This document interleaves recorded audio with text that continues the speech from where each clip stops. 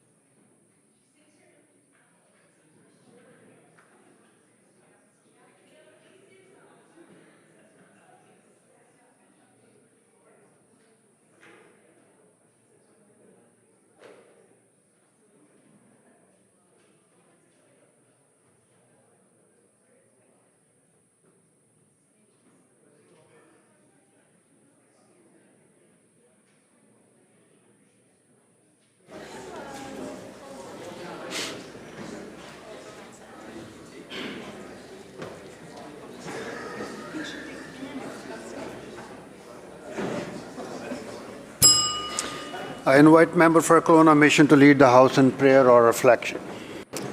Thank you so much, Honourable Speaker. Holy God, this morning we pray for our families at home as they are our love. We pray for our friends as they are our precious jewels.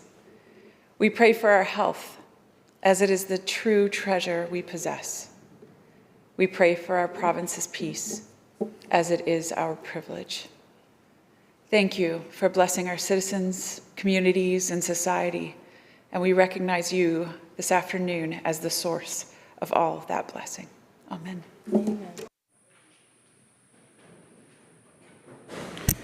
Introductions by members. Minister of Health. Oh, thank you very much, Honourable Speaker. I have two sets of introductions today. Members on both sides of the House took part in a great event last night, BC Care Awards, and we have a number of guests here, including award winners from the BC Care Providers. The chair of the BC Care Providers Association, Ron Pike, is here. The president and CEO, who's no stranger in the House, although I don't remember you on that side before. Terry Lake.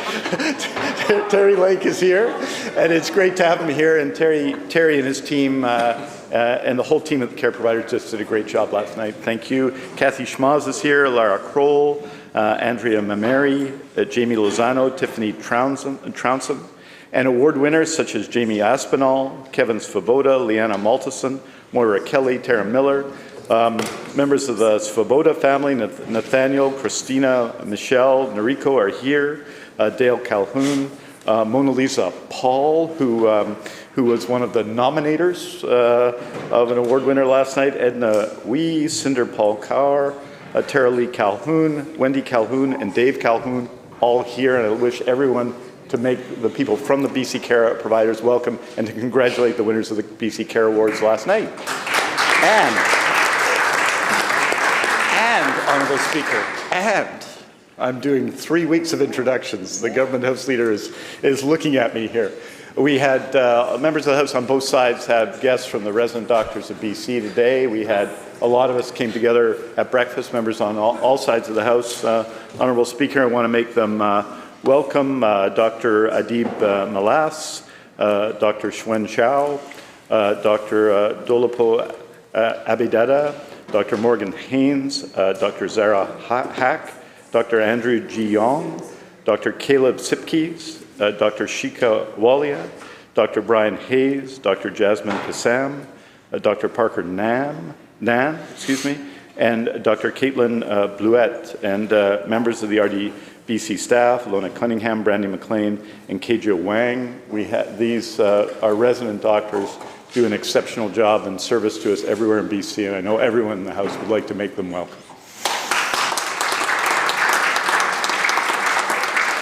Member for Prince George Valemount. Mr. Speaker, and thank you to the Minister of Health for introducing some very important people in our legislature today. I want to, on behalf of the official opposition, add our warm welcome and deep gratitude for the work that is being done. It is Seniors Care Providers Day in British Columbia, and all of us know that there are few things more important than caring for those who cared for us. And so today we want to recognize them, to thank them, and certainly make both the resident doctors and the winners of the Care Awards and others most welcome in our precinct today. Member for Surrey South. Thank you, Honourable Speaker. Well, joining us in the House today is a constituent of mine from South Surrey, Maureen Pringle, and her grandson Maxwell, who attends Eagle Mountain Middle School in Anmore. Maxwell missed out on his school's trip to visit the BC Legislature during the COVID pandemic, so he asked to come as a birthday gift this year. His birthday was in January, and he's here today. Will the House please make him feel welcome?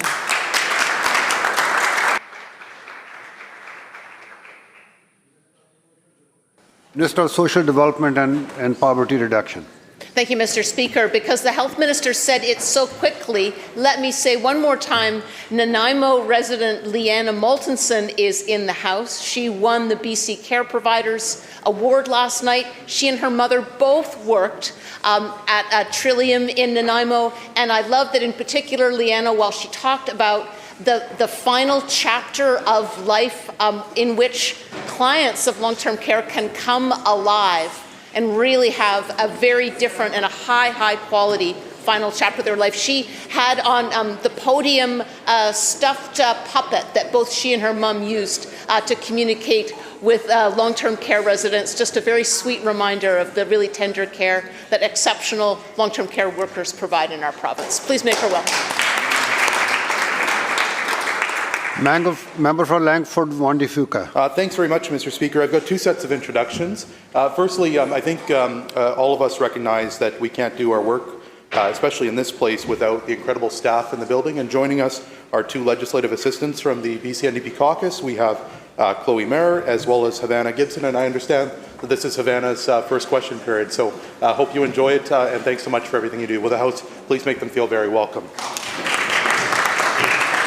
Mr. Speaker, I've got a second introduction as well. It gives me great pleasure to be able to welcome to the House today representatives from the Ukrainian-Canadian Congress Victoria branch. We have President Dima Borisenko, who serves as president and also lives in the great city of Langford. We also have Robert Herkachek, who's the former president, served on the provincial board. I know has worked with the Minister of Force over the years, as well as the national board. Would the House please make them feel very welcome here today? Member for Kamloops North Thompson. Well, thank you, Mr. Speaker. A lot of times people in our party tend to wonder what's in the water in Abbotsford South some days, but certainly today I want to talk about what's in the water in Kamloops North Thompson, because we had him recognized already once, but my predecessor from Kamloops North Thompson is on the floor of the chamber today. He strived to uphold a boisterous reputation for our riding. I've strived to carry on that tradition, and I know my colleague next to me, who will be hoping to be the next MLA from Kamloops North Thompson, will have to drink a lot of water to keep up with us as well. So will the House please make Terry Lake welcome on the floor.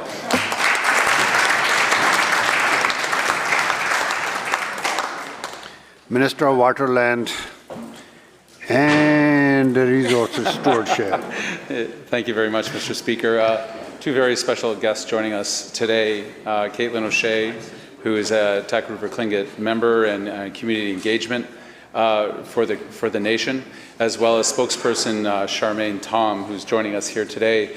For those that don't know where the Tack River-Tlingit territory is, it's in the very northwest part of our province, some of the most spectacular and beautiful parts of our entire country and world, I would argue.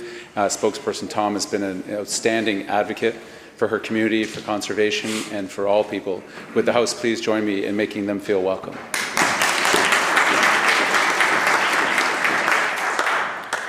House Leader of the Third Party. Yeah, thank you, Mr. Speaker. Today I have the honor of introducing Heather and Jacques Van Kampen. They're here joining us for question period. It's Jacques' birthday today, so they're here celebrating a special occasion, watching whatever's about to happen. So I'm just asked that my colleagues please make Heather and Jacques very welcome in the House today. Member for Richmond North Centre. Thank you, Honourable Speaker. I'm so happy to see two senior staff of the Success Long-Term Care Home in Chinatown are here in the public gallery. Cinda Carr and Edna Hui. My parents spent their final days in this culturally sensitive long-term care home. I have to thank the two senior staff and all the staff and volunteers for their hard work in looking after all the Chinese-speaking seniors in the Success Long-Term Care Home. Thank you. Member for Vernon Monashee. Thank you, Honourable Speaker. I too have the honour to make two sets of introductions. One is one of the award recipients from Vernon Monashee. There are two families. So Eric Achel and his wife, Ambly Flores, their two daughters, 4 and 2 years old, Esther Achel and Oakland Achel. They are here on the precinct today. And Eric is one of the award recipients from last night's BC Care Providers Association. And as well as we have Tara Lee Calhoun and her husband, Dave Calhoun, and along with them, Dale Calhoun from Vernon Monashee. Also, Tara Lee is also the award recipient. So please join me to welcome them and congratulate them and thank them for everything they do.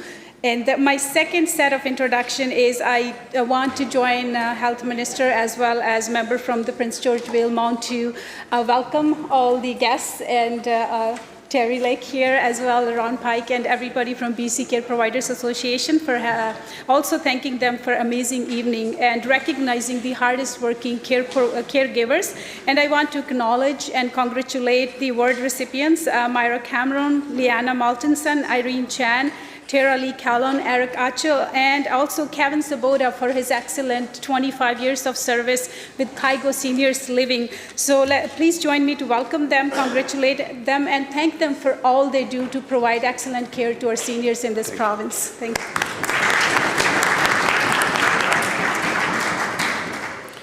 Nelson Creston. Thank you, Honourable Speaker. I look up in the gallery and I see Havana Gibson, one of the legislative assistants here. Havana is fairly new to this place and she's working with me and some of the other MLAs, and I greatly appreciate all of the work she does on our behalf. So can the House please welcome her? Thank you.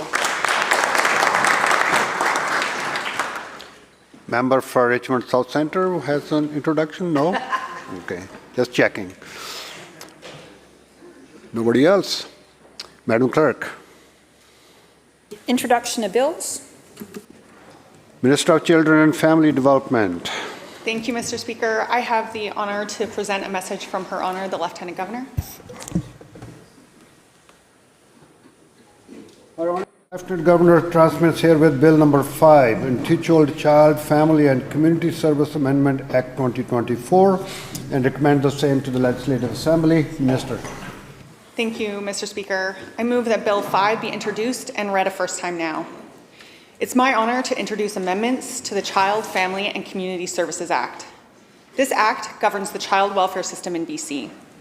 In November 2022, this government passed Bill 38, Indigenous Self-Government in Child and Family Services Amendment Act. This made BC the first jurisdiction in Canada to recognize the inherent Indigenous rights of self-government in provincial legislation, which will help keep Indigenous children and youth safely connected to their families, cultures, and communities. Since the introduction of this important legislation, MCFD has continued to meet and hear from partners on barriers to the exercise of this inherent jurisdiction. Addressing these barriers and listening to partners across the province remains important to the ministry and this government, and has driven the content of this bill. In addition to addressing barriers raised by Indigenous partners, this bill serves to respond to an April 2023 Court of Appeal decision to introduce procedural safeguards in the legislation when accessing personal health information.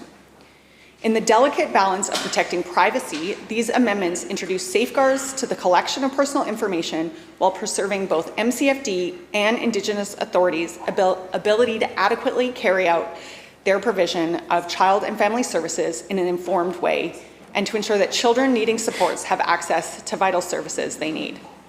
In addition, as raised by partners, amendments will broaden the definition of Indigenous child to ensure that Indigenous governing bodies not yet exercising their inherent jurisdiction have a pathway to identify their children to ensure more culturally relevant care and preserve their connection to culture. Finally, amendments will enable the court to dispense with notice when an Indigenous law applies, and this will improve and reduce the administrative barriers Indigenous governing bodies and Indigenous children and families may face, and address barriers to exercise of Indigenous jurisdiction. These amendments were developed in consultation and collaboration with Indigenous partners and partners across the province, and amendments must receive royal assent prior to April 23rd, 2024 for MCFD to remain authorized to carry out a vital part of its mandate. Member, the question is first reading of the bill. All those in favor say aye. Aye. Opposed? Motion carried. Minister. Speaker, I move that the bill be placed on the orders of the day for second reading at the next sitting of the House. You heard the question. All those in favor say aye. Aye. Opposed? Motion carried.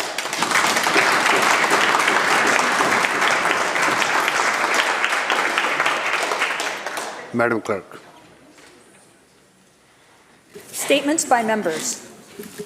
Member for Langley East. I thank you, Honourable Speaker. It is a pleasure to rise in the House today and acknowledge March as Community Social Services Awareness Month. Starting Friday, we are celebrating the many British Columbians in the community social services sector who serve vulnerable people. It is an opportunity to shine a spotlight on the vital role they play in our lives and in building safe, healthy, and caring communities in British Columbia. Every day, thousands of British Columbians depend on the supports and services provided by community social service agencies across BC. More than 53,000 community social service workers work tirelessly to provide critical supports in our communities, and to name just a few, they support people in need of services from mental health and addiction, working one-on-one with people struggling with substance use. They provide life-saving services for people and children fleeing an abusive household.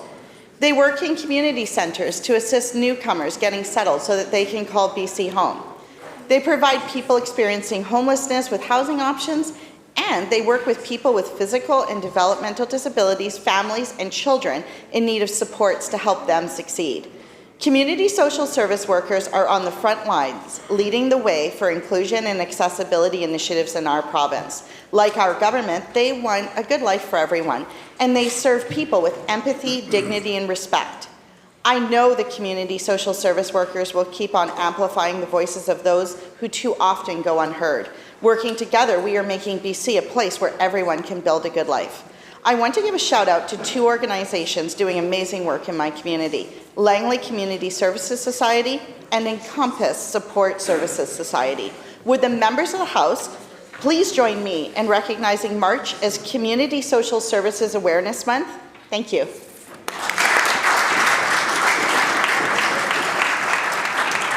Member for Surrey South. Thank you, Honourable Speaker.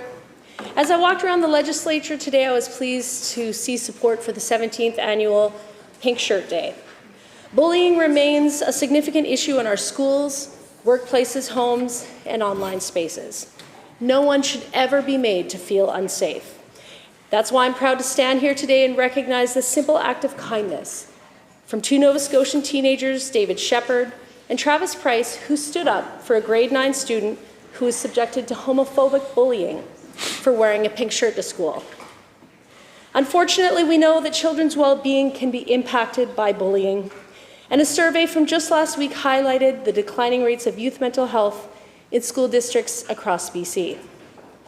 But BC youths are not only impacted by their experiences at school, they're also impacted by division in our community with protests against inclusive curriculum outside of schools and school board meetings.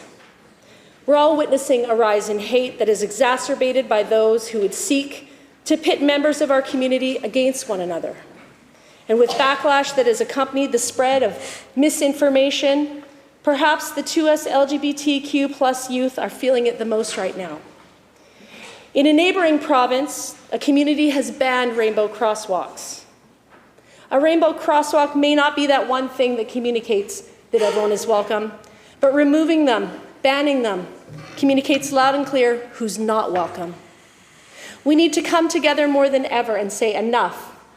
Everyone deserves to feel safe and welcome in British Columbia and Canada. I'm proud to say that this year's pink shirt design was created by Corey Bulpit, an internationally recognized Haida artist. Together, we can take meaningful steps in this chamber to stop bullying by making a commitment not to spread misinformation about inclusive education and to fulfill our obligations to correct misinformation. As elected officials, the eyes of the province are upon us, and it's time to show the next generation that we respect and honour Canada's Charter of Rights, the BC Human Rights Code, and that we will protect everyone in British Columbia, regardless of their religion, their ethnicity, their sexuality, or gender identity. Thank you, Honourable Speaker.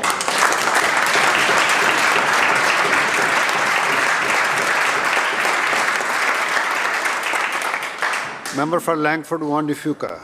Thanks very much, Mr. Speaker. Mr. Speaker, this past Saturday, I had the honour of joining many from across the South Island at an event organized by the Canadian-Ukraine Congress Victoria branch to mark the solemn occasion of the second-year anniversary since Vladimir Putin launched an unprovoked and unjust war on the people of Ukraine. As we gathered as a community, we reflected on the gravity of this aggression and reaffirmed our unwavering support for the people of Ukraine. I want to take a moment in this House to acknowledge the profound impact of this conflict on the lives of millions of Ukrainians and the broader implications for regional and global security. The conflict has resulted in a loss of lives, displacement of civilians, and widespread devastation across Ukraine. It has also sparked a humanitarian crisis with millions of Ukrainians in need of assistance and protection. This war has become personal for me. I had the privilege 1 year ago to participate in a humanitarian mission to Ukraine. I visited schools and hospitals, spoke to teachers and students about the impact the war was having on them personally. I walked the bomb shelters and spoke to so many students who were spending more of their day in the basement of their schools than classrooms. I visited hospitals and spoke to soldiers on the front line who had been shot, lost limbs, and faced significant emotional trauma, and was surprised at their resilience, at their desire to get better and to get back on the front line to fight for their country. In this war, democracy is on the line, freedom is on the line, and on this solemn occasion, let us honor the memory of those who have lost their lives as a result of the senseless aggression. We stand in solidarity with the brave men and women of Ukraine who continue to defend their homeland against foreign aggression. Let us not forget the sacrifices made by Ukrainian soldiers and civilians in their struggle for freedom and democracy. Together, let us stand with the people of Ukraine in their pursuit of a brighter tomorrow, free from the shadows of conflict and oppression. Thanks very much, Mr. Speaker.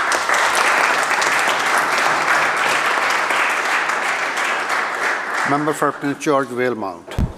They say a picture is worth 1,000 words, and nothing could be more true than with the incredible photos of Prince George photographer Chuck Chin. We were devastated to learn of Chuck's passing on January 20th, 2024. Chuck was a photographer who made it his life's mission to capture images of people, our community, events of all kinds, wildlife, the list goes on. He would share those photos on Facebook and with all of us. I attend countless events in our community and region, and Chuck was almost always there. He had a contagious smile and a deep love for our community and the people that call it home. He captured our special moments and connected with thousands of people. He was loved and has left an enormous hole in our lives and our hearts.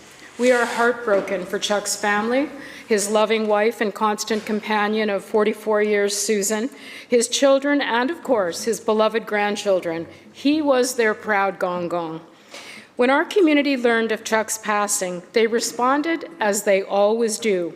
Within hours, thousands of dollars had been collected, and a plan to create a beautiful memorial bench with a view of the bridge that Chuck made famous with his stunning photos was put in place. Later in the spring, we will gather to honor and celebrate Chuck's life, and we are grateful that his memory will live on forever in the photos that he took. On December 31st, Chuck posted this: "Made it to midnight, shot around 60,000 photos in 2023. We'll keep clicking in 2024. See you all this year." While you are gone far too soon, Chuck, we will see you this year and every year in the thousands of photos you have left as part of your legacy. A picture is indeed worth 1,000 words. What an amazing story you have told, Chuck Chin. Yeah.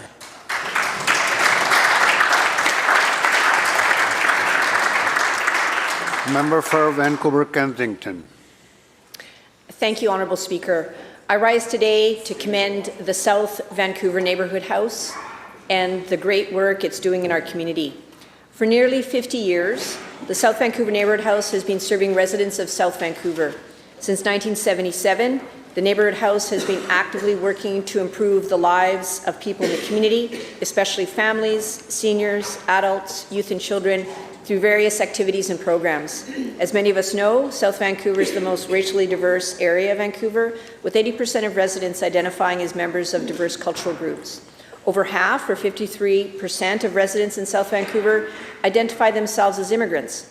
64% speak a language that is not English. South Vancouver is also the biggest geographical area in the city. It extends from 41st Avenue on the north to Marine Drive on the south, and from Main Street on the west to Boundary Road on the east. Over 100,000 people call South Vancouver home. As testament to its commitment to South Vancouver, the South Vancouver Neighbourhood House has launched a multi-year initiative to address the need to ensure that adequate levels of services, infrastructure, and resources are available for residents. Called the Reframing South Vancouver Initiative, this project aims to close the gaps of social inequities and elevate the quality of the lives of its residents, and advocating for increased services in healthcare, childcare, public transportation, housing parks, and supports for people with mental health and physical challenges. The South Vancouver Neighbourhood House does so much more. They build community, they empower communities for change, and a real catalyst and fabric, knitting our community together. Mr. Speaker, I ask that all members of the House join me in appreciating the leadership of the South Vancouver Neighbourhood House and neighbourhood houses in all our communities across British Columbia. We know that they play such a critical role to build better neighbourhoods in Vancouver and across our beautiful province of British Columbia. Thank you very much.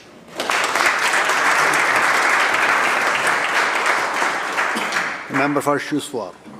Well, thank you very much, Honourable Speaker. British Columbia is home to some of the most stunning lakes in the world. They not only provide us with a water source, they're also home to recreation and countless memories for families and friends. However, our freshwater lakes and river systems are facing an unprecedented threat from invasive quagga and zebra mussels. This issue transcends mere environmental concern. It strikes at the heart of our regional identity and economy. The introduction of invasive mussels into our waters would be catastrophic.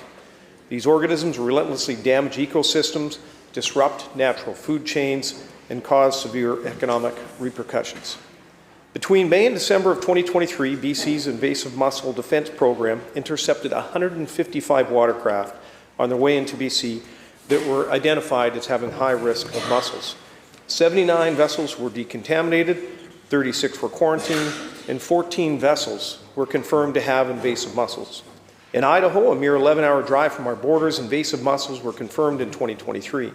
This proximity is a stark reminder of the imminent danger we face. Unfortunately, just as this threat is reaching its apex, surveillance funding has been dropped from the federal government and other partners. This is not just an environmental issue, it is about preserving the essence of our region for future generations. The District of Sicamous, the Kelowna Chamber of Commerce, BC Wildlife Federation, and others have voiced their heavy concerns over this situation. I implore everyone from local residents to governmental bodies to join in this critical effort. We must take immediate action. Together, we can protect the natural beauty and resources that define us.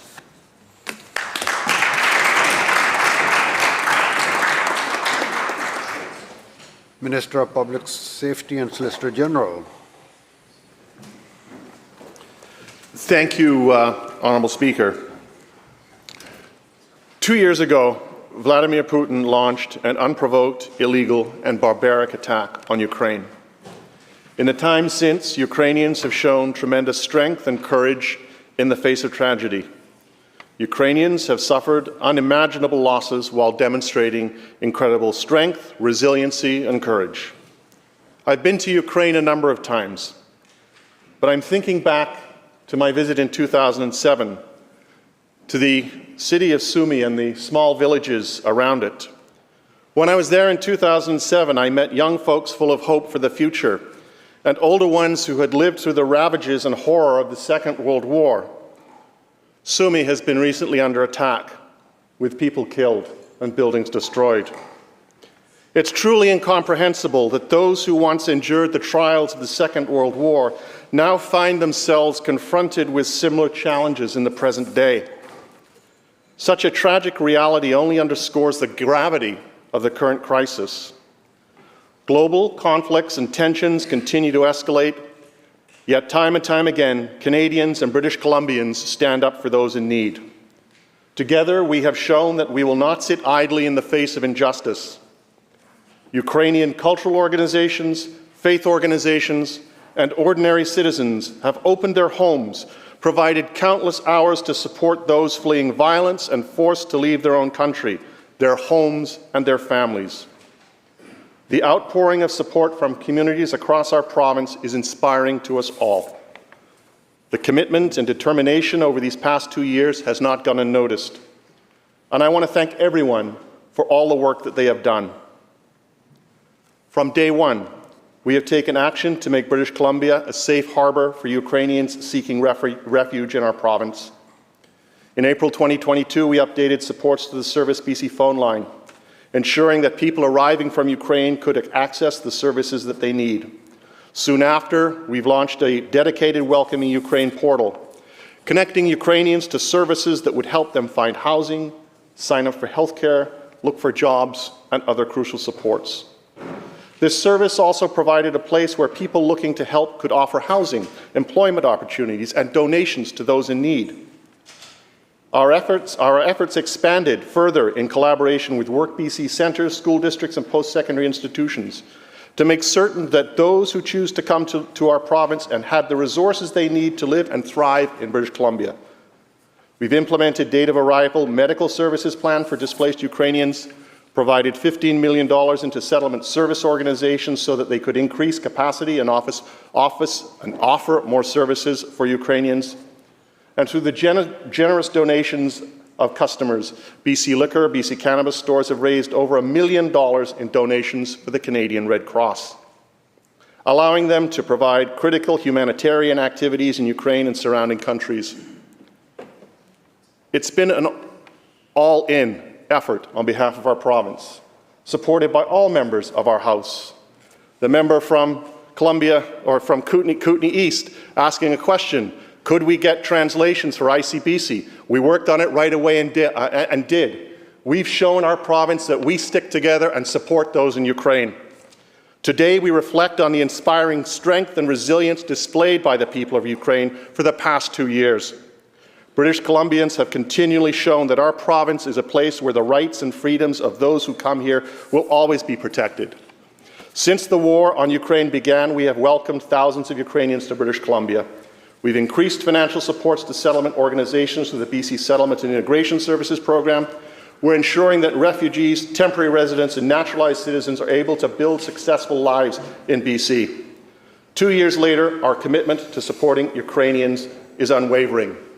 Whether it's in this House or, as my colleague from Surrey,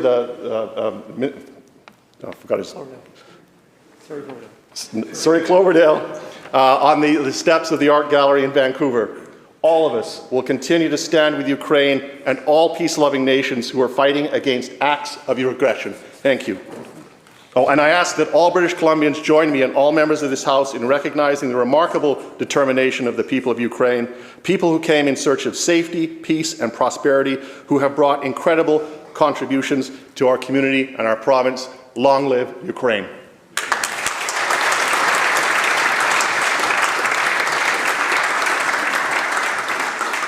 Leader of the Official Opposition. Thank you, Honourable Speaker. It has now been 2 years, as the Minister referenced, since we first all stood here together in unanimity condemning Russia's unprovoked and illegal invasion of Ukraine. At that time, various pundits and prognosticators predicted the imminent and inevitable demise of the democratically elected Ukrainian government of Vladimir Zelensky. But as we know, those pundits and prognosticators were wrong. The proud and brave people of Ukraine stood up to one of the largest militaries on the planet and collectively defied the cruel and murderous intentions of Vladimir Putin. Ukraine not only stemmed the Russian advance into their territory, but in many places pushed it back, showcasing the unbreakable will of its people. And like the member opposite, I recall watching in horror as armed conflict once again fell upon Europe. Innocent civilians fleeing soldiers, tanks, artillery. And I will forever remember the emotions that we all shared in that moment. But Ukrainians are incredibly resilient. They have shown extraordinary courage and determination in the face of Putin's aggression. And for more than 2 years now, with the support of many in the international community, Ukrainians have struggled and persisted and fought back, safeguarding their sovereignty and continuing their courageous fight for freedom. And we must never forget that their fight is our fight. And that's why I am incredibly proud of how British Columbians united together, supporting their fight for their existence and their freedom from tyranny. Our support is a reflection of our collective commitment to the principles of democracy and sovereignty that bind us together. And as we reflect on these past 2 years of conflict, it is clear that our continued support is crucial now more than ever. Because critics and pundits once again are voicing skepticism about Ukraine's future and its capacity to withstand Putin's onslaught. And some even questioning whether the international community should continue providing ongoing support. Well, to this, I, along with my colleagues in the BC United Caucus, are unequivocal. To abandon Ukraine now would be unacceptable. To abandon Ukraine now would be a betrayal of our values. To abandon Ukraine now would be a mark of shame on any Western nation that claims to stand for freedom and democracy. And to abandon Ukraine now would only increase the risk that one day our nation may have to send our kids to defend our NATO commitments. So, Honourable Speaker, we must never falter in our commitment to Ukraine. In standing with Ukraine, we defend the integrity of international law and the democratic values that form the bedrock of our global order. 2 years ago, together, we stood in this House and committed to doing whatever we could to support Ukraine as elected officials in British Columbia. And this caucus called with support from the government for pulling Russian products from our shelves, by punishing oligarchs with interests in British Columbia, by fast-tracking our liquefied natural gas to support our European allies who were seeking to free themselves from dependency on dirty, corrupt Russian oil, and supporting refugees that are fleeing that bloody conflict zone. We will continue to support Ukrainians both here in British Columbia and back in Ukraine, as well as those nations who stand side by side with those fighting on the front lines. And on this solemn anniversary week of the initial invasion, we reaffirm our outright condemnation of that unprovoked Russian attack and the subsequent and continuing horrific crimes against the Ukrainian people. Although much has changed over the past 2 years, this much remains true. We all together stand for peace. We stand for freedom and democracy, and we stand for Ukraine. Slava Ukraine.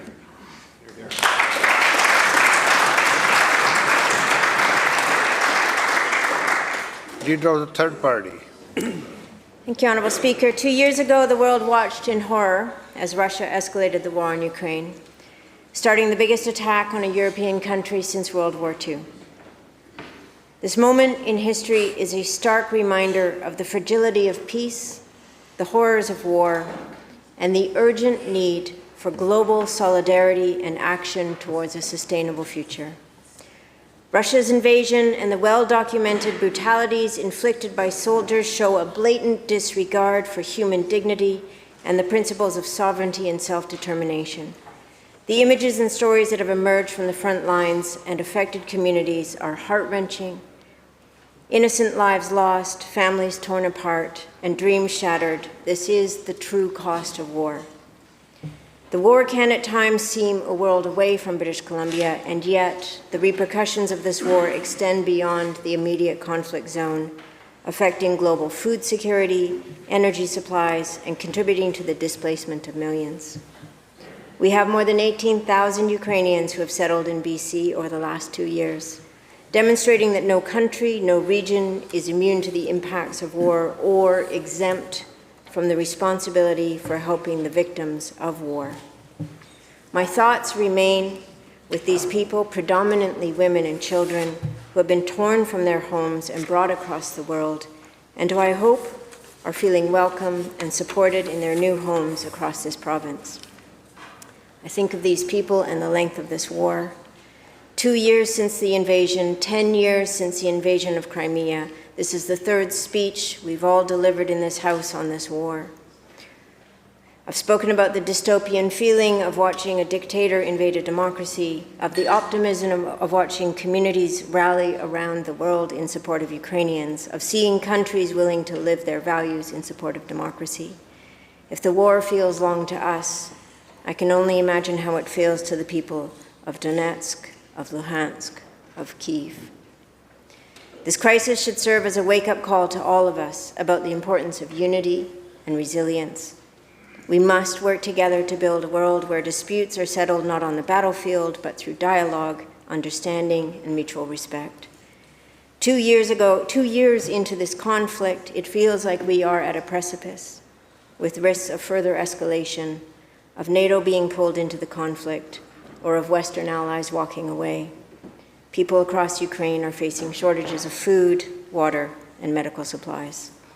As this war continues, I urge all parties to remain hopeful and resilient, to remain committed to peace and to supporting our Ukrainian allies, to rise above the mistrust and disinformation stemming from Russia, and to continue ensuring that British Columbia is a welcoming haven for all Ukrainians who have need of it.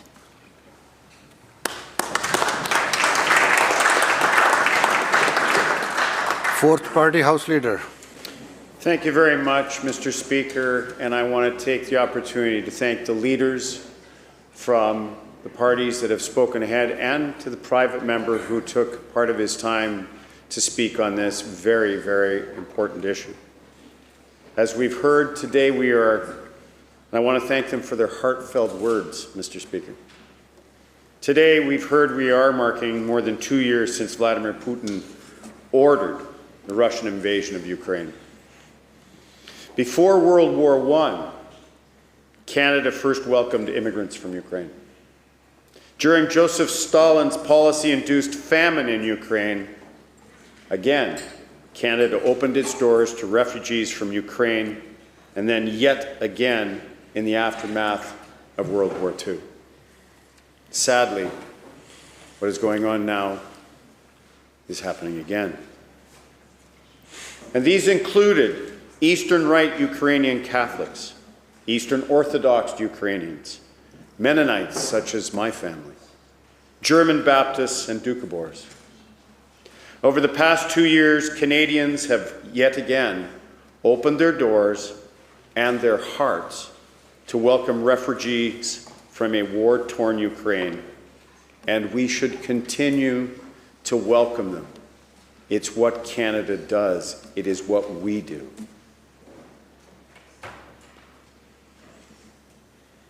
But the Conservative Party of BC does see a pressing need. I think we all do. The need for peace, as well as freedom and democratic representation. These are things that we all hold dear to our hearts. I have met in my city refugees recently from Ukraine. Canada has always provided a safe haven for those who need it, and they are thankful, yet you can see in their eyes they wish they were back at home, living in peace with their families. I want to thank the peacemakers of the world, but at all levels of government, I would say to those, come join the peacemakers. Let us all become peacemakers. This conflict, having talked with some of these refugees that I've had, it is tearing apart families, destroying essential infrastructure, and leading to all kinds of shortages, especially in the necessities of life for food, shelter, clothing, and energy, things we take for granted here in British Columbia and in Canada. So the Conservative Party of British Columbia calls for secure and lasting peace for the sakes of the families, for the sake of the children and the senior citizens. Slava Ukraine. Madam Clerk. Oral questions by members. Leader of the Official Opposition. Thank you, Mr. Speaker. Mr. Speaker, under this Premier and this government, we've hit rock bottom when it comes to health care. We've got emergency rooms that are closed and or totally overcrowded. Life-threatening delays that increasingly lead to unnecessary deaths. Cancer care chaos so bad that desperate patients are having to go down south to the U.S. to get basic care. But while a new report reveals that walk-in wait times in walk-in clinics have more than doubled, this NDP Premier and government is focused on changing the name of manhole covers to equipment access covers. Well, British Columbians want us to fix the healthcare crisis, not waste time renaming manhole covers or lecturing us to refrain from calling ourselves British Columbians. Why is this Premier so focused on those issues instead of cleaning up the mess his government has created in our healthcare system?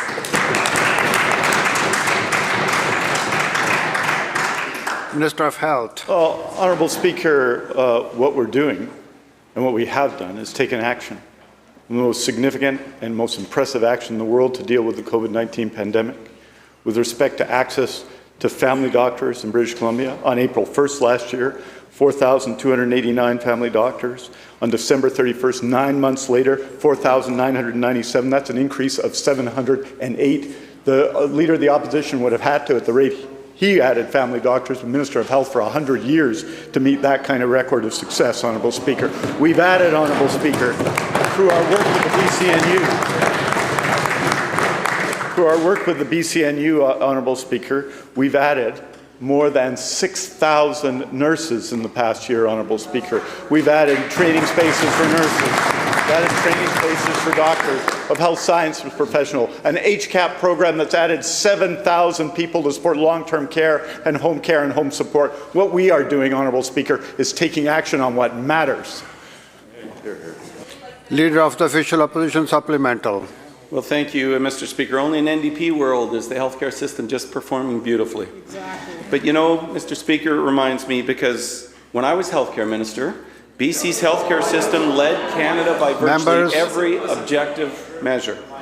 But under this NDP government, we're now the worst, including the worst walk-in clinic wait times in the entire country, which can be a death sentence for people like 23-year-old Sophia. For 3 years, Sophia languished on the NDP's so-called Health Connect registry waiting list, waiting for a family doctor. Repeatedly, she went to Nanaimo's only walk-in clinic as early as 5 a.m., only to be told every time that the clinic was already full and be turned away unseen, time and time again. Her mother, Melanie, says, and I quote, "If she had a family doctor, it would not have been this way. She would still be here today." End of quote. So my question to the Premier, it is long past time for some accountability. Will the Premier do the right thing and fire this health minister and get this healthcare system turned around?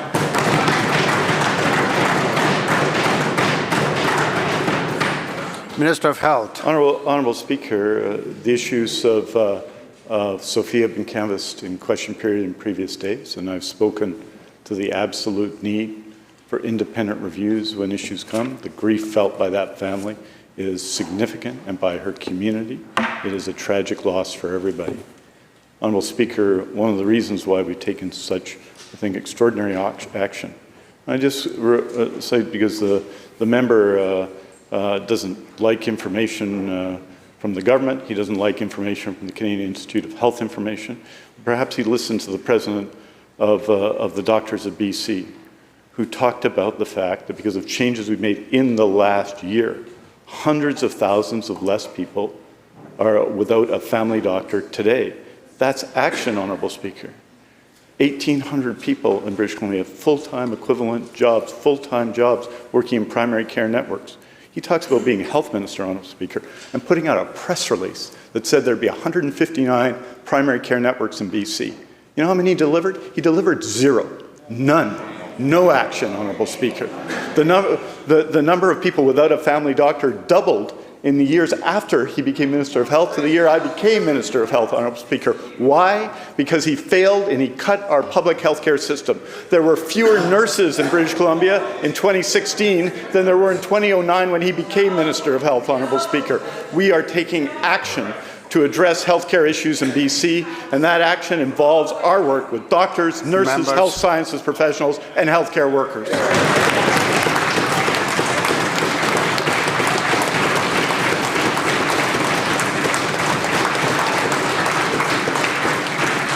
Leader of the Official Opposition, second supplemental. Mr. Speaker, the numbers don't lie. 1 out of 5 British Columbians has no access to a family doctor. There are 3,000 nurse vacancies today, right now, in the system. Sophia's death, tragically, was completely preventable. Days without primary care turned into months, her health deteriorating, unchecked and untreated. In desperation, Sophia and her mother, Melanie, turned to the emergency room, only to be failed again. A doctor told Melanie that he would like to prescribe a steroid ointment, but, quote, "because she has no family doctor and she's not being followed by anybody, I can't give it to her," end of quote.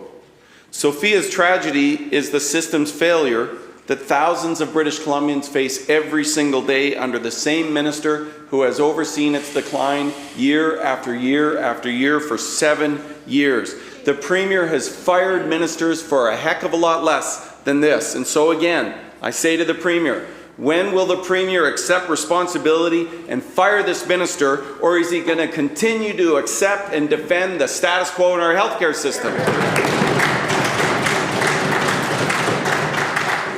Minister of Health. Honourable Speaker, what we're doing in our public healthcare system is taking action, Honourable Speaker. We're taking action, Honourable Speaker, to build the healthcare facilities we need. We're taking action to train healthcare workers, adding 128 spaces to medical schools, easing pathways to international educated doctors, and it is having success. You can see it last year. More than 900 internationally educated doctors alone came to British Columbia to practice, Honourable Speaker. We've reduced, in the pandemic, surgical wait lists in BC, wait lists that have made us, in many categories of surgeries, the worst in Canada when I became Minister of Health. That is the evidence provided by the Canadian Institute of Health Information, but evidence people feel every day. We have to continue to do more. We've added more than 40,000 people, frontline workers, to our healthcare system since I became Minister of Health, and we're going to have to meet that challenge again. And we're going to have to meet that challenge even more because of the failure, particularly on nursing, Honourable Speaker, that member led when he was Minister of Health, Honourable Speaker. The failure to actually lose nominally the number of nurses between 2009 and 2016, Honourable Speaker. The Honourable Speaker doesn't want to take action. Well, we want to take action, and we're doing it by working with healthcare workers across British Columbia.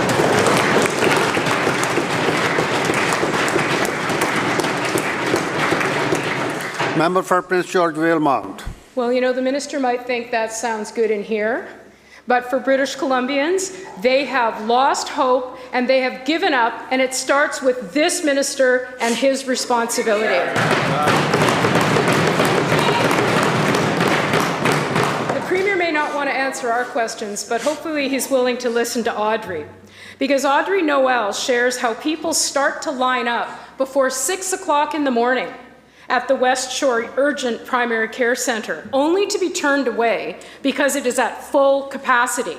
For 4 days, she returned at 6 o'clock in the morning to stand in line in cold weather while she had pneumonia.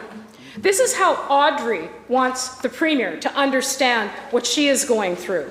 There are, and I quote, "There are elderly people who can barely stand, young mums with babies that are days old, and all they are looking for is medical care that is not available. How many people will die because they have not received timely care?" End quote.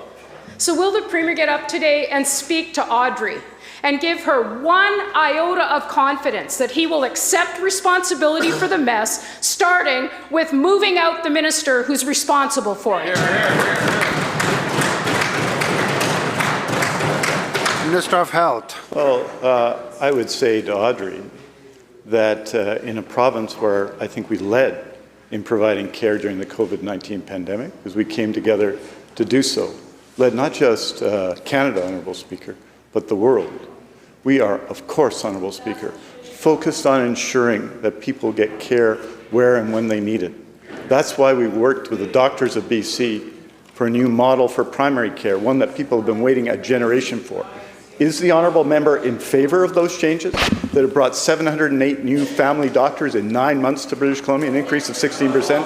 Are they in favour or are they opposed, Honourable Speaker? Are they in favour of us becoming the first generation, the first jurisdiction in North America to put in place nurse ratios and to work with the BCNU to do it? Is he in favour? Is she in favour, or is she against? Is she in favour or against the new SFU Medical School? Is she in favour or against the new spaces at the UBC Medical School? Please. Is she in favour or against the 602 new spaces in nursing in BC? Is she in favour or against these things? Because these are the practical, concrete things we are doing to support people just like Audrey. Member for Prince George Valemount. Member. I can assure the minister that what I'm in favour of is making sure that people like Sophia don't die while they're waiting for health care in British Columbia. What I'm in favour of is ensuring that healthcare professionals who every day, including seniors care providers in this gallery today, get the help and support that they need so that they can do the job that they want to. And let's be clear, we are hearing from healthcare professionals. They are experiencing moral trauma. Those are words of healthcare professionals. That is on this minister's watch. And what I care about is that British Columbians get the help they need and they deserve where they live and in a timely way. It is time for the Premier to make sure that this mess gets cleaned up, and it starts with moving the minister.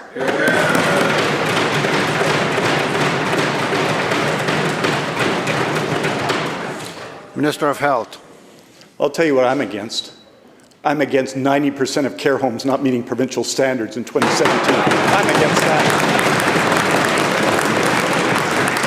And Honourable Speaker, that's why we raise standards in every care home in British Columbia. I'm against, Honourable Speaker, targeting healthcare workers, the largest layoff of women workers in Canadian history, Honourable Speaker. I'm against that. And that's why we brought in Bill 29 and 94 to support healthcare workers, and thankfully it was unanimously supported in this legislature, Honourable Speaker. Honourable Speaker, what I'm against, Honourable Speaker, is, well, Honourable Speaker, the opposition, Honourable Speaker, which cuts to healthcare spending, particularly in the time of the Leader of the Opposition, which failed, Honourable Speaker, to make long-term investments in the healthcare system. What I'm in favour of is a health human resource plan that invests in more doctors, in more nurses, in more health sciences professionals. And if you heard the words of the President of the Doctors of BC, who the member purports to speak for, Honourable Speaker, he'll tell you about the impact in family practice of the changes we've made with the doctors of BC just now. I'm, Honourable Speaker, in favour of public health care in British Columbia, and I will continue to be so.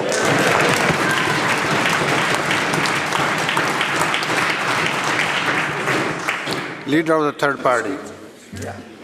Thank you, Honourable Speaker. We need more housing options to address the housing affordability crisis.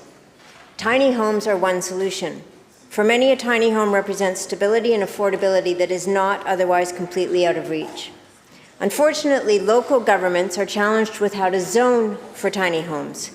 As a result, people living in tiny homes, including people in the Cowichan Valley, are in danger of losing their homes. BC Housing and the UBCM recommend that tiny homes be a part of the housing solution.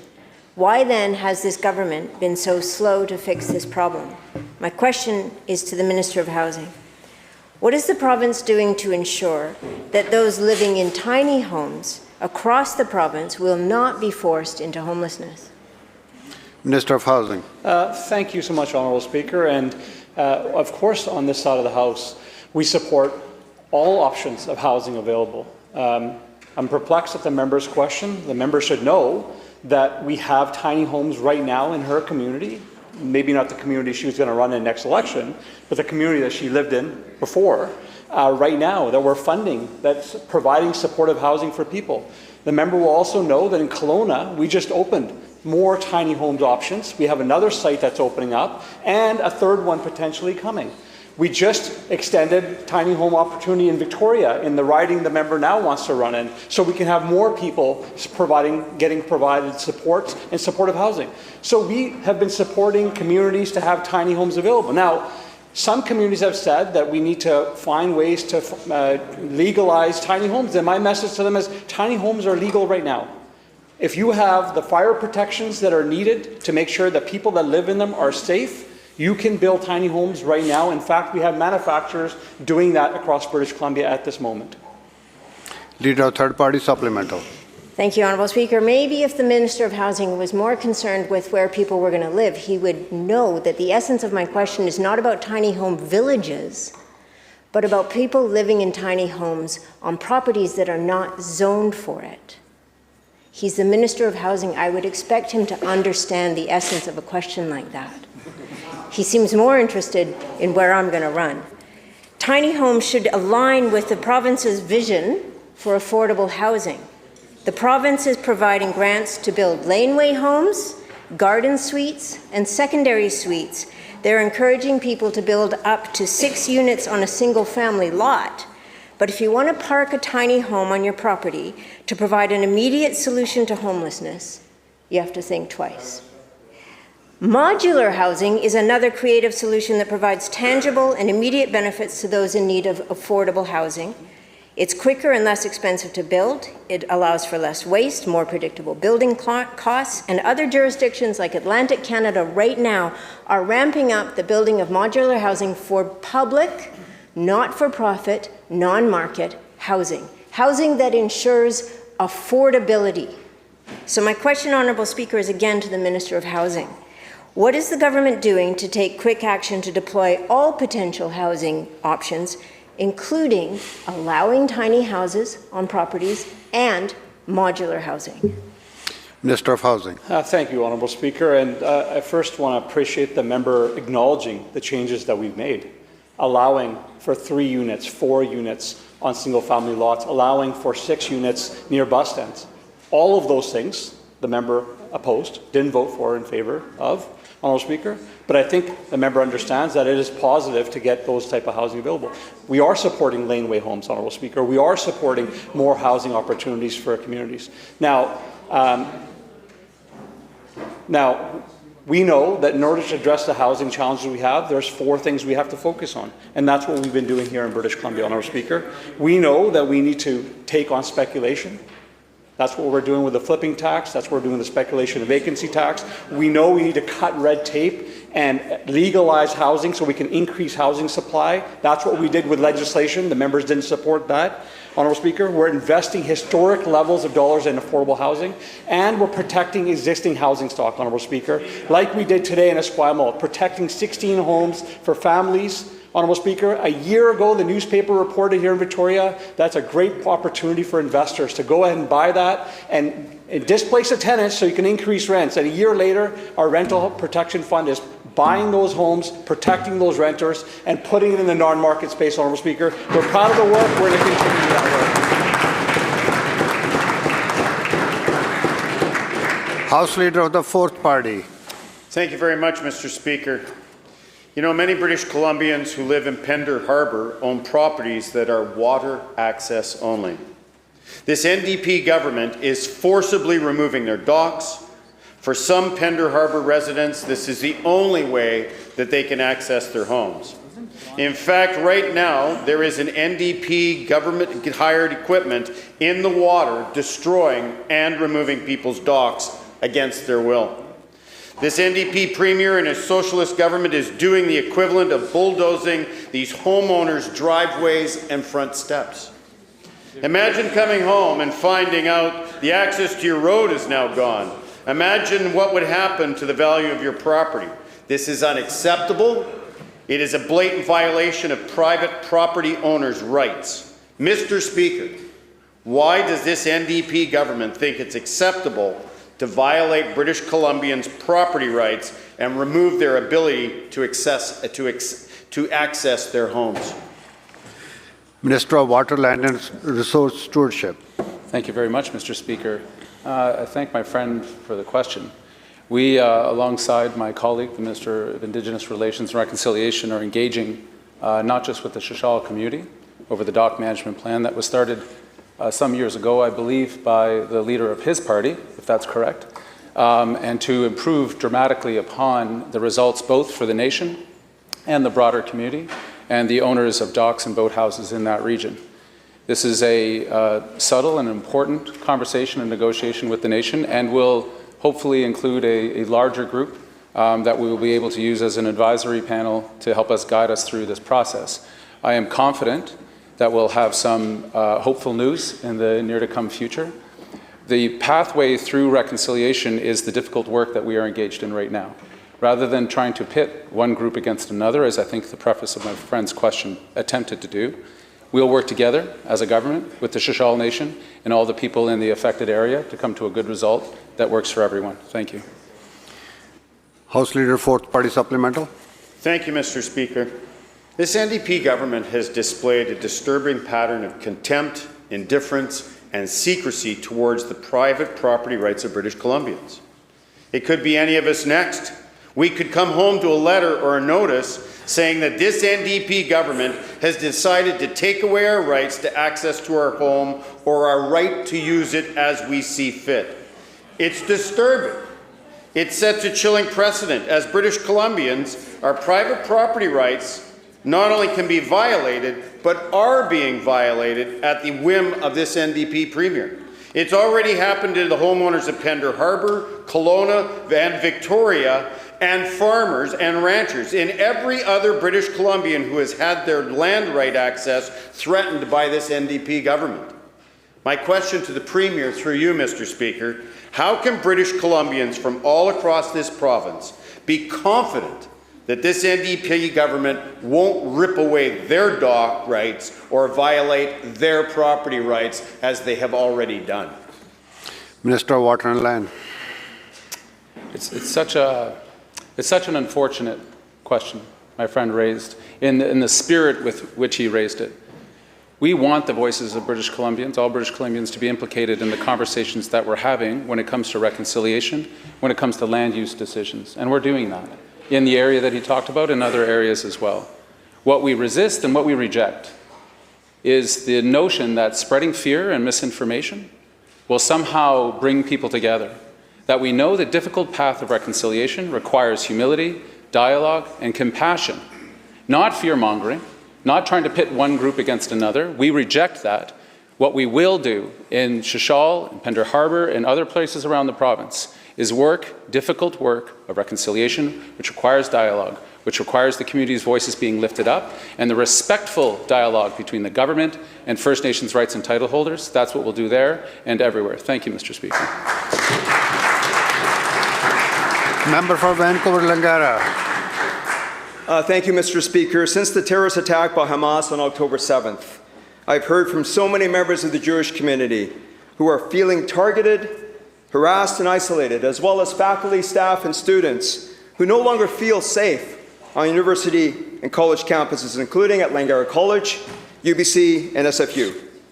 The current Minister of Post-Secondary Education and Future Skills has the responsibility to ensure that our universities and colleges are positive places of learning that foster enlightenment and inclusivity and hold them accountable to do so. Today, the Alma Mater Society at UBC will make a decision on an inflammatory referendum that will have significant negative effects on Jewish students. The proposal aims to end the lease for Hillel House, a safe place and fixture at UBC for 77 years, support the BDS movement, and cut ties with Israeli universities. This move will not only divide students, but will foster and fuel anti-Semitism on UBC's campus.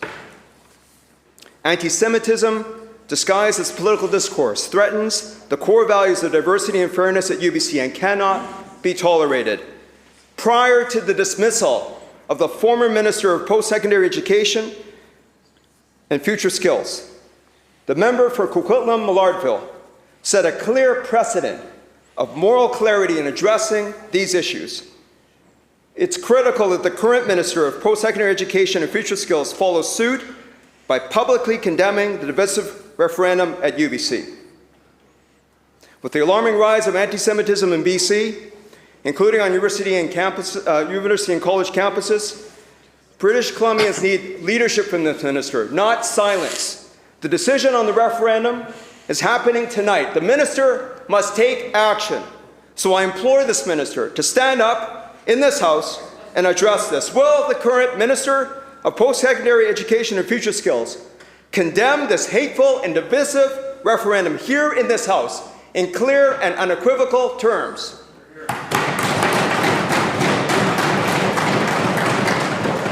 Premier. Thank you, Honourable Speaker. I've been briefed about this petition that's gone forward to the AMS for consideration this evening.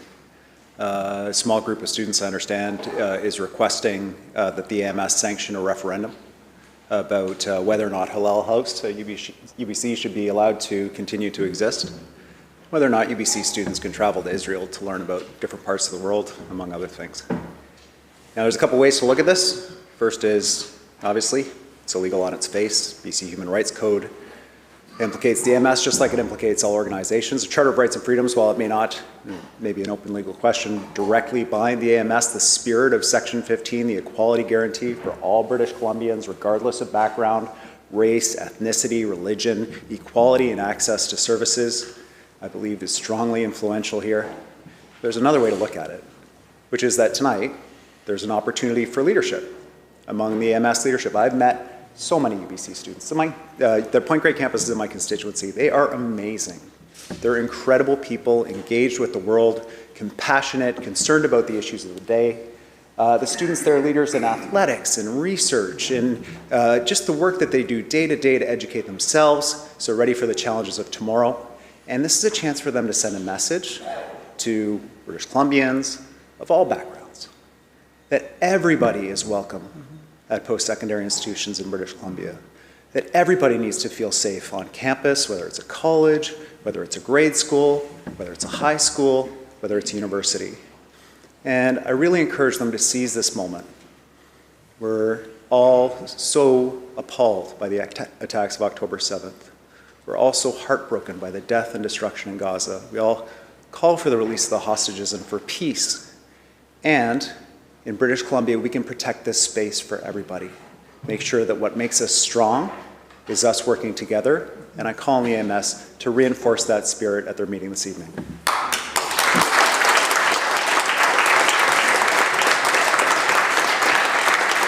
Member for Kamloops North Thompson. Member for Kamloops North Thompson.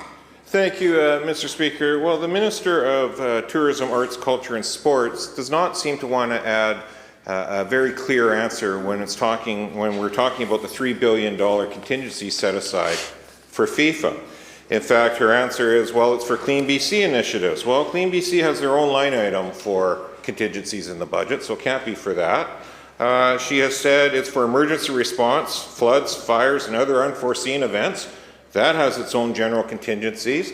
And in fact, there's no money in this year's budget in the FIFA line item for contingencies. So unless the minister thinks we're not having fires and floods and unforeseen events this year, that's interesting. However, on page 61, under priority spending, where they only use FIFA as a descriptor for the $1 billion in the budget next year and the $2 billion the following year, the minister doesn't want to shine any light on how much the true cost of FIFA actually is to British Columbians.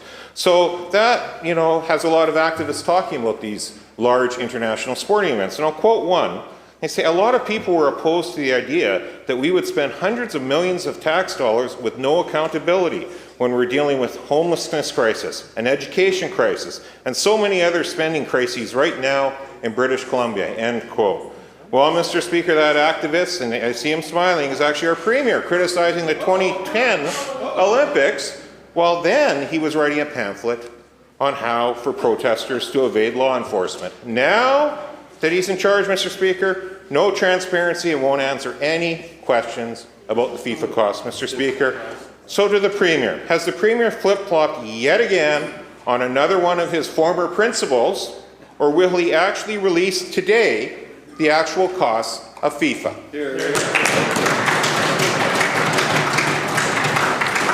Minister of Finance. Thank you, Mr. Speaker.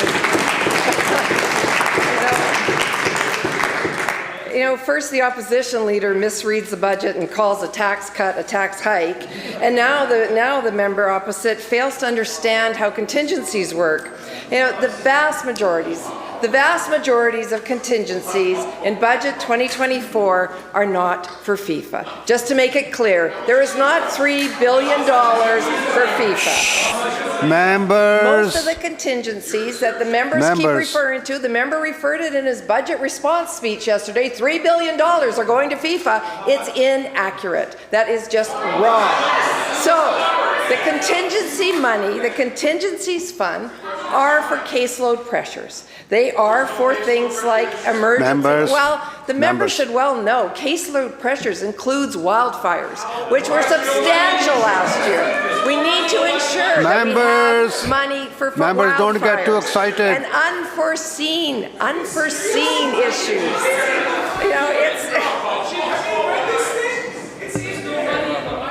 Members.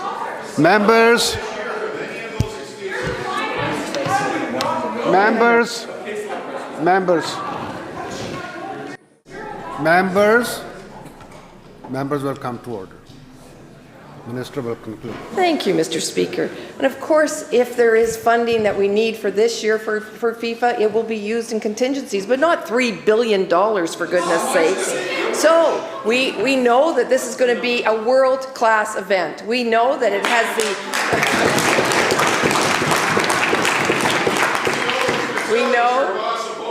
We know that it is going to have the opportunity to generate over $1 billion for the people of the province. It's going to be an exciting event for people right across the province, and we will have the members. Why do they hate soccer? I don't know why they hate soccer. It's a good question. I don't understand it. I mean, people are really excited.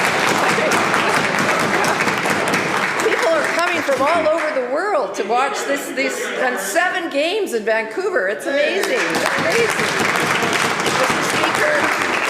Mr. Speaker, we will have the numbers soon. We want to get those numbers right, and we will have those numbers soon. The bell ends the question period. Member for Caribou-Chilcotin. It's good to have some fun, but let's do some business too. Member for Caribou-Chilcotin. Well, thank you, Mr. Speaker. I rise to introduce a petition with more than 1,100 signatures of frustrated residents of the Sunshine Coast, residents who have for 5 months now been denied meetings with this government regarding the future of hundreds of docks. The petition has been provided to the Leader of the Opposition, and it calls for the government to repeal the Pender Harbour Dock Management Plan. Thank you. Leader of the third party.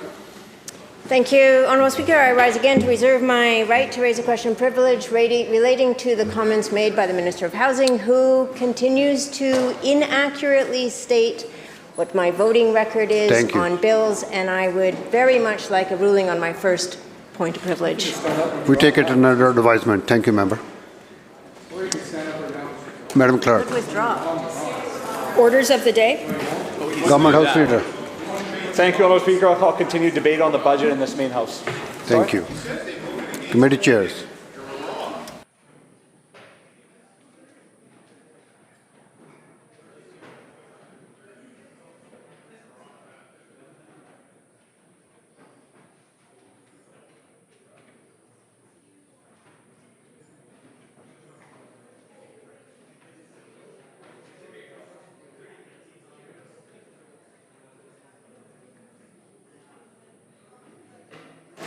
Is member of Senate North?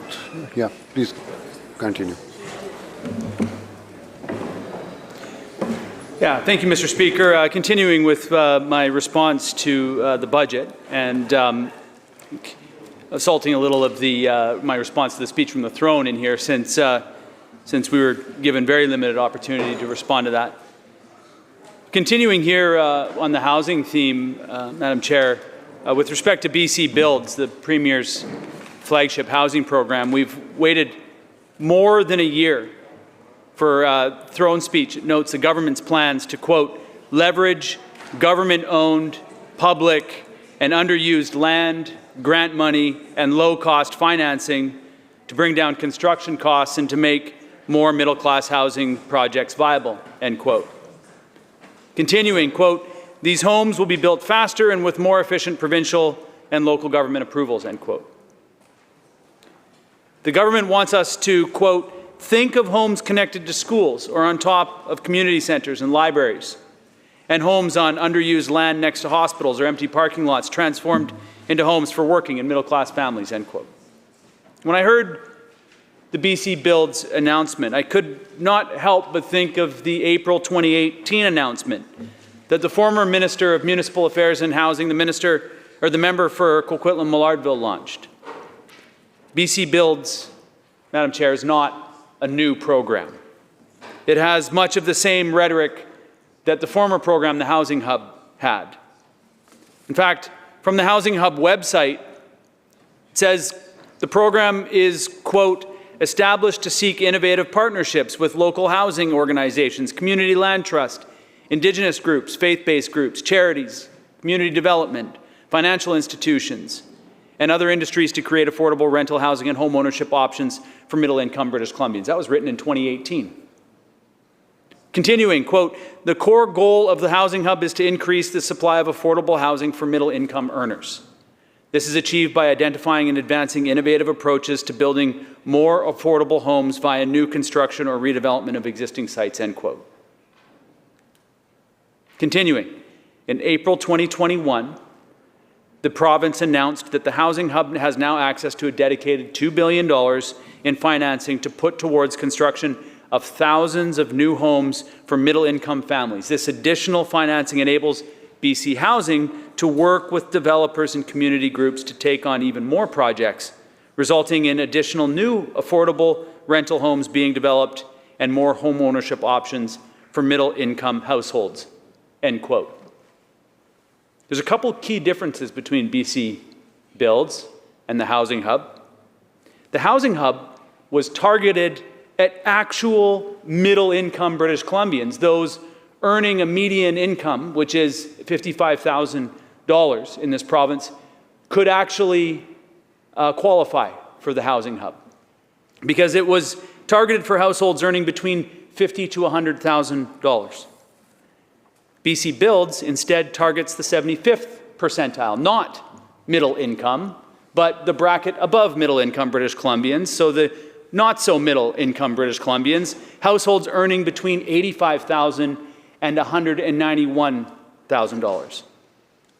Basically, this amounts, and the Minister of Housing was very reluctant to actually address my question head on. He decided to take a walk through the garden path on other Green Party policies.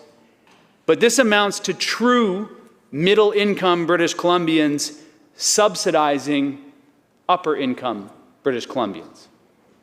That's what the result of the changes in the Housing Hub, which has now been rebranded, recycled as BC Builds. It was pointed out to me on social media that this is household income, not individual income.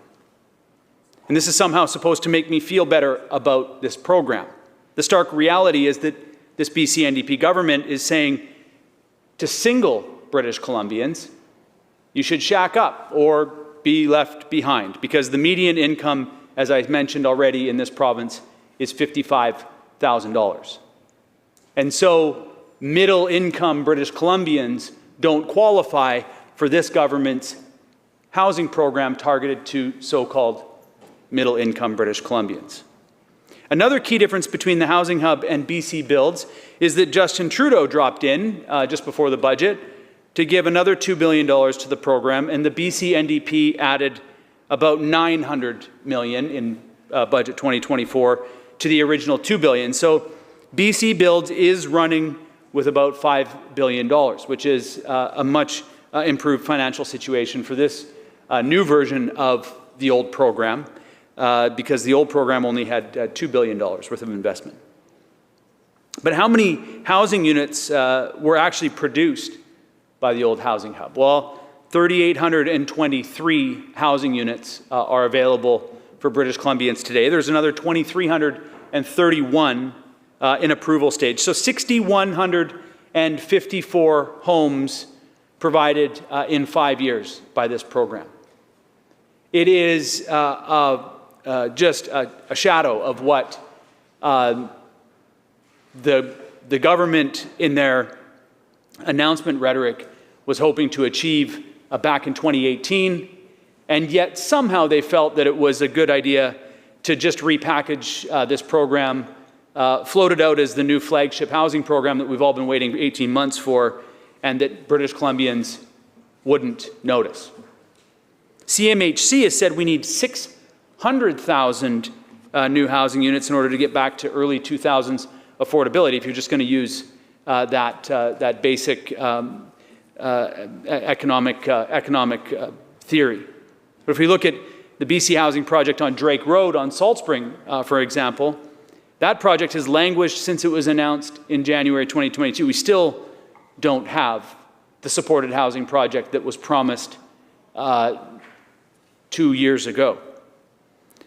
Additionally, when I think of housing above libraries, I'm reminded about how the BC NDP has consistently failed to deliver proper funding for libraries in this province. I remember back, I was a former, starting much further back, I was a former trustee on the Greater Victoria Public Library Board back when I was a councillor in the district of Central Saanich, starting in 2008. At that time, we were asking the former BC Liberal government if they would invest more per capita in libraries. They were reluctant. And even as the government changed from the big bad BC Liberals to now the BC NDP, the same philosophy has been adopted by the current BC NDP government. No more interested in providing stable, reliable annual increases to funding to libraries. A one-time shot last spring, I recognize that, supported those libraries one time. was not an increase in the actual overall funding. It was just a single one-time hit for libraries. Now, I remember back when I was in MLA, I remember back to 2019 at the Union of BC Municipalities, a campaign by local government officials to get more funding for libraries. I remember meeting with Central Saanich Councillor Zeb King and the former Minister of Education, supporting the councillor's advocacy for more sustainable library funding. His advocacy, the advocacy of library trustees across the province, was ignored by the BC NDP government. No interest in keeping the funding of libraries sustainable. So in order to build housing above libraries, we need libraries. And a government that does more than just one-time funding, pretending like they've solved a systemic problem, because they've not. Now, let's turn our attention to how this BC NDP government has increased residential pressures on municipal services in support and supporting local government to upgrade and build a new infrastructure. They note last year's, in the throne speech, they note last year's last-minute, quote, billion-dollar community growing communities fund. We have a multi-billion-dollar infrastructure deficit in British Columbia. Any one of my colleagues who spent any time in local government knows that this has been one of the primary challenges faced by our local government colleagues when they face the former BC Liberal government and now the current BC NDP government, that they just basically get a government staring blankly back at them as they have been in this project of seeking a new fiscal relationship with the province. The reality, of course, is that the province likes cutting those ribbons too much. And so having a tight control over that fiscal relationship allows for the victory laps to be run around this building rather than just freeing the funds up that are necessary in order for communities to be able to do the important work that they need to do in order to support the massive densification that this government pushed through last fall. Local governments are being forced to compete with each other for limited, conditional, and other grant programs from the federal and provincial governments. Now, there's no doubt that the people of Salt Spring Island are grateful for the investment in water infrastructure on St. Mary Lake, $10 million in budget 2024, but communities need a reliable, consistent fiscal framework that does not require them to outlast, outwit, and outplay their neighbors in order to get needed infrastructure built or upgraded in their communities. The idea that the Growing Communities Fund is good enough is actually offensive to local governments. No doubt our communities were grateful for the funds, and they expressed that gratitude to the government. No doubt the provincial government proved they were able to deliver a mostly equitable funding mechanism in very quick turnaround, as they did with the budgeting process last spring. And I say mostly equitable because, of course, anybody that represents communities that have electoral areas in regional districts, I have Salt Spring, the Southern Gulf Islands, and their colleague, that's Gary Holman, Paul Brent, and their colleague in Wanda Fuca. If other MLAs have electoral areas in their regional districts, then they know that it really was not equitable for people living in rural communities in electoral areas, because that money was not given equitably. A British Columbian is not a British Columbian. If you live in a municipality, you get one amount of funding. If you live in an electoral area, you get a different amount of funding, a much lower amount. And the electoral area directors were left to compete with their municipal partners who outvote them on the regional districts mostly. Specifically in the Capital Regional District, that example is the case. And so they get outvoted. And I've talked to electoral area directors from the Okanagan. I've talked to electoral area directors from other parts of Vancouver Island, and they expressed the same level of dismay about the inequity that was treated them with the Growing Communities Fund. Then in the throne speech, the BC NDP government uses 3 new hockey rinks in Langley as the example of infrastructure that they're investing in. Now, don't get me wrong. I like hockey. There's been articles written about the type of hockey team that I support. There is no doubt that I've worked in hockey. I understand the value of sport and recreation in our communities. I'm obviously tempering anybody who's on social media wants to say, well, Adam doesn't like, or the member doesn't like hockey. That's not the case. But to use hockey rinks as an example of infrastructure that's being built by funds supported by this government is problematic. Why? Because there is infrastructure that is being neglected by these funding programs that is desperately needed in programs, or in communities. In light of the fact that the BC NDP just unilaterally upzoned neighborhoods across the province, increasing demand on water, sewer, and road infrastructure, offering a one-shot billion-dollar program when a 10-year, $10 billion program would still be insufficient is absurdity. When it comes to the healthcare crisis, because all of these are tied together, we again encounter a minister whose definition of success is spending more money rather than getting better results. The health minister's budget has increased from about $18 billion when he took office in 2017 to $36 billion this year. And what are his results? What are the results?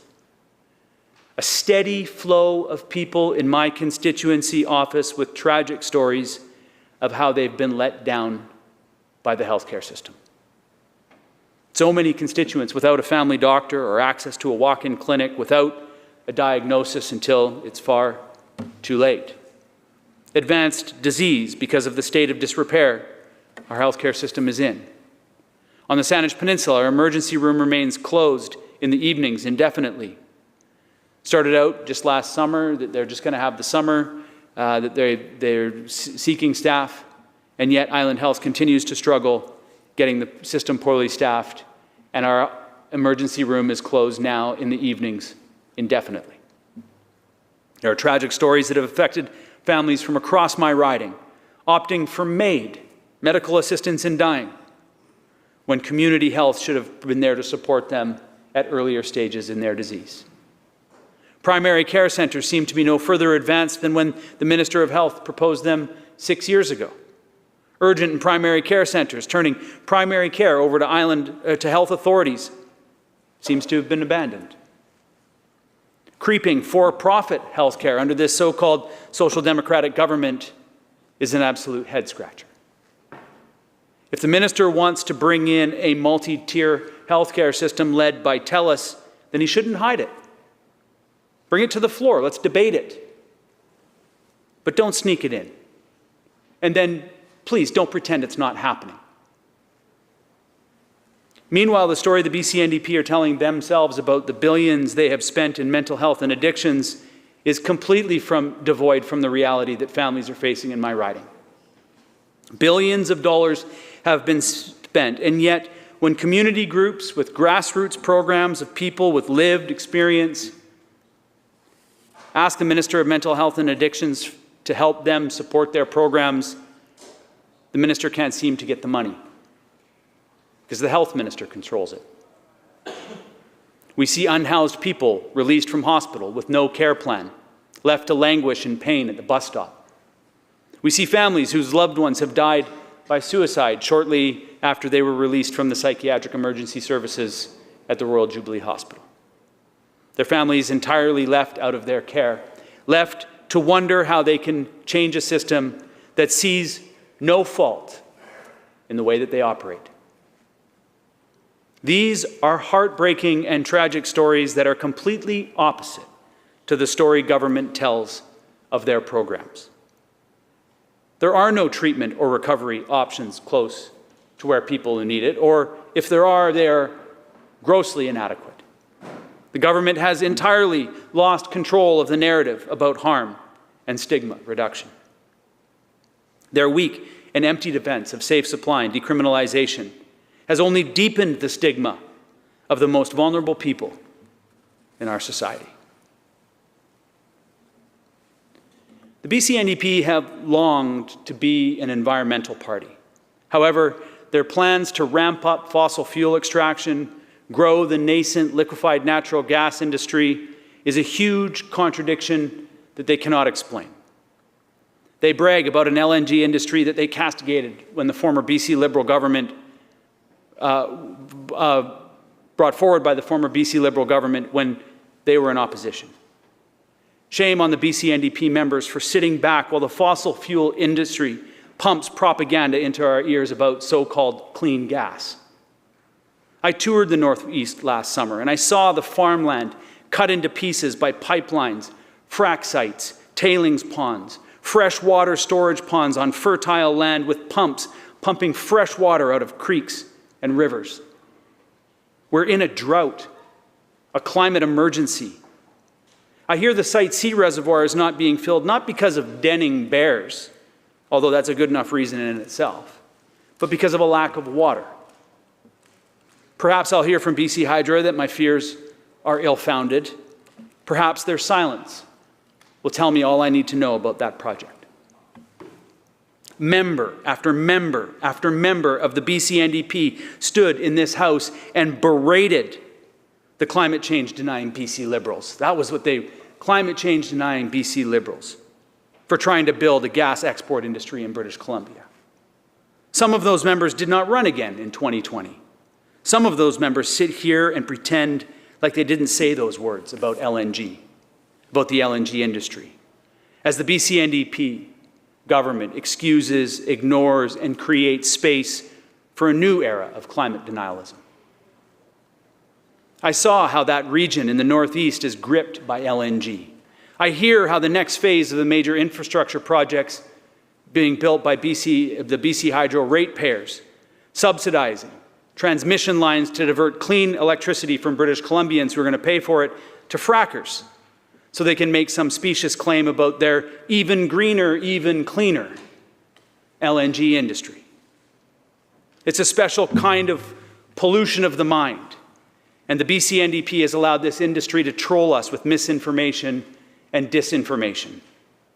Meanwhile, their pipes leak harmful methane everywhere.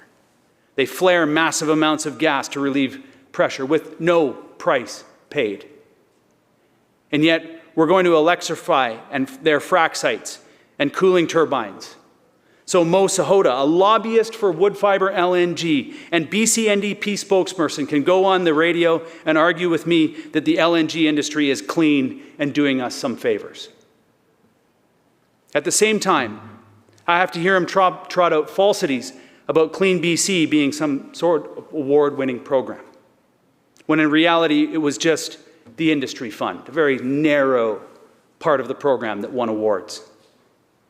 Yet it won't stop him from rolling out Andrew Weaver's name, who supports Clean BC, of course he does, and somehow equate his support for Clean BC as a support for the LNG industry. Nothing could have been further from the truth. LNG drove Andrew into a fury. The BC NDP hypocrisy on LNG and Site C are remarkable. They spent as much time hating on Site C as they did on LNG, and yet, when Site C comes online, the electricity will be funneled to industry, and the $20 billion cost will be saddled on the BC Hydro ratepayer. It's going to make your $100 rebate in Budget 2024 look like spare change. So as I've already established, the BC NDP have lost their social democratic credentials. And these environmental decisions demonstrate why the BC NDP is no longer an enviro-democratic organization either. In Budget 2024, they failed to make any substantive investments in the commitment to protect 30% of the land by 2030. They failed to deliver for the Watershed Security Fund, no funding for old growth protection, and no new funding for the Nature Agreement or biodiversity and ecosystem health frameworks that we've been long awaiting for. Seriously, we have an $89 billion budget with tiny investments in the environment. Shameful. Apparently, this is a government that is concerned about the environment and climate change, but frankly, it's an embarrassment. After British Columbia faced a record wildfire last season, we see the BC NDP investing $175 million in operating and capital funding over the next 3 years to support additional wildfire response, recovery, and infrastructure resources. We blow through that budget the first month into the season. They invested in the Barrowtown pump station in the Fraser Valley, but nothing for merit. Again, we see a lack of integrated thinking as we have these orphan flood control infrastructure that is undersized, with no plan for upgrading and no plan to protect threatened communities. The completion of this Cowichan Weir and the $10 million to improve the St. Mary's Lake on Salt Spring are welcome investments. However, the $359 million invested in response to climate emergencies, Clean BC, advancing the clean economy, safer access to First Nations communities, and critical transportation networks and community infrastructure in 2024-25 is a fraction of what is needed. In fact, the $359 million that is earmarked for those 4 programs is 0.4% of our $89 billion budget. That will show British Columbians where the environment is on the priorities of this BC NDP government. Reflecting on our $89 billion budget, one would think it would include some remarkable investments in mass transit. Nope. Even though our housing growth requires transit, Metro mayors are warning TransLink is in serious financial trouble. BC Transit needs new buses, more mechanics. We need a serious investment in bus rapid transit, light rail, high-speed rail, intercity buses connecting all British Columbians. What did we get? Nothing. No visionary plan. Just silence. When it comes to active transportation, Budget 2024 offers $25 million. I've been working for 4 years with the Salt Spring community to improve the Fulford-Ganges Road with active transportation, pedestrian, and cycling infrastructure. That project alone would cost $25 million, maybe more. The minister visited the island, saw the need, and cannot be happy with the level of investment in active transportation in an $89 billion budget. That is the context of how ridiculous this investment in active transportation actually is. It could be eaten up by a single project. The needs across the province to improve our active transportation are great. Especially in an election budget, these are the kinds of announcements that communities love. They improve the quality of life, safety, and increase health and well-being. The NDP have missed the mark so entirely on these points in Budget 2024. Why would I be surprised they missed the mark on this as well? It's disappointing, Madam Chair. That is just active transportation and mass transit. When I look at the levels of the deterioration of our provincial highways in general, an issue I've been raising for years, an issue for all my colleagues across the province, is the deterioration of our provincial roads. The Minister of Transportation knows it is a problem. We all raise it with him every year in budget estimates. We've been raising it with him for years. And as the Finance Minister never gives the Transportation Minister a big enough budget to have any impact, the roads continue to deteriorate, and it becomes a losing situation year over year over year. And it's not just the lack of ability to support communities that identify their priorities like Salt Spring, who want to upgrade their main road with active transportation. It's the actual basic safety of all road users that is a growing concern. The lack of center lines and fog lines, a perpetual issue in my constituency office. South Island Transportation Office knows all too well about. Center and fog lines deteriorate much quicker than the budget allows them to be refreshed. On dark Gulf Island nights like Galliano, well, frankly, all the Gulf Islands, Maine, Saturna, the Penders, Salt Spring, an aging population, bright lines are necessary. In this case, I don't think it's a matter of the Transportation Minister's staff that's being neglectful. I just think it's a matter of the minister of finance not putting enough resources into a long-standing, well-known problem. But it is a matter of safety, and these are our provincial highways, our provincial roads. We are liable for them. And so despite the discomfort it causes our budget, we have to take care of it. The Transportation Minister has to take care of it. How is it that transit is the tool that unlocks most of the density that the Housing Minister is bragging about to British Columbians? How is it that the Finance Minister has so little in this budget for mass transit? I'm not talking about a SkyTrain station or a few kilometers of SkyTrain line south of the Fraser or part way out to the University of British Columbia, but a dramatic, decade-long infrastructure program that connects British Columbia like we've never been connected. A visionary piece that says to the person living in Smithers, you don't have a car and you can't afford to fly, but don't worry, we have a robust intercity bus system and you can go anywhere in this province. Comfortable coaches that move people from places they are to places they want to be. A future-looking piece, a strategy that outlines high-speed rail connecting Vancouver with the Fraser Valley with plans to connect the Okanagan and beyond. It's just not the roads and the rapid transit, but it's also the water that British Columbians need to be connected on. We've heard or personally experienced the challenges that BC Ferries has been going through. We know the BC NDP government has been slowly taking more and more control of the corporation without much more and more of the accountability, leaving it with the senior staff at BC Ferries. However, the investments made last year are welcome, and clearly we have both issues with the equipment and human resources at BC Ferries. The ferries are critical for the current and future socioeconomic well-being of our province. There are marine highways and marine transit systems connecting coastal communities and economies to the rest of British Columbia and Canada. I raise my hands to Nicholas Jimenez for his openness and candor regarding the challenges the ferry system faces.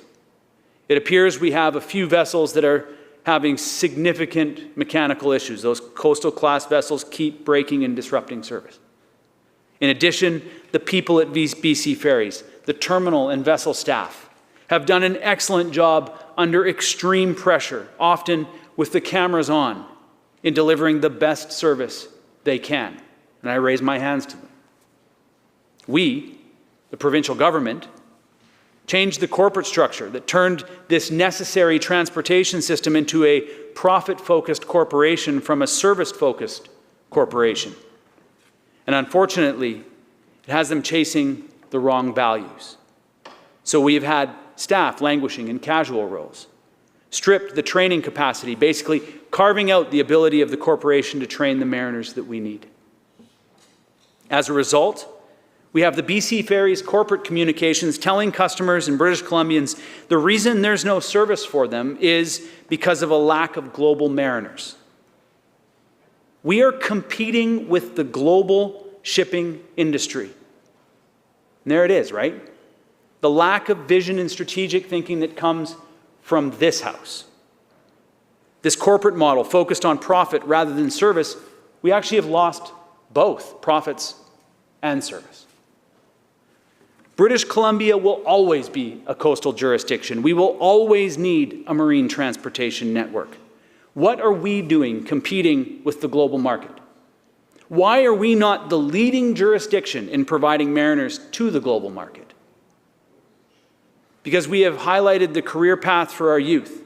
We have a robust training and post-secondary system, and BC Ferries is the place that everyone can get their start. Work while getting an education, and either choose to stay or choose to go and work somewhere else. Why have we limited our thinking to the ferries as being a marine highway, instead of making it a necessary part of our marine transportation network, supplementing big vessels with water taxis, potentially operated by local First Nations, connecting coastal villages with the bigger network? All part of the same system, all funded and subsidized by the broader network. Why do we insist on continuing to play small ball here in British Columbia? This lack of vision in transportation exposes what I was discussing earlier with respect to our lack of systems thinking and planning. We have on one hand the housing minister creating policy that housing density is driven by transportation planning, and then apparently the government forgot to integrate transportation planning. It's absurd, really. This is the systems thinking that we lack. The thinking that looks at the transportation needs of our province today and into the future and paints an exciting picture of multimodal transportation that connects the communities that this government plans for massively increasing the density in. How did this government miss this? Well, we always miss it. Somehow, in our community planning and zoning, the transportation for people that's inextricably linked is missed by government. And yet they're parts of two different ministries that apparently don't coordinate much. To the housing minister, you want to increase the population of all our neighborhoods by 2, 3, 4, 6, or 100 times? Then you better talk to the finance minister to let the transportation minister know that they're needed to be thoughtfully planning for all transportation networks that support a much larger population.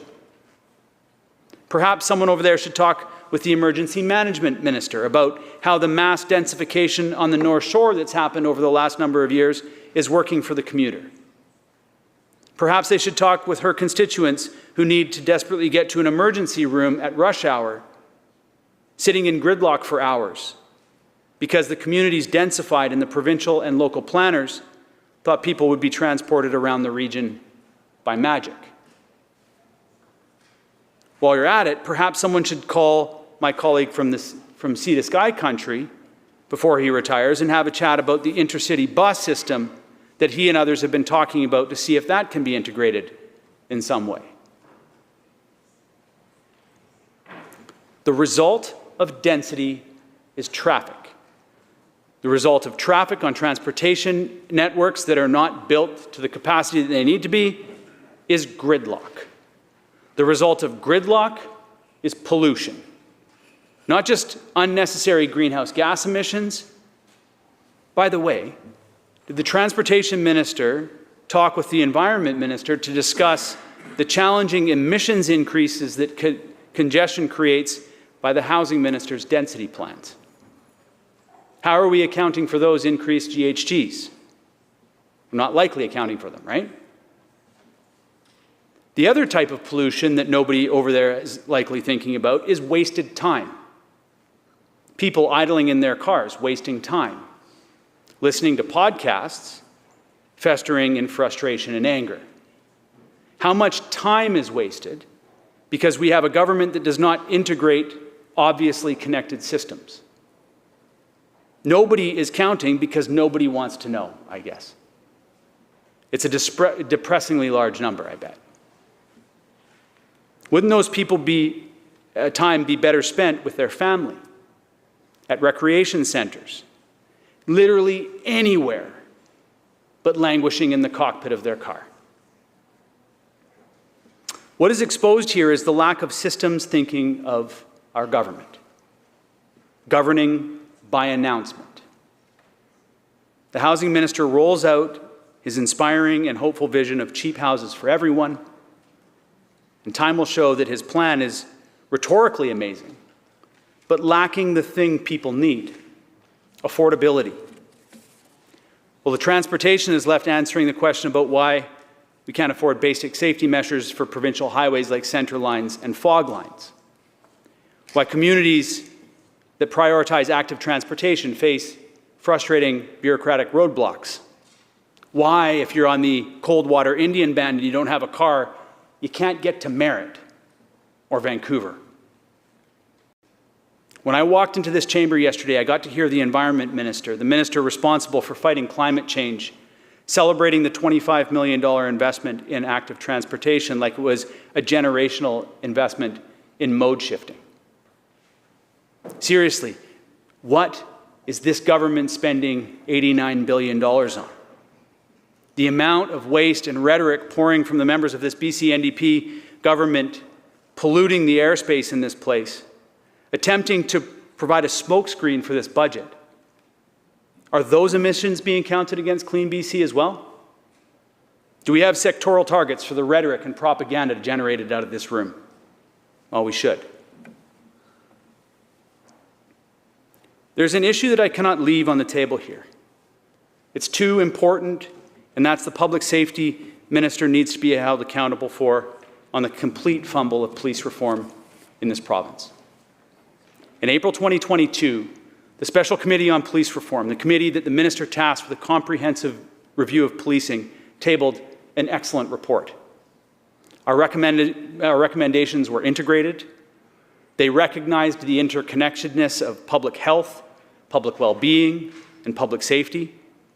We provided a suite of recommendations that were linked, not 11 separate recommendations to be randomly applied, but a package with a timeline and a plan for police reform. And even though the committee was created at a time when some in our society were calling for defunding the police, we produced a report that recognized the need for public safety services. We acknowledged the need for more control over training, independent civilian oversight, tiered policing from community policing to special tactical units, addressing systemic racism in a response to sexual assaults, better support for trauma for our first responders, the need to support police response with mental health professionals on calls related to mental health, a more integrated 911 service, an all-party committee to assist the ministry with implementing a transition from the RCMP to a provincial police service and to implement our recommendations. Welcome, Madam Chair. There was all-party consensus on the recommendations. A rare moment in this place. All-party consensus. Well, the public safety minister couldn't have that, could he? This place is so ill-prepared to deal with agreement. He immediately ignored our report, and instead of maintaining the all-party consensus, instead of keeping an all-party committee like we recommended, that could assist in keeping the politicians on the same page from all the different political parties here, he did the opposite of our recommendations. He made police reform secret. The key issue we uncovered early in that review process was that public confidence in our police is critical and necessary. Where this confidence breaks down, it's not good for the public, and it's definitely not good for the police. So the public safety minister went to work undermining his own process. He mismanaged the Surrey policing file by allowing it to turn into a political nightmare. Instead of stepping in early to demonstrate leadership, he was dragged in when it was already too late. But more than that, he ignored the recommendation the committee made to keep an all-party committee together to ensure that the police reform process that is going to take a decade, the need to keep political support over multiple parliaments and potentially multiple governments. We cannot afford policy lurch on this file, and the public safety minister apparently knew better than the recommendations that we drafted, knew better than the work that we did in investigating this issue. He decided in his wisdom that the public confidence was best captured and maintained by a secret internal ministry process, one he's holding quite close to his chest. He decided that the recommendations of our committee were best ignored. Just a couple of weeks back, we learned that his police reform process has been stalled because First Nations have paused discussions. Why? Because the minister is ignoring the recommendations of his own committee. In Budget 2024, the finance minister rewarded this public safety minister with an increased budget. It's now about $1.2 billion for policing in this province. And yet his police reform process is languishing. He has consistently made decisions that do not instill greater public confidence that this government understands the challenges facing public safety and policing, and little confidence that they're delivering police reform in a cost-effective and collaborative way. In the theme of collaboration, here again we see an example where the siloed ministries are impediments to us addressing holistic problems. The committee recommended the Mental Health and Addictions Minister complete a review of the Mental Health Act. That's what we heard from many of our witnesses. The Mental Health Act needs a complete review. But yet we have crickets over there.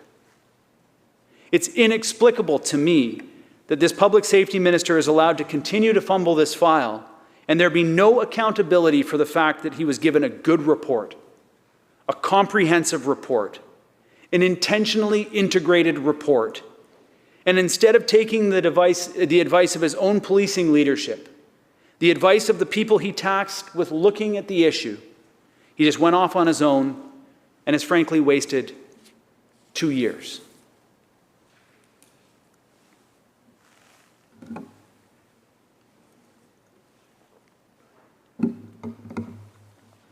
So we've heard on both sides of this House the discussion of the merits of this $89 billion budget.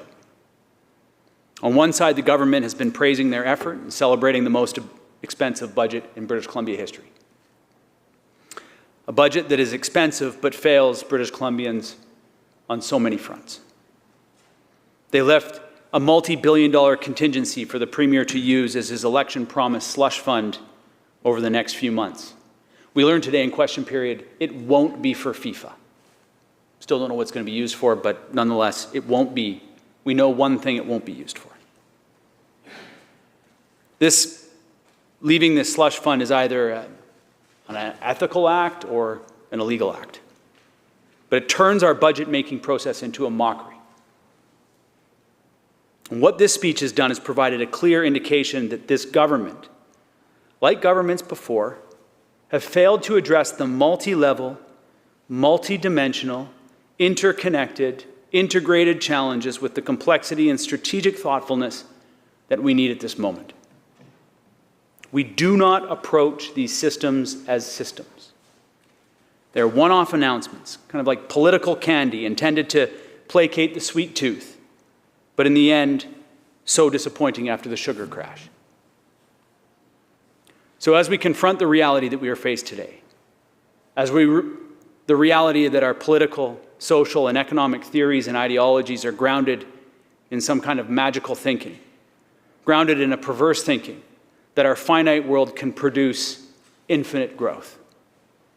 Indeed, even back in 1970, when the Club of Rome met to discuss the world problematique I talked at the beginning of this speech, and they proposed to Jay Forster to bring his systems thinking approach that assisted corporations through industrial dynamics, the modeling he was creating with a new computer code language that could produce a map of the world system. Jay Forster is the first person to introduce industrial dynamics, urban dynamics, to map out system dynamics. This was back in 1970. His work illustrated how positive feedback loops and negative feedback loops interconnect all things. And when there is an input in one, there's a reaction in the opposite. And yet, here we are today, pretending like we have some kind of magic inoculation, that we're immune to the issues that confronted our society and our planet in 1972. The findings of the world study. Reality. The reality that at that time, population was doubling every 33 years, and the consumption of natural resources doubling every 20 years. The first time in the history of our planet that we had that rate of exponential growth. Politicians of all stripes have since wrapped themselves in this fantasy, a fantasy that this finite world that we live in is infinite. This fantasy that the concept of infinite growth is a political tool used by politicians unprepared and unwilling to face their electorate, unwilling and unprepared to face their constituents with the reality that our finite world cannot possibly produce infinite growth in perpetuity. That somehow it will not catch up on us.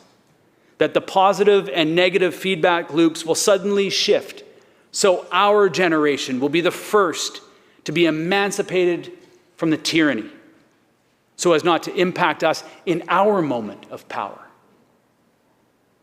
Despite our desire to think magically, we know that this is a tragedy that this government continues to deliver meaningless rhetoric instead of systems thinking. It's unfortunate that instead of looking at the systems dynamics that Jay Forrester and his team at MIT so skillfully illustrated 50 years ago, painting a dire picture that if we were to continue the rates of consumption that we were going at in 1972, that we would be exactly where we are at today. In 2024, we have a so-called Social Democratic Party leading this province that has fully embraced the infinite growth model. They have accepted a delusional reality that growth continues exponentially and unabated. Of course, this is not a real reality. It's an illusion, a simulation based on an infinite growth model that just simply doesn't work.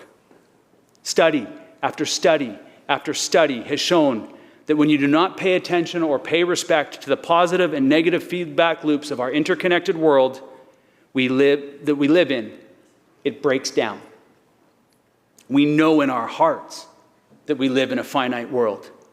And this BC NDP government has done little to respect our planetary limits, the limits in our province, the limits of our ability to support exponential population growth. This is evidenced by the erosion of the social fabric that British Columbians expect. The social fabric that's stretched thin and is breaking down. When will we turn and face the reality before us? When will we speak honestly to the people of British Columbia to let them know that the finite world has limitations and we're thinking and managing them collectively and strategically? When will the housing supply lobby, the housing minister that scoffs at systems thinking, advancing a narrow pre-1970s thinking that we can just have infinite growth? The deception has grasped the imagination of politicians and decision makers, and we've been tricked to not consider the positive and negative impact loops of our decisions. Indeed, the current high costs of housing is a result of not paying respect to positive and negative feedback loops. For example, not providing enough housing over the last 30 years increases the cost of housing and is entirely a potential outcome. However, deploying the same kind of thinking, the same kind of infinite growth thinking, the same kind of non-systems thinking, non-planning thinking that got us into the problem in the first place is not a successful strategy. It's not a successful way to approach the problem. Scoffing at me and others when we suggest that we need to instead deploy systems thinking in our response, that we need to ensure that inextricably linked to our decisions on housing, that we're seriously considering the 5 key elements of the original 1972 model: populations, food, industrialization, natural resources, and pollution, and how they're connected and interrelated with services like education, health, transportation, technology, and investment. It's important. Indeed, it's critical. The dangerous and immature thinking that we can just increase housing supply and our quality of life and cost of living problems will go away needs heavy and constant pushback. We need to demand that our decision makers don't fall into the easy trap of simple thinking, and that they do not try to solve problems we face with the same kind of basic, disconnected, and frankly elementary thinking that created it. So, as we're looking forward to the election, as I started this speech, and British Columbians are tasked with selecting who will lead us into those 5 remaining decades of the 100-year time frame laid out in the limits of growth, we need to be asking ourselves who's in it for themselves and who's in it for British Columbians. Who's prepared to face the difficulties with honesty, transparency, and accountability, that we need to bring people together at a time when systems that we've relied on falter? Who's prepared to step away from the political, economic, social ideologies that are driven by an unrealistic cult of infinite growth to recognize that it has failed us and driven us toward a precipice, and that we stand here with very few tools and resources that we need to shift our operating system? Frankly, at this moment, we need a brand new operating system. I don't believe that any one of the political parties, entities in this chamber, are well equipped to do it on our own.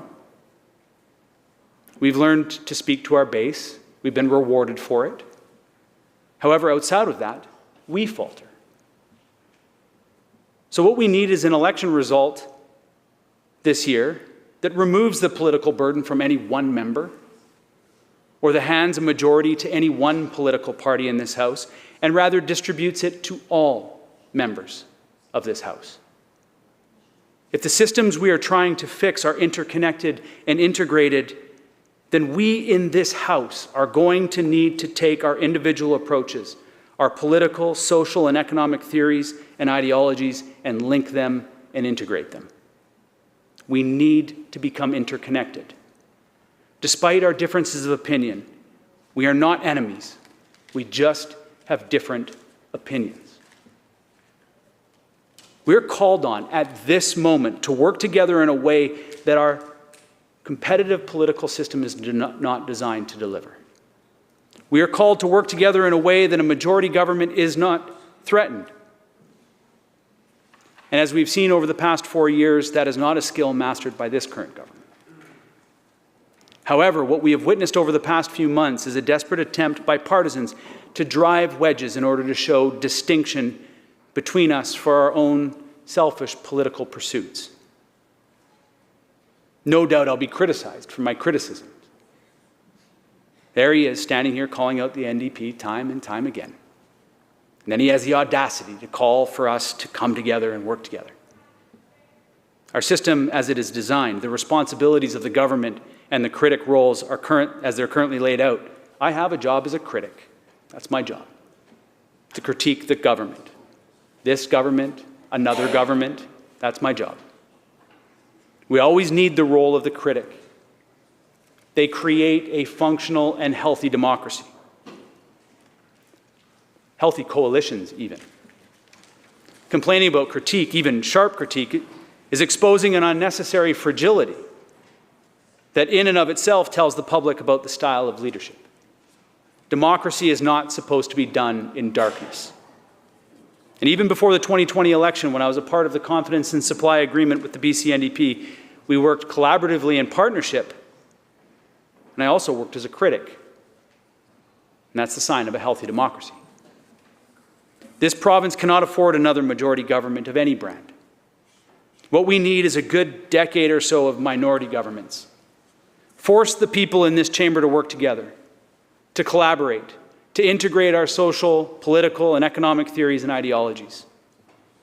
There is a word in Senchothan. Just sing it. It means to raise or grow up a child. I see the infantile nature of this democracy, the power dynamics and the behaviors in desperate need for raising up, for growing up, for maturation. Majority governments will tell you they're stable, but autocrats can also bring stability for a time. That does not mean that they're the best suited to govern the people or make the decisions that are in the best interests of their people. Majority governments, after a time, began acting like the mob, threatening people with fear-mongering and, worse yet, punishment for not falling into line. How many community and organization leaders have been told to fall into line with the BC NDP government, either directly or indirectly? We may be suspicious that the collapse predicted by the world model way back in 1972 will not materialize. It's just a computer model. However, over the first 50 years, that computer model has been remarkably accurate. And it's in our interest to find a way to work together to ensure the next 50 years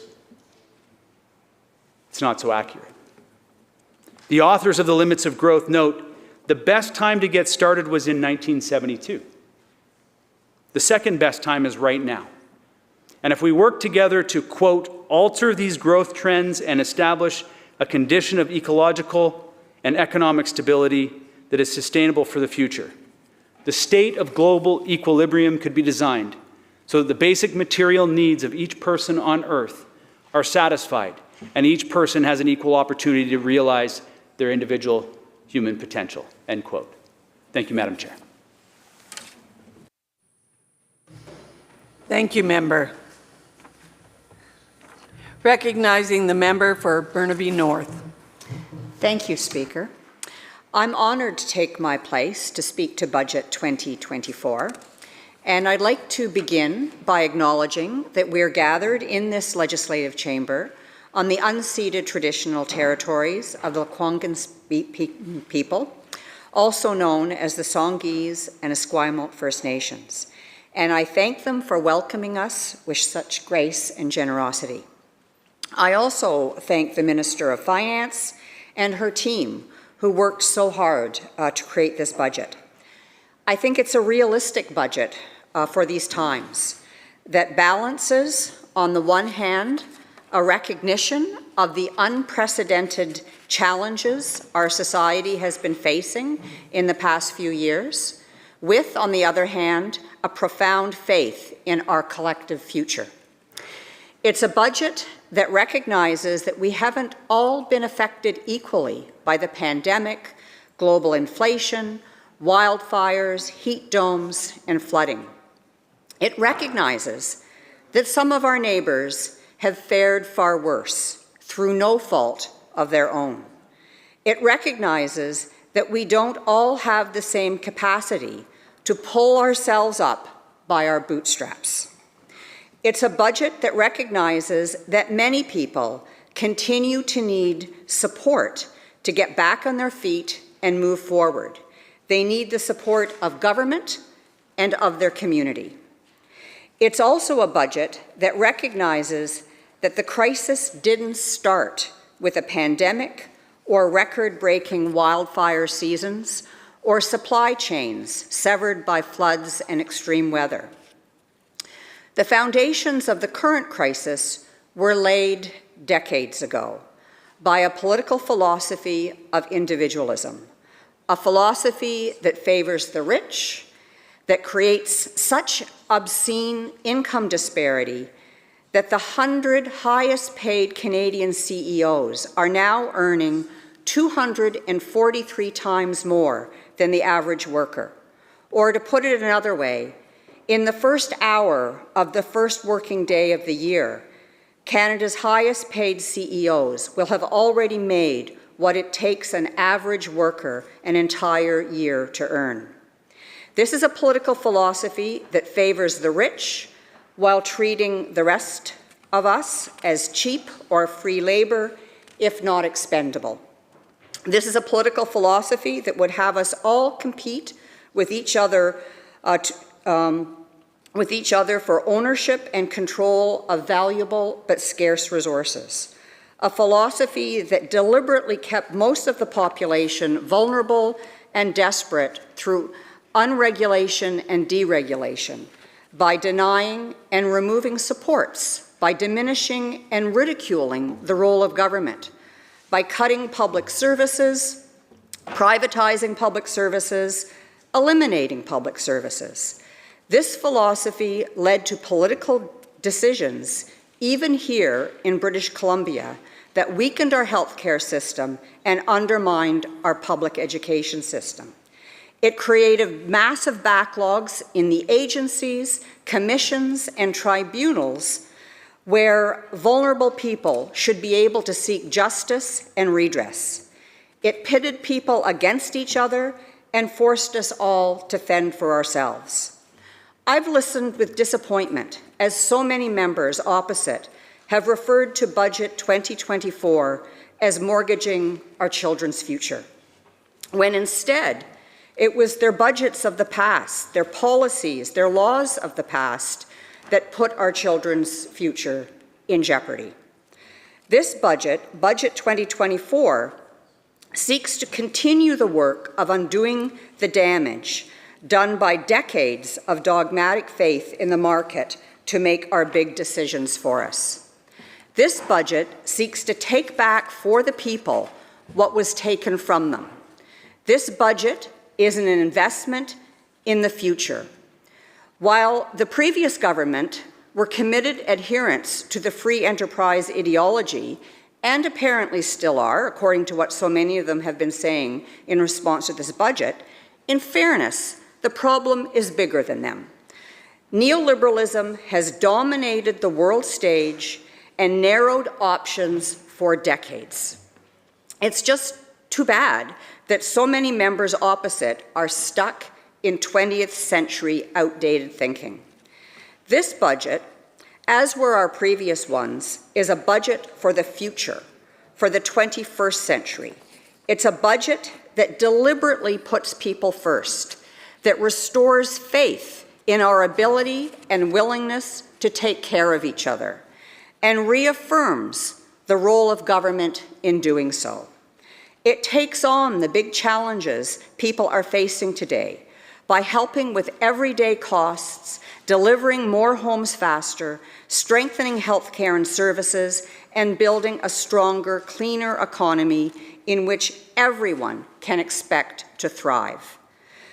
Some of the opposition would have you believe that our budget is reckless, that we are spending money frivolously. Tell that to the struggling families who will see a 25% increase in their monthly BC family benefits. Tell that to all the families and businesses who will get a break on their electricity bills. Tell that to the thousands of people whose housing costs will stabilize because we are introducing a flipping tax to crack down on speculators, and because we are expanding our first-time home buyers program. Tell that to all the people who will receive an increase to their climate action tax credit. Tell that to the small and medium-sized businesses who will now be exempt from the employer's health tax. BC's population is growing faster than ever before, and we are feeling the pressure of the crowded schools and longer wait lists and wait times in Burnaby, where I live and serve.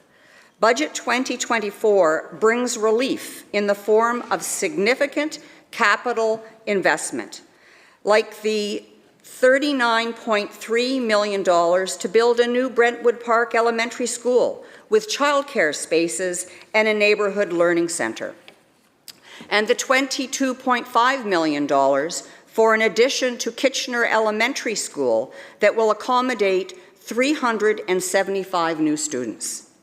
This is in addition to the more than $2 billion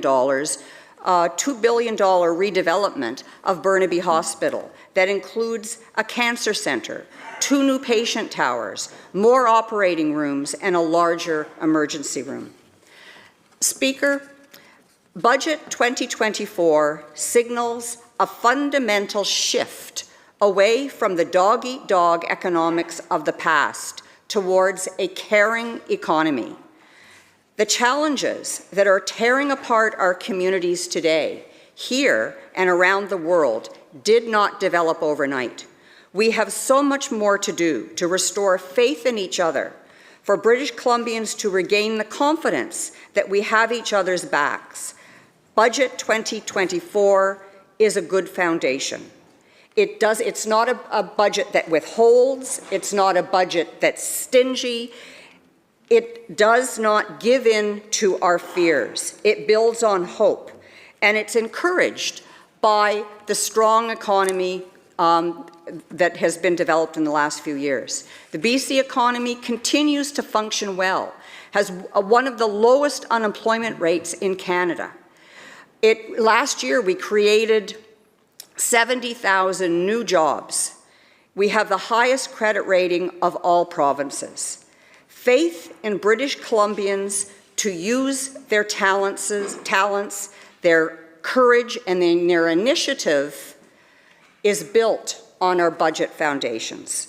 So it helps us work together. Speaker, I think the minister would like to do an introduction. Is that okay with you? Yes, I see. To make introductions. If that's okay? Yeah. I'll just wrap it up here and turn it over to you. That's good. be very brief. Keep going.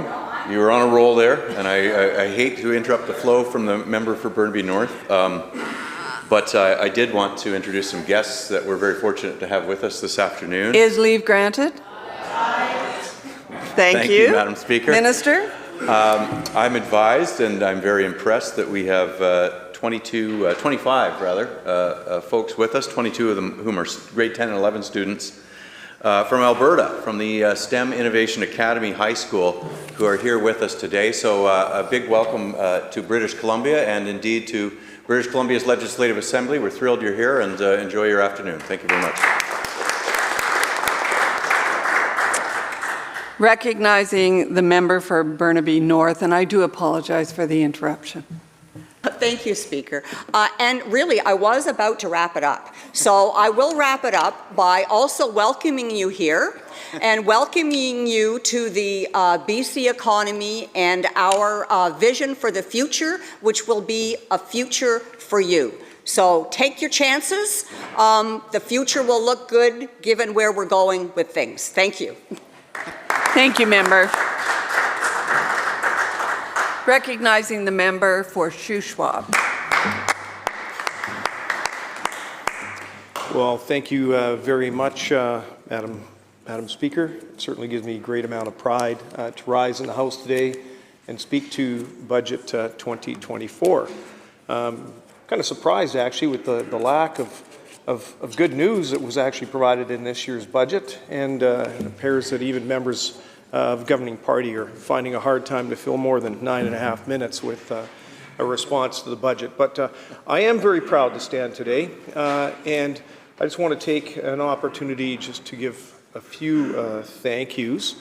First of all, to my lovely wife, Georgina, my wife of 36 years, who's an incredibly patient woman, and my 4 amazing daughters and 10 grandkids and son-in-laws for supporting me in this journey. Also goes without saying, our constituency assistants that do such an amazing job back home. Holly Cowan had 16 years as tenure as an assistant prior to me being elected back in 2013, and Holly's fantastic. We spend a lot of time together, and I on occasion remind her that she bosses me around like a wife, and she's quick to remind me that I don't listen like a husband. But Holly's been absolutely fantastic. She's the face of the office. She's well known in the community. She cares deeply about our constituents, as do I. And she's also supported by Bonnie Gavin, who was a former assistant from up in the Caribou-Chilcotin area, who's relocated down to the Salmon Arm area and assists us in the office. So just want to get those thank yous on the record. Now, for the hardworking men and women of the Shuswap, I'm incredibly proud to represent you. It has been, it'll be 11 years this coming May, and I just want to thank all of you for the trust you've provided me and the confidence you've instilled in me to be your representative here in Victoria. Now, Madam Speaker, this year's budget, unprecedented, but for all the wrong reasons. A $5.9 billion deficit in this year. In context, I think, is important. We only have to go back to 2017 when the current government, with the assistance and support of the Green Party, formed government. There was a $2.7 billion surplus in this province. And in just a few short years, we are going down a very, very dark path. $5.9 billion deficit forecast for this current fiscal ending March 31st. $7.9 billion deficit next year. And in the next 3 years, this government is forecasting a $22 billion deficit. Now, if we include this year's $5.9 billion deficit, that's an extra $5,500 in debt for every man, woman, and child in this province.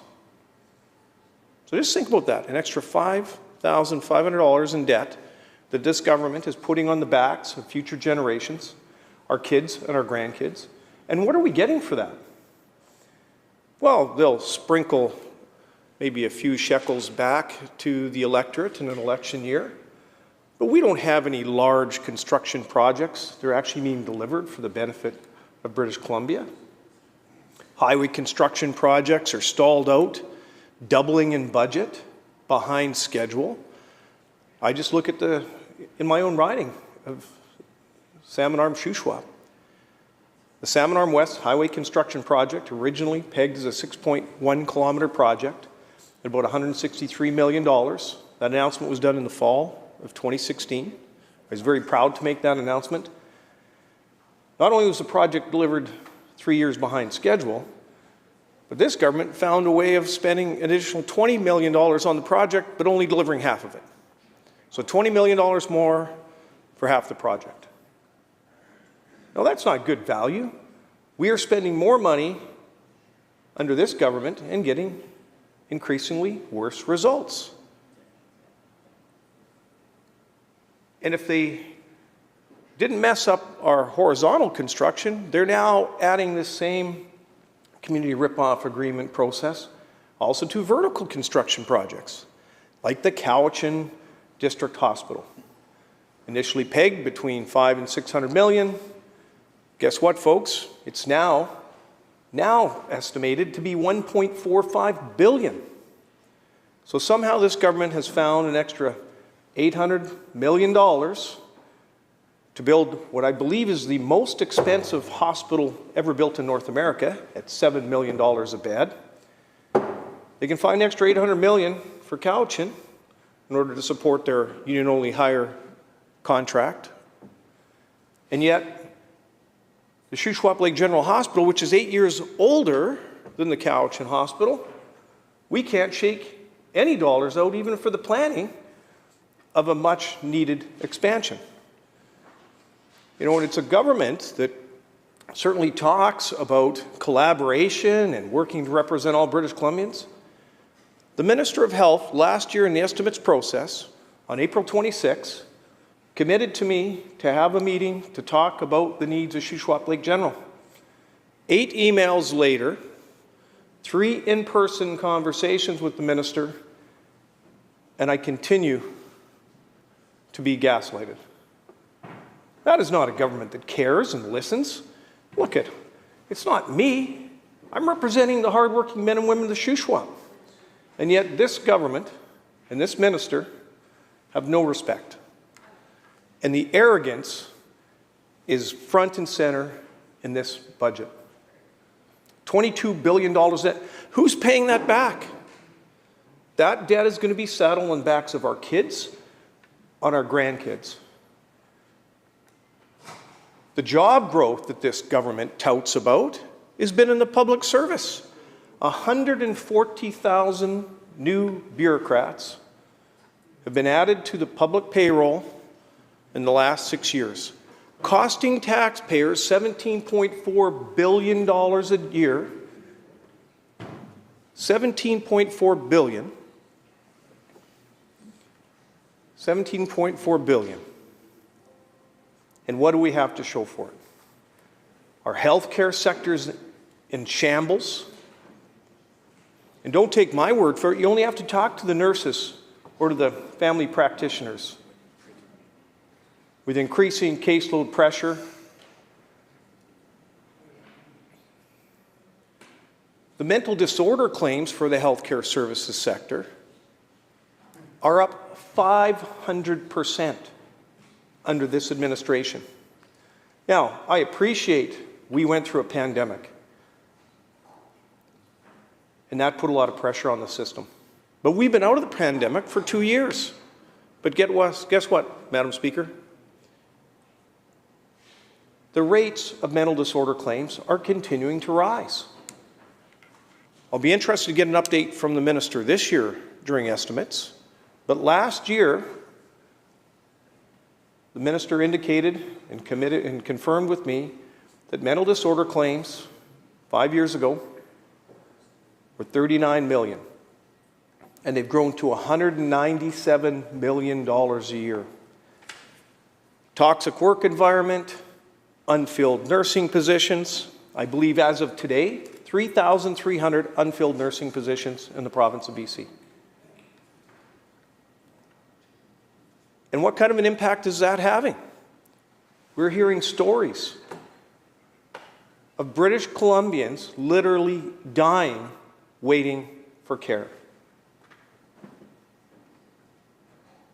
Folks that are seeking cancer care are being shipped to the United States for care.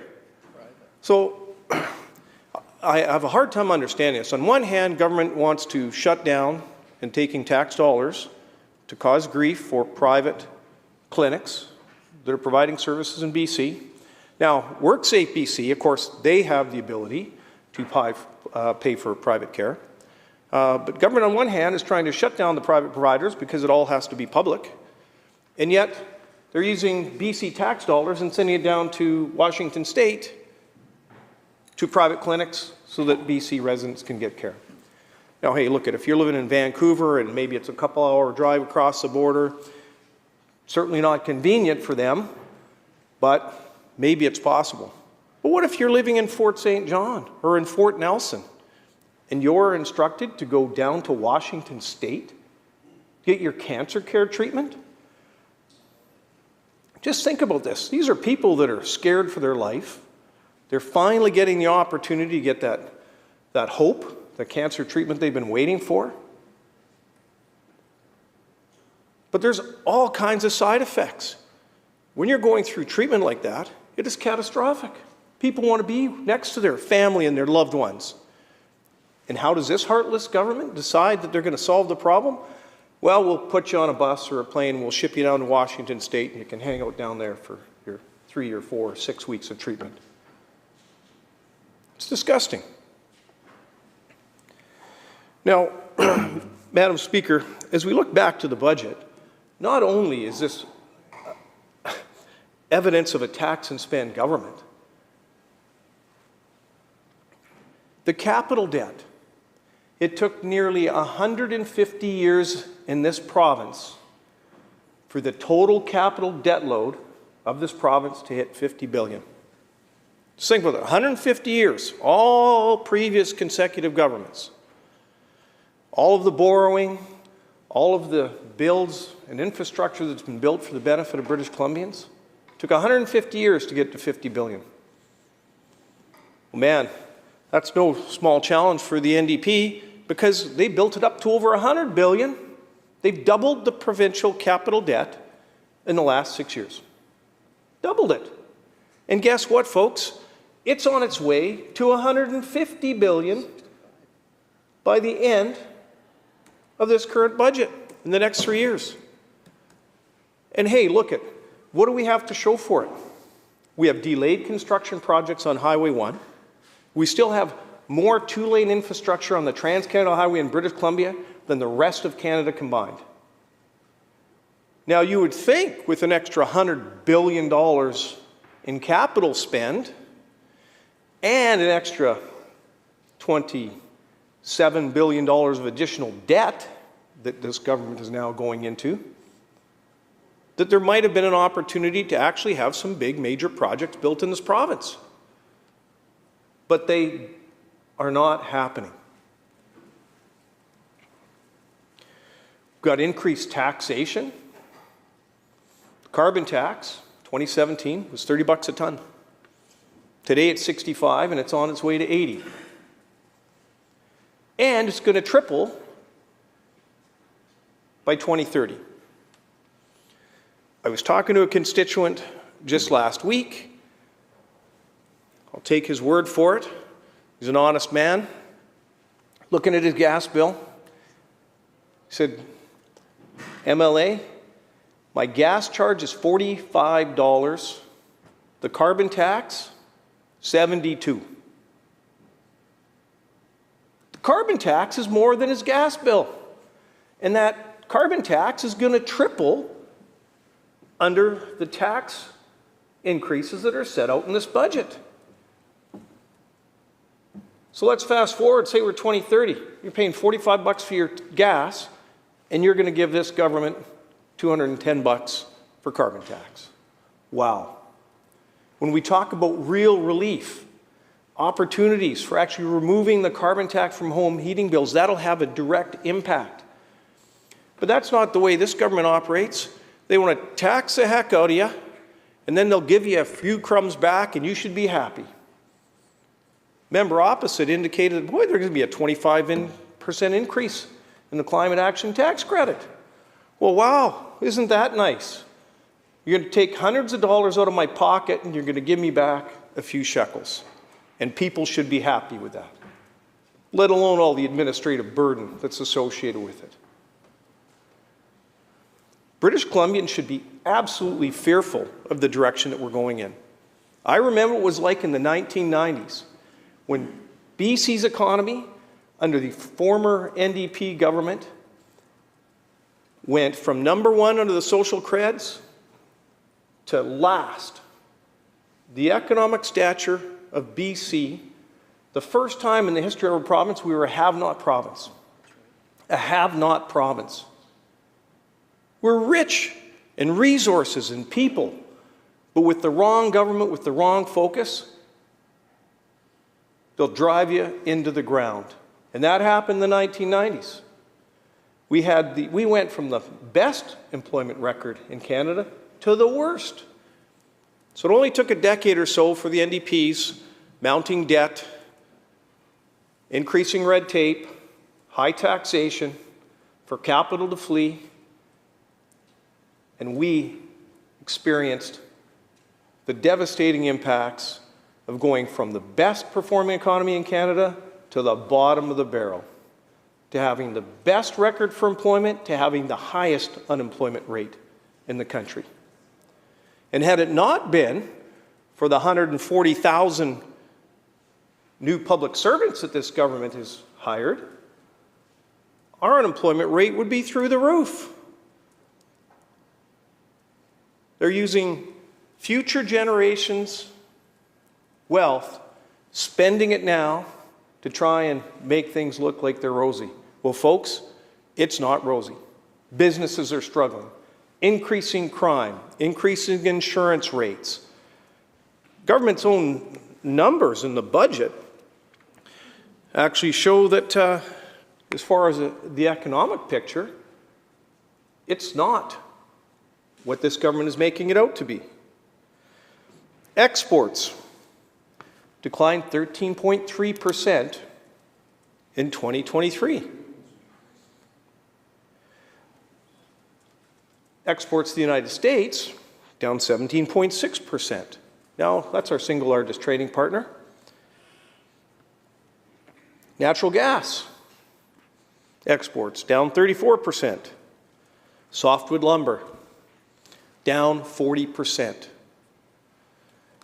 So what are the policies that these members are bringing forward, that government's bringing forward, that's actually going to help grow the economy? It's not happening. Manufacturing sector, manufacturing shipments, we're down 6.7%. And I was speaking, Madam Speaker, about natural gas. Well, right now natural gas prices are still, I think, reasonable.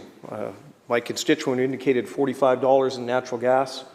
Meanwhile, his carbon tax was $72. But guess what's going to happen to natural gas? The budget is actually indicating in their budget book that natural gas prices, the inlet prices, they're anticipating $1.26 in 24-25, going up to $1.75 in 25-26, and in 26-27, going to $1.96. Now that's just the inlet price for natural gas, is forecast in the budget, government's own budget document to go up 55%.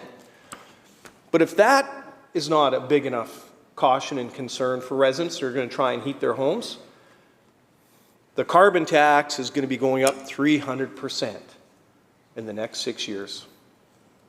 Hang on, folks. Affordability. Government talks about affordability and tackling it. They're adding to it. They're creating it. When you borrow money, you're inflating the economy. You're adding to the inflation.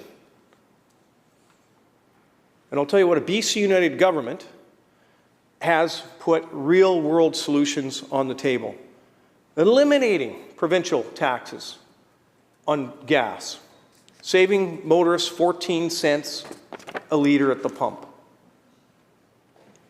That can happen immediately. It'll probably even reduce some administration and some red tape.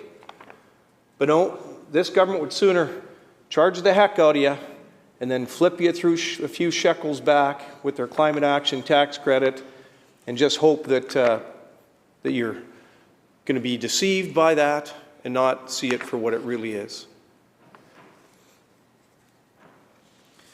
Now, Madam Speaker, for members that are listening from home, they may not recall a term called the fudget budget. Now, if you were to Google fudget budget, that is actually associated with the current government, with the New Democratic Party. And this is something else that happened in the 1990s. They cooked the books. They overprojected revenues ahead of a provincial election with the hope that nobody would notice. Well, guess what? They got caught. And who paid the price? Well, they certainly got punished at the polls, and I think I can recall in 2021 when the NDP lost 77 of 79 seats. Just think about that. Now, in 2017, we did not have enough seats to form government, but we won the election. We won 43 of 87 seats. We were 1 seat short of forming a majority. And of course, that was the year that the Green Party made a terrible decision and decided to support the NDP, and we had the confidence and supply agreement. But we won that election. But in 2021, not only did the NDP lose, they got blown out of the water. They lost 77 of 79 seats. Now, is that a public spanking if I've ever seen one? And this government has not learned any lessons. Increasing debt, adding to increasing inflation, bloating the government system, increasing red tape, and nothing's getting done. Logging tenure permits are not getting issued. The community of Salmon Arm, now this is a progressive community of 25,000. I've got a lot of respect for Salmon Arm and for their mayor, Alan Harrison, and his council. The Salmon Arm Waterfront Park, they've been waiting for a lease renewal from this government for 3 years and counting. 3 years. Now, I have it under good counsel from a senior bureaucrat that the amount of administration time to actually issue a waterfront tenure renewal permit is 8 hours. 8 hours of work. Now, you'd think out of those 140,000 new employees that they could have maybe found 8 hours to actually process a lease renewal for the great city of Salmon Arm. But no, still waiting. 3 years and counting. How can that be justified? A city of 25,000 people, a mayor and council that are looking out for the best interests of their community, they get this much disrespect from this government. Just imagine how much respect an individual property owner might have.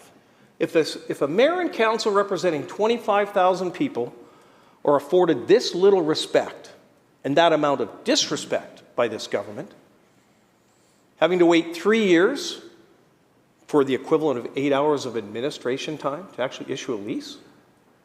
How is that justified? And what do we hear? Crickets. We've seen a similar response to the Employment Standards Branch.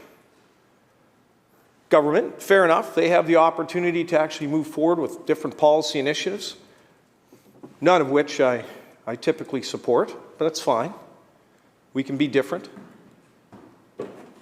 But they made structural changes which have increased significantly the number of complaints that are going to the Employment Standards Branch. Now, the caseload pressure in the Employment Standards Branch typically In 2017, cases were looked after within 2 months, or is considered what is called a 2-month backlog.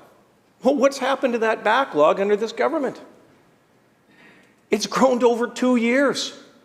So if you're an employee, now, maybe I should back up. I think if you're a unionized worker, you will get certainly a lot different experience with this current government. But if you're non-union, if you're a private sector employee, and the large majority of workers in British Columbia work in the private sector, and they're actually governed, and the law that actually pertains to their employment is under the Employment Standards Act, which is administered by the Employment Standards Branch. And if an employer fails to pay you overtime, maybe has failed to pay you severance pay that you feel you're due, your opportunity to try and have justice is to reach out to the Employment Standards Branch. Now, it certainly wasn't perfect when we were in government, but you would be put in touch with an advisor within 2 months. That was the backlog. That was the maximum amount of time it took for an actual adjudicator to be working on your file. But under this government, it's 2 years. So just think about the individual that needs that severance check so they can maybe put food on the table, or if they can potentially cover their rent, and you look to this government for help, and you call the Employment Standards Branch, and you get an automatic reply email that says, we'll call you in 2 years. 2 years. Now, if that's not offensive, I don't know what is. Now, the members opposite talk lots about supporting workers. But we aren't seeing that result. You know, I had an opportunity to respond to the minimum wage rate increase yesterday. And I actually stated that I was actually happy to see the minimum wage rate go up. But the bigger problem is that it's failing to keep up. Affordability is diminishing, even for individuals that are going to be experiencing a 3.9% wage increase in the minimum wage on June 1st. Because of all of the other huge burden of taxes that this government is putting on. Groceries are up. Fuel is up. Home heating is up. And a big chunk and a big reason is because this government has their hand in your pocket, taking an ever-increasing amount of tax dollars.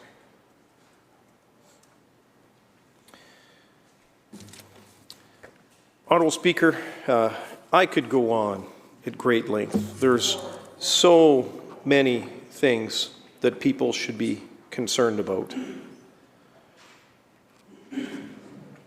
You know, the availability of housing.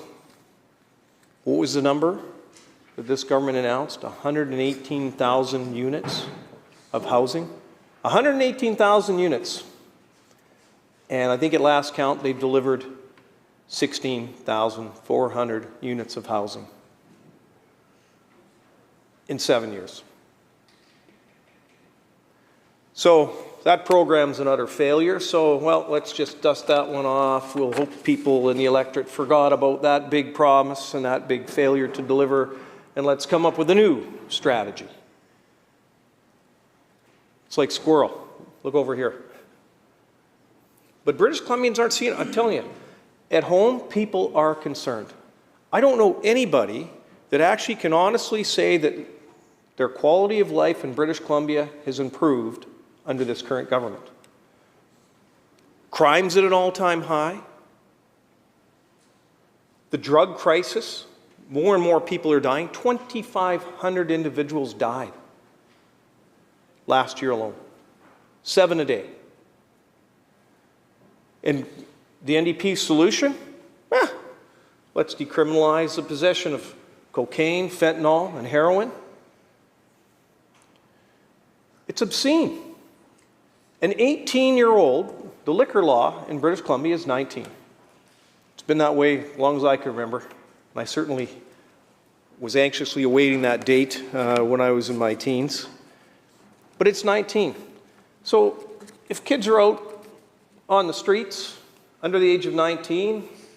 RCMP come around, the kids are being rowdy or maybe making some noise, and they have alcohol. The RCMP can confiscate that alcohol.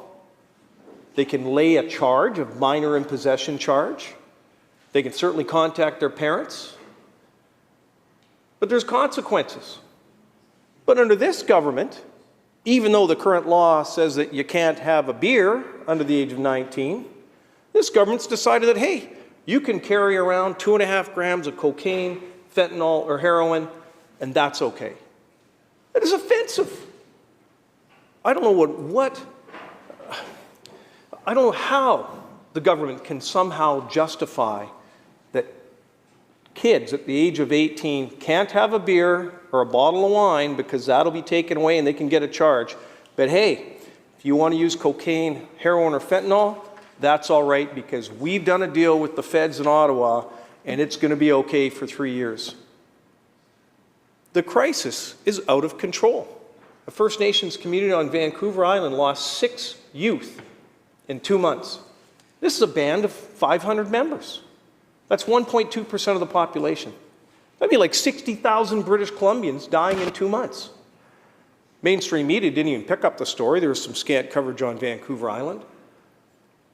But I don't care where you look, Madam Speaker, life in BC is not rosy like the NDP would like you to think. And it's not going to be fixed with all these election promises and a bloating deficit. So with that, Honourable Speaker, I'll take my chair. Thank you.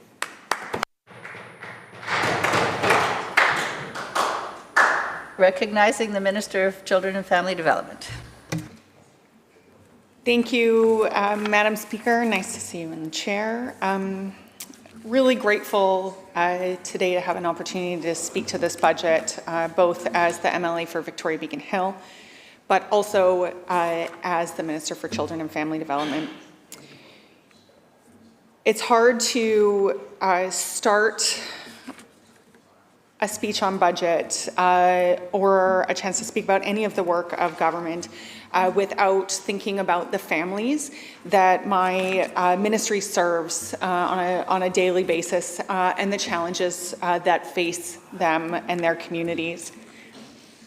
As a government, our focus is and must be on taking action today to build stronger opportunities for those children and their families tomorrow and every day into the future. This means strengthening our public health care system, taking steps to build affordable, attainable housing that address the crisis for those who are unhoused or precariously housed, and helping people with everyday costs. Madam Speaker, I've had the opportunity often to speak with my constituents about these issues. And housing, I know, is an issue that faces our communities around the province. And I also know it's particularly acute here in my community. Just earlier today, I was talking with some folks about new interim housing that is coming, additional spaces that are coming to my community, 30 spaces that are safe and secure. These are not permanent homes. They're not the permanent homes that people need, but they are really important, safe, secure spaces where people have the services and supports that they need. There are far too many people in my community living on the sidewalk on the 900 block of Pandora and other forms of homelessness that are less visible in my community. We are building and investing in so much supportive housing in my community. Just across, just up the street from my community office, new housing opened just a couple of weeks ago, where people who were previously in interim makeshift shelters, which is important, then found their permanent homes. Again, still with the services and supports around them. Madam Speaker, across the street from my constituency office, new supportive housing for youth opened up probably 3 or 4 months ago now, we know that former youth in care are disproportionately likely to experience homelessness, and that when youth experience homelessness early, they experience it for longer, more often, and more acute ways. There are other supportive housing buildings going up in my community, including on Balmoral. And folks need us to act now. For me, this is the kind of example of the work our government doing, the work that's is being invested in through this budget, building those permanent homes with services and supports for people, and making sure that we're opening those spaces for those interim homes, meals, skills training, access to harm reduction. And this is all just happening in my small community. Of course, the challenges that our communities face, from housing to the toxic drug crisis, the impact of the climate crisis on communities and on our finances are significant. And these are the challenges that we need to stand up to, that we need to make sure that we are investing in services for people to access during these challenging times. Because so often, whether it's the toxic drug crisis or the impact of the climate crisis, it is the most vulnerable families, children, and youth who are impacted first, most often, and most significantly. I've spent my first few weeks as Minister in Children and Family Development with many organizations and individuals, our partners in this work, including community and social sector partners, advocates, and Indigenous leaders, including the First Nations Leadership Council. And what I've heard and felt is a sense of urgency. We've got a lot of work to do together, and work that is essential that we do together.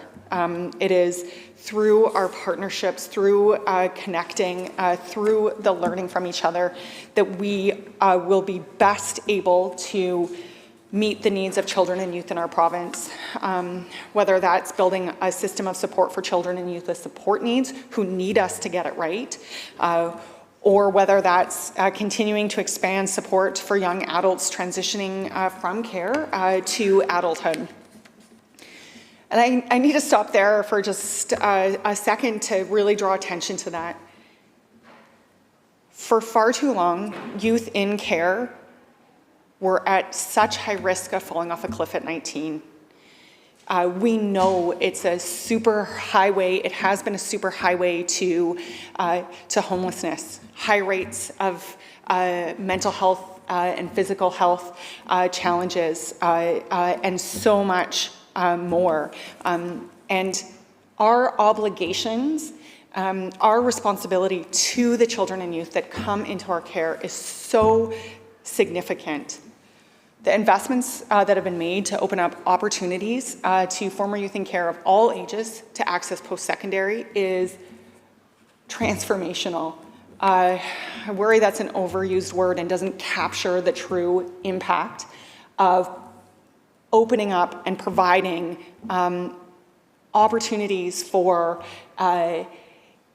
ensuring that youth can invest in themselves, can get the education they need, can get the skills to build a fulfilling life, one financial security, one where they're able to contribute to their community as well. But well beyond that, our obligations around dental benefits, support with rental supplements. Again, when children and youth come in our care, how we need to support them as they turn 19 and transition into adulthood. I think these are some of the most significant investments we have made as government.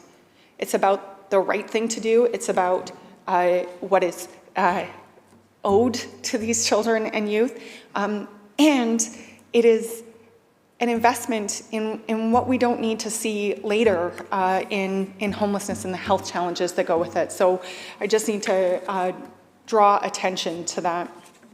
Of course, much of the work that's happening in my ministry is also about driving forward the work that was enabled through BC's historic legislation to uphold Indigenous jurisdiction over child welfare and continue to address and reduce the overrepresentation of Indigenous children in government care. Since 2017, my ministry has received year-over-year increases that are for the services and supports that the most vulnerable children, youth, and families in our province need. This year, my ministry's budget is seeing a near 11% increase of $209 million, bringing our total ministry budget to more than $2 billion. Investments that go directly to supporting BC's children, youth, and families, and demonstrating how our government believes in and invests in and knows how important it is to support the most vulnerable people in our community. Budget 2024 allows my ministry to continue expanding services that more than 12,000 children and youth in various care arrangements rely on.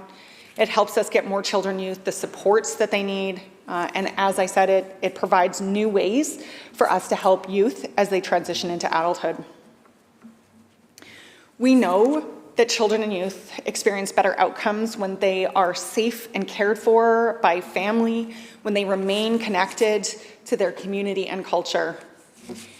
We've been working hard to change and transform the child welfare system, and we're seeing the lowest number of children and youth in care in 30 years, and the lowest number of Indigenous children and youth in care in over 20 years.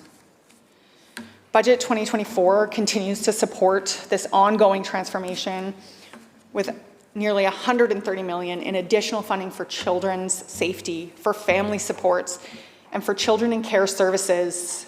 Things like an additional 38, nearly $40 million going to child protection support.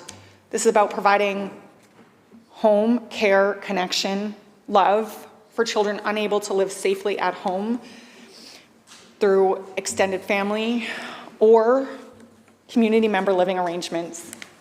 This is about supporting the people who do this work on the front line. The front line work in my ministry is essential. Whether staff are providing care for children and youth with support needs, the services they need to live full, healthy lives and to thrive, or whether it's those doing the work on the front line for child protection.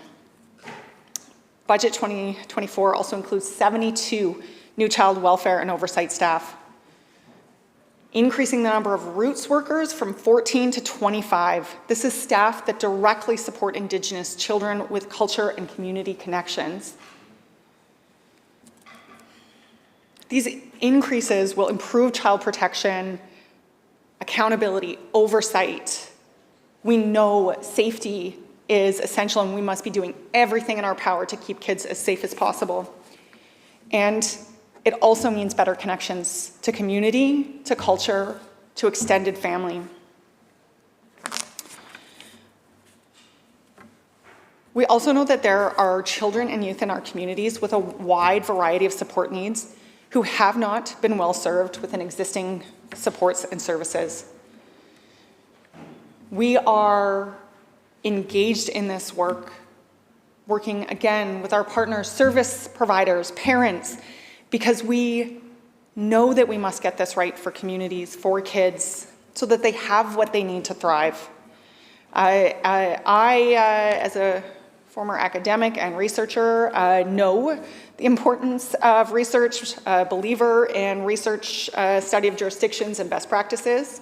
As a mom, I know that it is truly about firsthand day-to-day experiences, the experiences and knowledge of parents, caregivers, service providers, support workers, advocates, self-advocates, and this is work that we are doing together.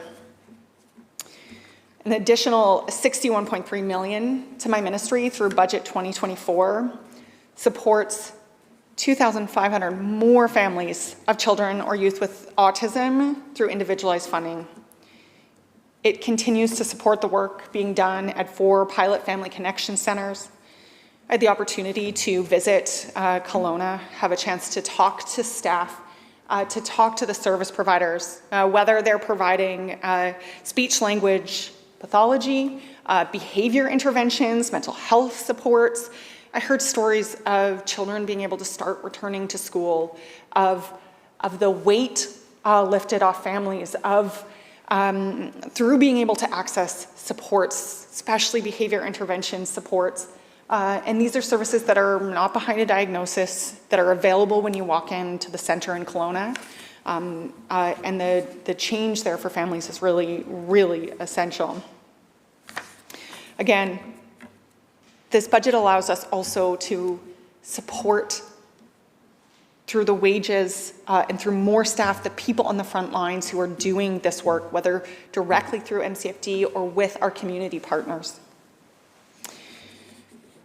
Budget 2024 also contains funds to continue our engagement process, including First Nations-led engagement and conversations led by, as I said, the experts, those leaders in the disability community.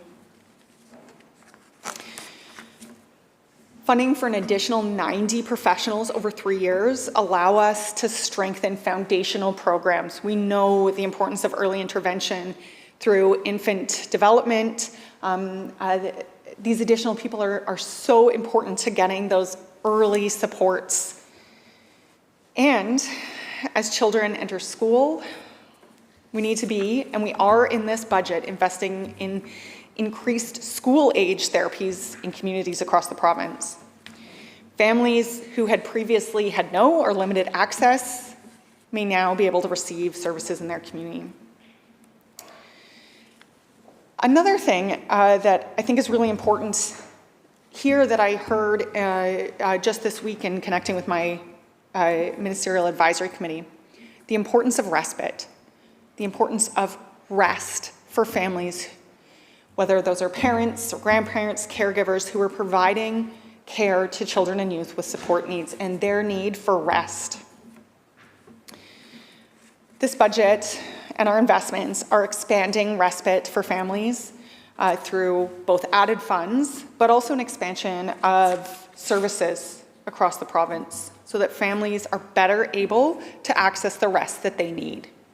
There's a lot of work still here to do, but I know as a mom, that opportunity, and I heard it from my Ministerial Advisory Council this week, those who are providing the care to their children and youth with support needs, that respite is so important.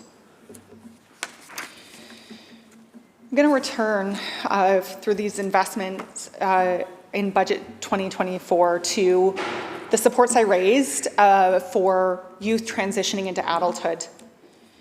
In March 2022, our government announced an investment of $35 million over 3 years to enhance these programs and to better support adults as they transition in, youth as they transition into adulthood. These services were given a name by youth, SAGE, standing for Strengthening Abilities and Journeys of Empowerment. SAGE supports target some of the most vulnerable people and give opportunities for full lives, opportunities to thrive, to pursue post-secondary, to opportunities for accessing mental health and the secure housing people need. I'm committed to taking this work further, to expanding this program and reducing the barriers that exist to accessing these supports because they're so important. These are supports that are based not on what we thought youth need, but what youth themselves told us is important as they transition from care into adulthood. Budget 2024 helps us realize this commitment, and it provides an additional $11.2 million for SAGE supports and services.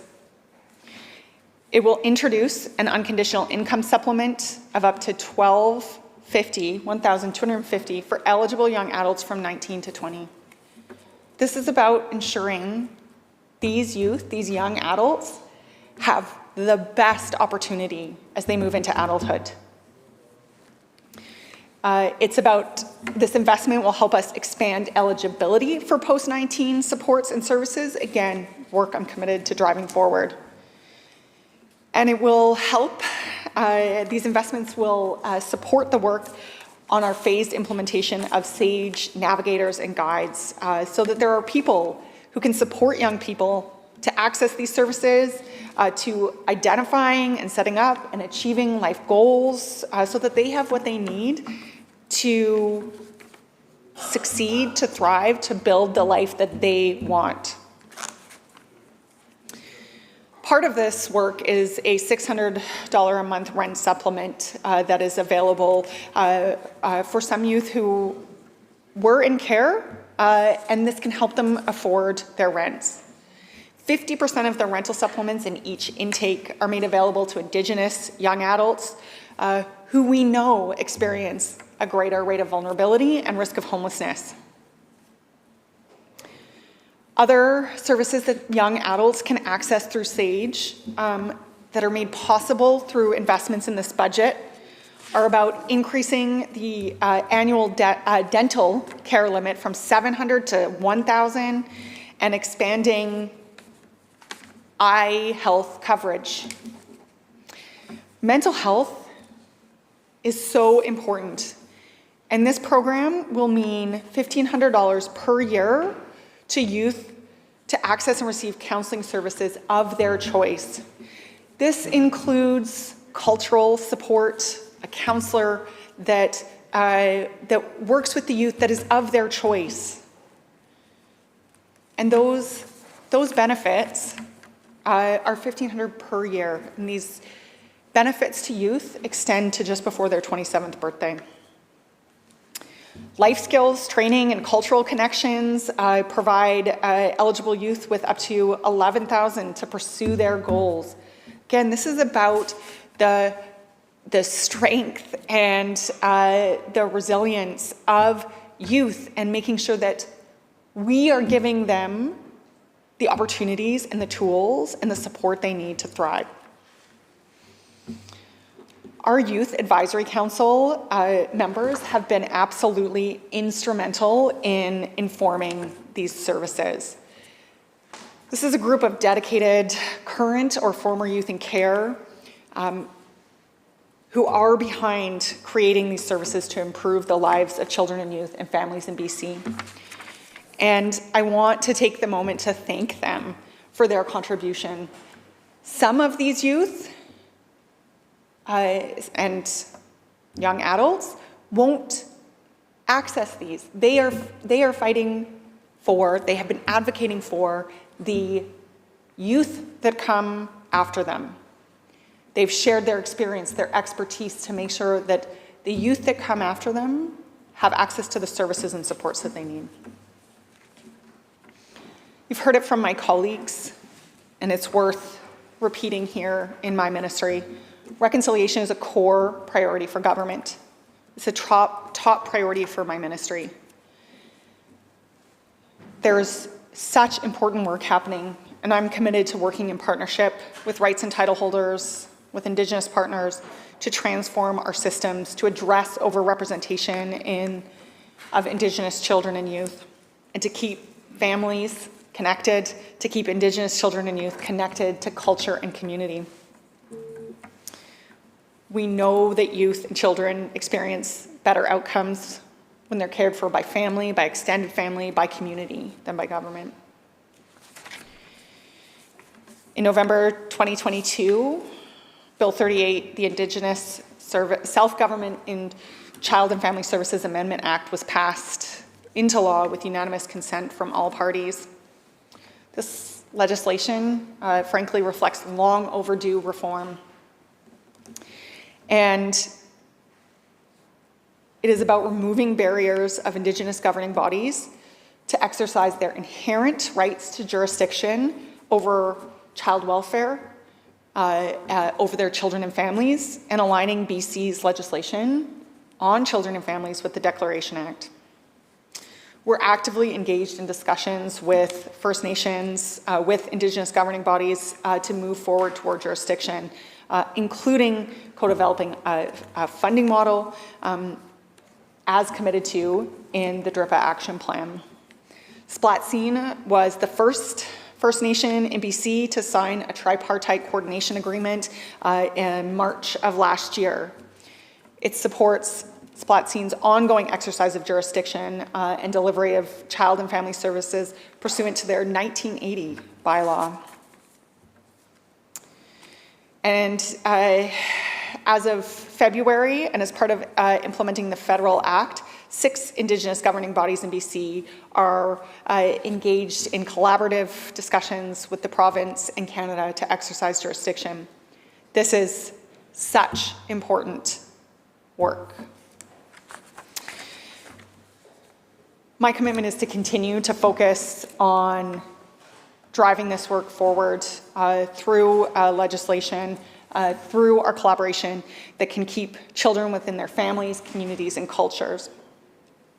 Part of this is expediting the work to hire an Indigenous Child Welfare Director, a position long advocated for by Indigenous partners, and clearly the importance of which was communicated to me through First Nations leadership. I shared a bit off the start about some of the challenges that we know our communities are continuing to navigate and why we must show up in this budget, show up as government to support people in our community who need it. We know that youth mental health worsened considerably over the last few years, in part due to the global pandemic. As a parent, I have seen this. It is something I have navigated. In 2022-23, my ministry served 28,000 children and youth through community-based mental health services. And it is so important for young people and their families to be able to reach out for the help that they need. 93 child and youth mental health intake clinics in BC help children, youth, and their families access urgently needed assistance. Madam Speaker, I know that the Foundries have been part of this. This is a collaborative work, and I thank Minister Whiteside, Minister for Mental Health and Addictions, my apologies, for her leadership here on expansion. In my community of Victoria, I have visited recently the new Foundry location. We are talking about wraparound health, mental health, services, supports, access to skills training, relationships in community, harm reduction, like you name it, in this beautiful space downtown that now fits the services that children and youth need. I talked to the teams there, and it is hard to overstate the need for those services in the youth that they care for and the impact that it's having. And we must continue this collaborative work as demonstrated by the Foundries, but also integrated school-based teams who are providing support for children and youth in schools, that opportunity for that connection and in-reach through the school community. Again, a collaboration between education and childcare, mental health and addictions, and my ministry. It is through these partnerships that we can begin to address the increasing risk of substance use among some youth. And child and youth mental health practitioners in my ministry are and will be core members of these integrated child and youth teams providing services in school districts, in community. Madam Speaker, I think my time coming to an end, I'll leave it there, except to say that this is a time where we must show up for the people in our community who need it, where we must be investing in healthcare, housing, in mental health supports, in affordability measures, in childcare.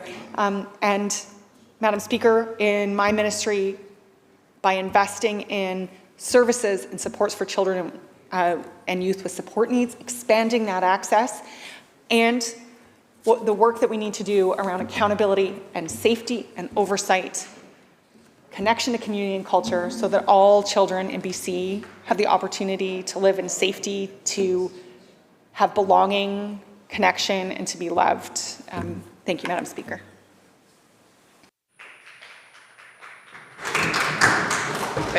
Recognizing the member from Surrey White Rock.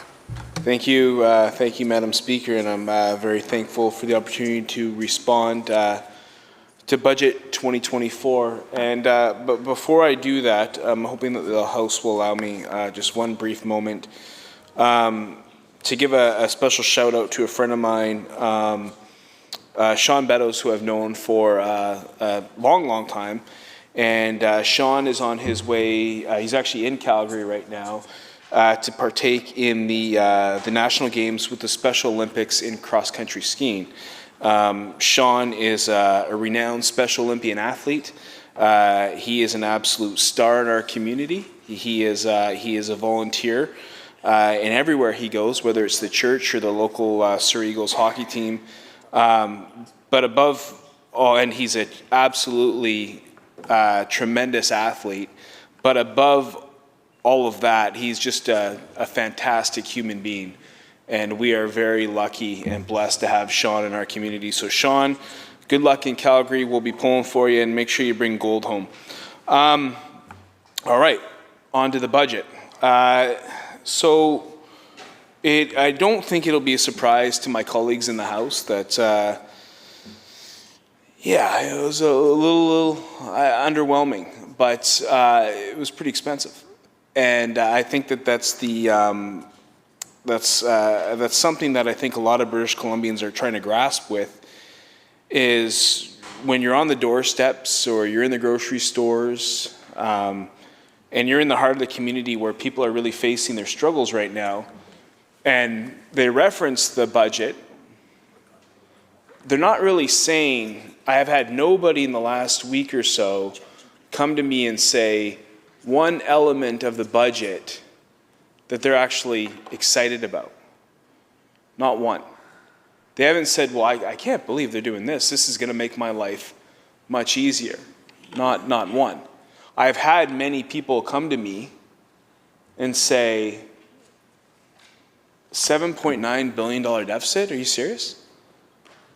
And I can't tell you where, they're saying, I can't tell you where my money's going. It's my money. I'm worried about my kids. I'm worried about my grandkids. They're going to be the ones, we've talked a lot about youth, they're going to be the ones that are saddled with this. Budgets in my house were always a big deal. I had a grandmother, I call her Mudgy, Beverly, and she was very fiscally responsible, and she ensured that all grandkids and kids were fiscally responsible. And she had a little office in her house up on the second floor in Surrey, and once in a while she would call you in and she would say, okay, we're going to sit down and we're going to do your budget, right? So when I got my first job, called them Budgets with Bev, and you'd go in there and my grandma would sit down and we'd go through and we would do a budget. And that was important because it was my first lesson of fiscal responsibility. And I knew that my backstop growing up were my parents, but a lot of kids don't have that backstop. And a lot of parents right now are struggling mightily when it comes to maintaining their own budgets. They have to. We expect municipalities to balance their budgets. We expect school boards to balance their budgets. We expect First Nations, in terms of their elected bands, to balance their budgets. What is now not expected is financial responsibility when it comes to the province of BC, and I think that's fairly staggering, and we'll talk about those numbers in a second. You know, I come from a riding, I'm blessed with a lot of seniors. And I think that, you know, it's always somewhat humorous, but somewhat problematic when I tell people I represent the riding of Surrey White Rock, and they say, oh, well, you know, the beautiful homes that you have on the bluff, on Ocean Park Road or Marine Drive, and you look up and you see these fantastic homes. They're beautiful. You go down to Crescent Beach and the heritage homes that are down there, and they're beautiful and they're expensive. They are very, very expensive. But that doesn't encompass my entire riding. My riding, especially when you get up into the heart of White Rock, around White Rock City Centre, there are a number, if not an overwhelming number, of seniors on very fixed incomes. Very fixed incomes. And I've told the story, I'll tell it again because I'm dealing with this again today, is that we have a situation where we have seniors in my riding that are on, like I said, very fixed incomes, but they are renting, right? They are on rental incomes. And what is happening is they are scared because there is nowhere for them to go. So there has been, in one case, an area where they have had without heat for 2 years. 2 years they went without heat. A month and a half, they've gone without hot water. And when they finally contacted my office and said, can you come over here and can you take a look, can you help? I said, why didn't you call me 2 years ago and tell me about this? And you know what they said? Because we were scared. Because we were scared that we were going to get evicted, and we knew, if we did, that there's nowhere in this community for us to go. There's nowhere. We knew that if we said anything, that we would be in a situation where in some cases we were very confident we'd be down on the streets. In one case, there was a lady and she had burn marks up her arm. And that was because she was actually trying to bathe herself when she would boil water and she'd use a sponge and she scalded herself.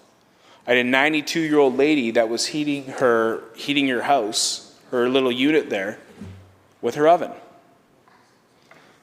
And part of the challenge is a lot of these people, they could not even afford to go to Home Depot or Rona or Canadian Tire and even purchase an individual heater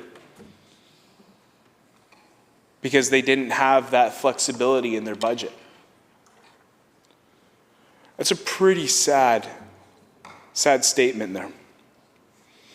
You know, we look at it, and never before have we been spending more and getting less than what we are right now with this budget. And I think part of the issue is, well, I know what the issue is that when you say to British Columbians, we are now in a $7.9 billion deficit, I think the expectation is life is going to get better. Life should be better right now. But if you ask British Columbians in the last 7 years, where has life gotten better for them? Where? Has it gotten better in healthcare? Absolutely not. I'll talk about healthcare in a second, but there is no way that we can say healthcare is improved. In fact, we spent quite a bit of time on it today, that our outcomes have never been worse. Our wait times have never been worse. 1 in 5 British Columbians without a family doctor. ER wait times, ER closures. They're staggering. In my riding, we had to fight tooth and nail to make sure the maternity ward stayed open. In my riding, we had the health minister come up, Peace Arch Hospital, about 3 weeks ago, to open up the mental health clinic there.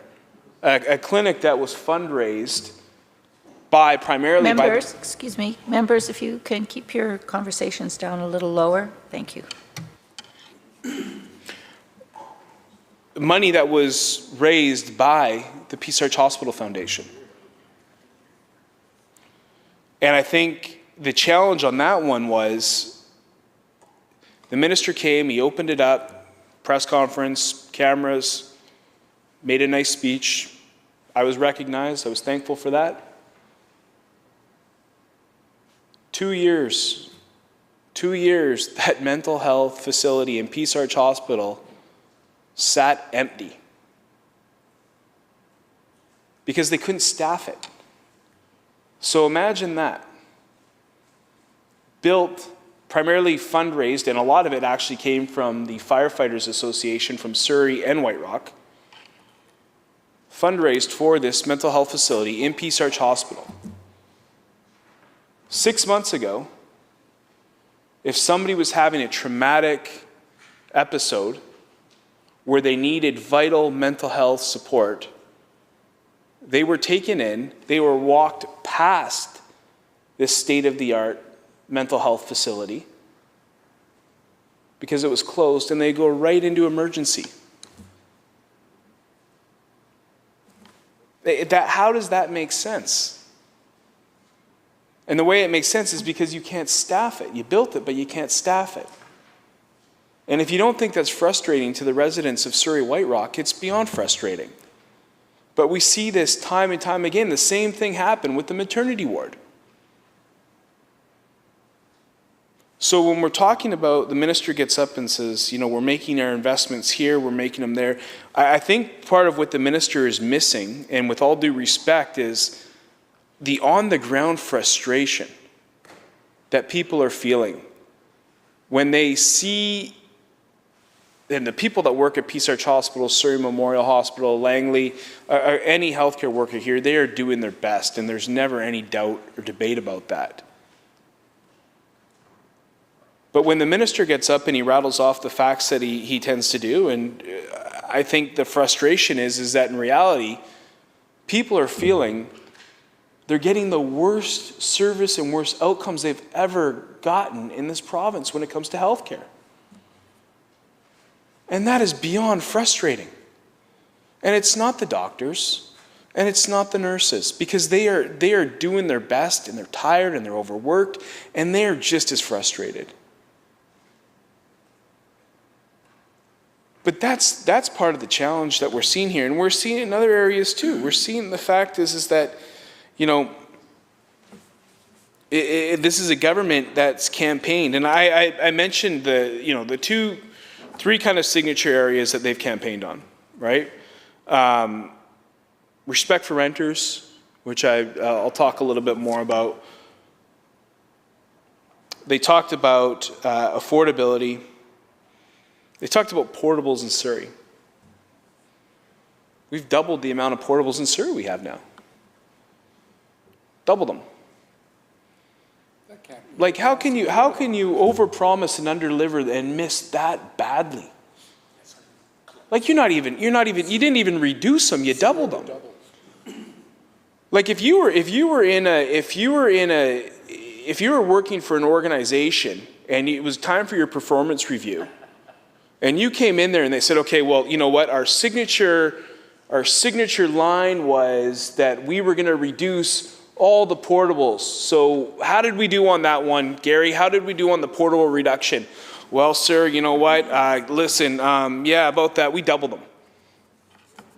Gary'd be fired, right? I don't think Gary'd do very well. And I think that's part of the disconnect that this government seems to have. Same thing on the renter's rebate. Campaigned twice on it. Those seniors that I was talking about, the seniors that were struggling to afford their rent, to decide whether they were getting the rent or the groceries or able to fulfill their pharmacy prescriptions, they could have used that renter's rebate 7 years ago when it was promised to them. But now they got to fill out the paperwork, they got to submit the paperwork, and they got to see if they qualify, and then they got to, it's a lot. It's a lot. And you know what? These people are struggling and they're stressed. And they're at their brink. And that's what I see in my office when people come in. They're not coming in to say, hey, do you mind if we have a cup of coffee and we can talk about the Canucks or whatever it is? No, they're coming in because they are broken. And they're tired and they're frustrated and some of them are really angry, and I get it. And we get it every day. And bless our constituency assistants, all 80 87 of them, 87 offices, because whether we admit it or not, I know they're all getting it. And it's hard work every day in every single office, because they're on the front lines while we're here. They're getting the phone calls saying, I don't have a family doctor and I'm scared. I've just been diagnosed with cancer and I don't know. Now I'm being told I got to go to Bellingham. I don't know how that's going to work out. I've got kids. I don't know. And they're scared. I can't access $10 a day daycare. And I can't afford it. So now I got to make a decision if I'm going to get back in the workforce or not. And I'm scared. My son or daughter can't access treatment, but they're ready to go. They want to go into recovery right now. I can't afford it. No bed available. I'm scared. All those stories come into every single one of our offices. They do. And we can rattle off facts and figures of the budget, but I'll tell you, in the 7 years, right now, in this moment, things have never been worse. Transportation-wise, you look at that, BC Ferries, okay? The subsidies that we've given to BC Ferries.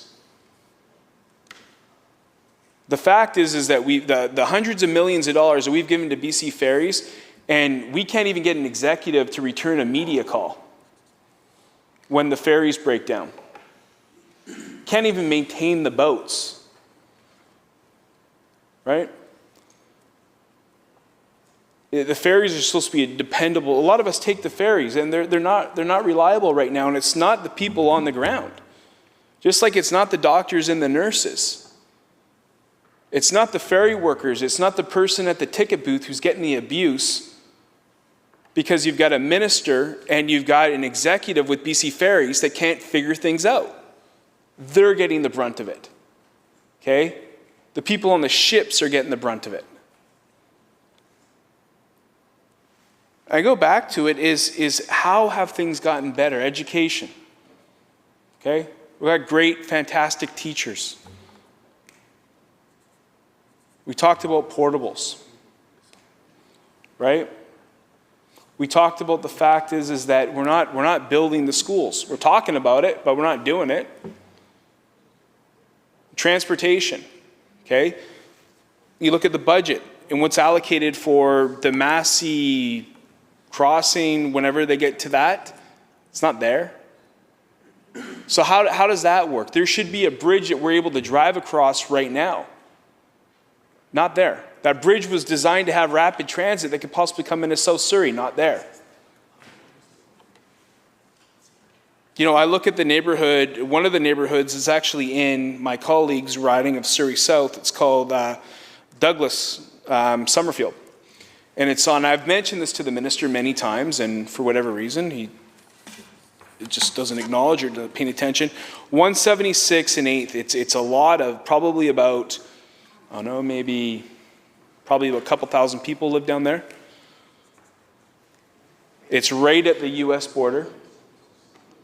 In order for you to get access to public transit, you have to walk 6 kilometers along 8th Avenue, and you have to cross Highway 99, which you really can't do if you're pedestrian. And then you've got to cross King George Highway. And then there's a bus there that comes 3 times a day. That is your access to public transit.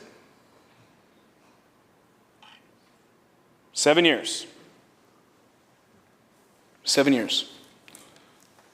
You know, when we talk about the issues of affordability, we talk about the fact is that, you know, I hear from a lot of parents that are saying, you know, we're trying to kind of fake it until we can make it, especially for our kids. I grew up and I thought I had a great childhood, but I will tell you this, I did not know how hard my parents worked until I was a young adult, because then they were honest with me. And then I actually learned all the sacrifices that they made for me to play hockey,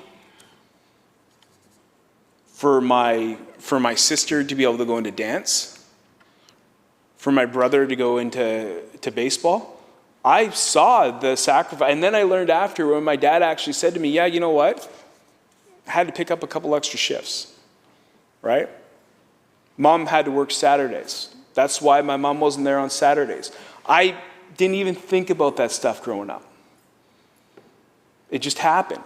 But now when I get older, I actually see the sacrifices that my parents are making. And now I know because my friends are making them. But now it's even worse than that, because now they got to ask their parents to help make those sacrifices too. Right? It's the bank of mom and dad we're seeing right now. And I'll tell you this, and it's not, it's politics, but it's also personal, because people are struggling. And I'm saying this with all sincerity. Is there anything that's gotten better in the last few years for people, whether it's public health, whether it's transportation, whether it's affordability, whether it's housing, whether it's healthcare? Nobody here can say yes. You can't. And if you can, you're fooling yourself and you're fooling your constituents, and that's not right. But it is bad. In White Rock, we had a shooting, 100 rounds of ammunition, 12:30 at night, half a block away from an elementary school, 100 yards away from a daycare. It happened at 12:30 at night. I'm not saying it happened during the daylight hours, but 100 rounds of ammunition with a semi-automatic weapon. And I'm sure a lot of people have seen the footage of that, and it is beyond scary. So how are we addressing that? Where are we getting up in the budget talking about the things that we're doing when it comes to law and order? I don't hear anybody talking about that on the other side. Maybe they will, but I'm not hearing it. So when you look at it, the hard part is, and I'll say it again, is people are scared. They're scared when it comes to the healthcare system, and can they rely on it? They know they can rely on the doctors and the nurses that are there. They know they can rely on them, but can they rely on the system that exists right now? If I go to Peace Arch Hospital, how long am I going to have to wait? For my friends from Merritt, is the hospital going to be open? Right? When it comes to transportation, if I've got to go and get a medical appointment in Vancouver from Victoria, can I rely on the ferry to get me there? I honestly, probably, maybe not. Right? And I think that's part of the biggest challenges that we have here, is that when we're honest with ourselves, it's not working. And when people say that we're spending $7.9 billion, that's almost making it worse. Because they're going to say, okay, but show me how this is going to help me today. Because I'm desperate, I need the help today. What are you doing for me today? Because when they come in the office, they don't want to say, well, in 3 or 4 years, the investments that we're making right now, well, your housing is going to be affordable and wait times are going to be down. And no, I need you to help me today because I'm homeless, or because my wife's just been diagnosed with cancer.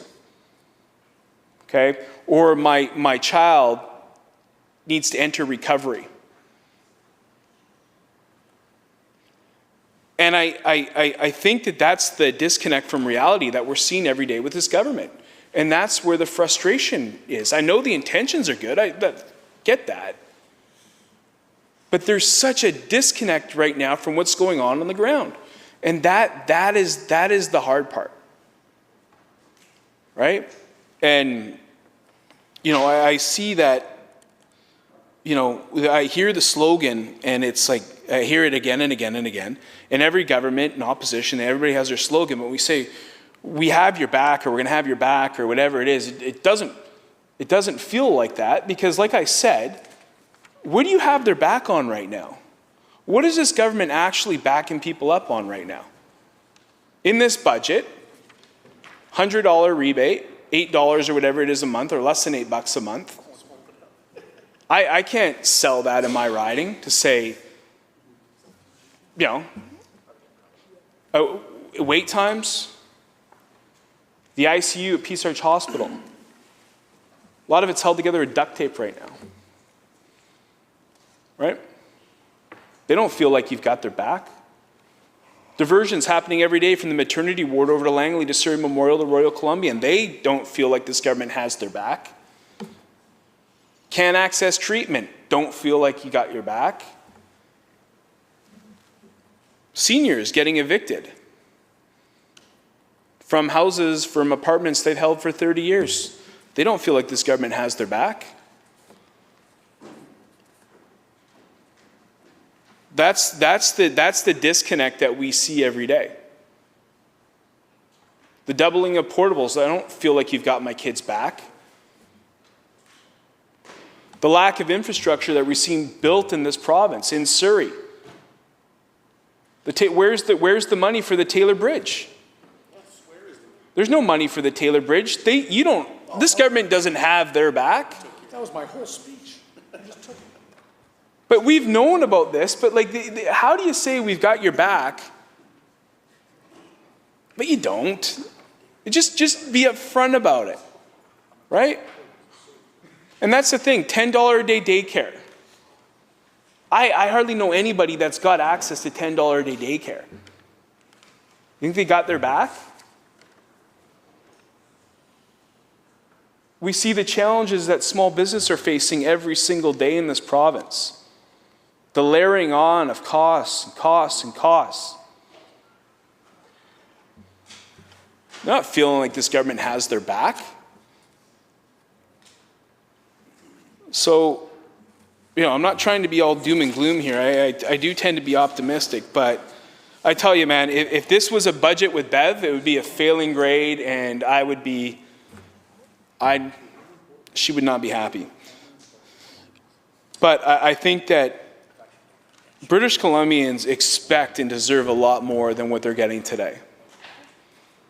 And if this is a government that's shown that they've run of ideas this quickly, with a premier into his mandate, not even a year in, I think that's even more cause for concern. So I am thankful for the opportunity to speak today, and with that I will take my seat, Madam Speaker.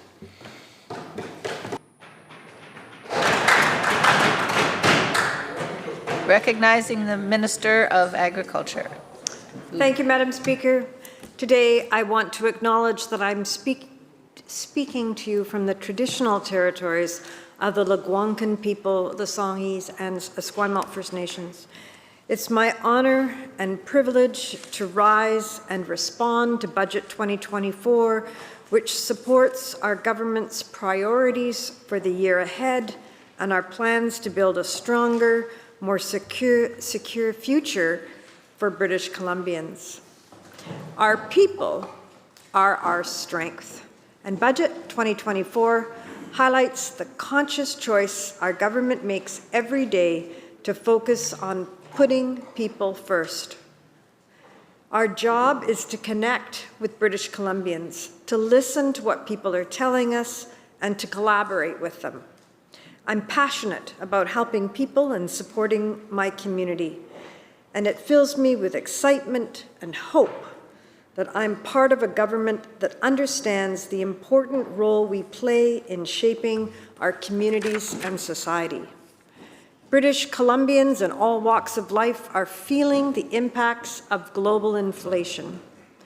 They're seeing the serious and often devastating impacts of climate change. They need to know they aren't alone. As we move forward, we are continuing to support people in all corners of the province and make investments in a stronger future. I'm particularly excited in my role as Minister of Agriculture and Food to talk about how our government is helping to create opportunities for the hardworking people in our agriculture and food sectors. Food is essential for our well-being, but it also connects us. And I can tell you, as a child of both Greek parents, food was the center of life. And that's why we're passionate about ensuring people have enough food and that it's affordable and we know where it comes from. Budget 2024 reflects another record high for the ministry as our government continues to invest in the people who provide us with healthy, delicious local food that feeds our families and communities. With a budget that's increased over $50 million from a decade ago, we're backing up our commitment to support farmers, ranchers, and seafood producers and strengthen food security for all British Columbians. Agriculture, along with seafood and food and beverage processing, is one of the biggest economic drivers in the province. Total sales are over $20 billion, with growth in all areas, with over 73,000 people employed. Yet, there is significant potential for us to expand production and processing so we can increase job opportunities, grow the economy, and feed more people. On the processing side, we introduced a $20 million food processing growth fund last year that's having tremendous results. Local businesses are getting support to purchase new equipment and technology, improve infrastructure, expand production, and train their workforce. I had the pleasure of visiting Tea Brothers in Coquitlam, who specialize in kimchi, and they gave me a wonderful tour of their facility, which included new machinery that will help them double their production. We're also working closely with Indigenous people on agricultural initiatives identified by them to support their interests in economic development, food sovereignty, and community building. I was in Kamloops in August to announce the $30 million Indigenous Food Sovereignty Fund, which is supporting projects that build capacity and put more control of how food is grown and distributed into the hands of Indigenous communities. We held the announcement in the parking lot of the Swalips Market, which has since opened last fall. And I promised that I would get back up once they were up and running, and I will do that. It was wonderful to meet with Cookpee, Roseanne Casimir, and other members of the Tukamloops Sekwapem, sorry, I always struggle with the pronunciation, forgive me, and see the type of innovation and community-focused thinking that this funding can support. When we work together, whether it be with other levels of government or Indigenous communities, the tech industry, post-secondary institutions, or with our farmers, producers, and processors, there's so much potential for BC's agriculture and food sector to sustainably feed people, both at home and globally. And our commitment is to continue to foster this success and grow the sector even more. But to do this, we have to rise to the challenges brought on by our changing climate. One of my main priorities is ensuring our farmers and producers are prepared for these climate-related weather challenges, both now and into the future. Flooding, wildfires, drought, extreme heat, and extreme cold have all impacted the production, availability, and delivery of food in the past couple of years. And that's why building a more resilient food system is a priority for this government. On top of our record budget, we also made an historic investment in BC agriculture last year that is continuing to fund programs that will provide an increased, stable supply of affordable local food throughout the province. At the same time, these programs are designed to help BC farmers become more prepared, more productive, and more profitable.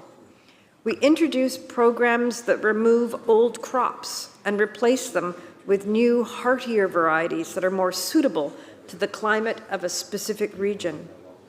Programs that ensure you have the tools and resources to be prepared for future emergency situations. And programs that help you prepare for extreme weather, such as helping with costs to flood-proof or fire-proof your operations.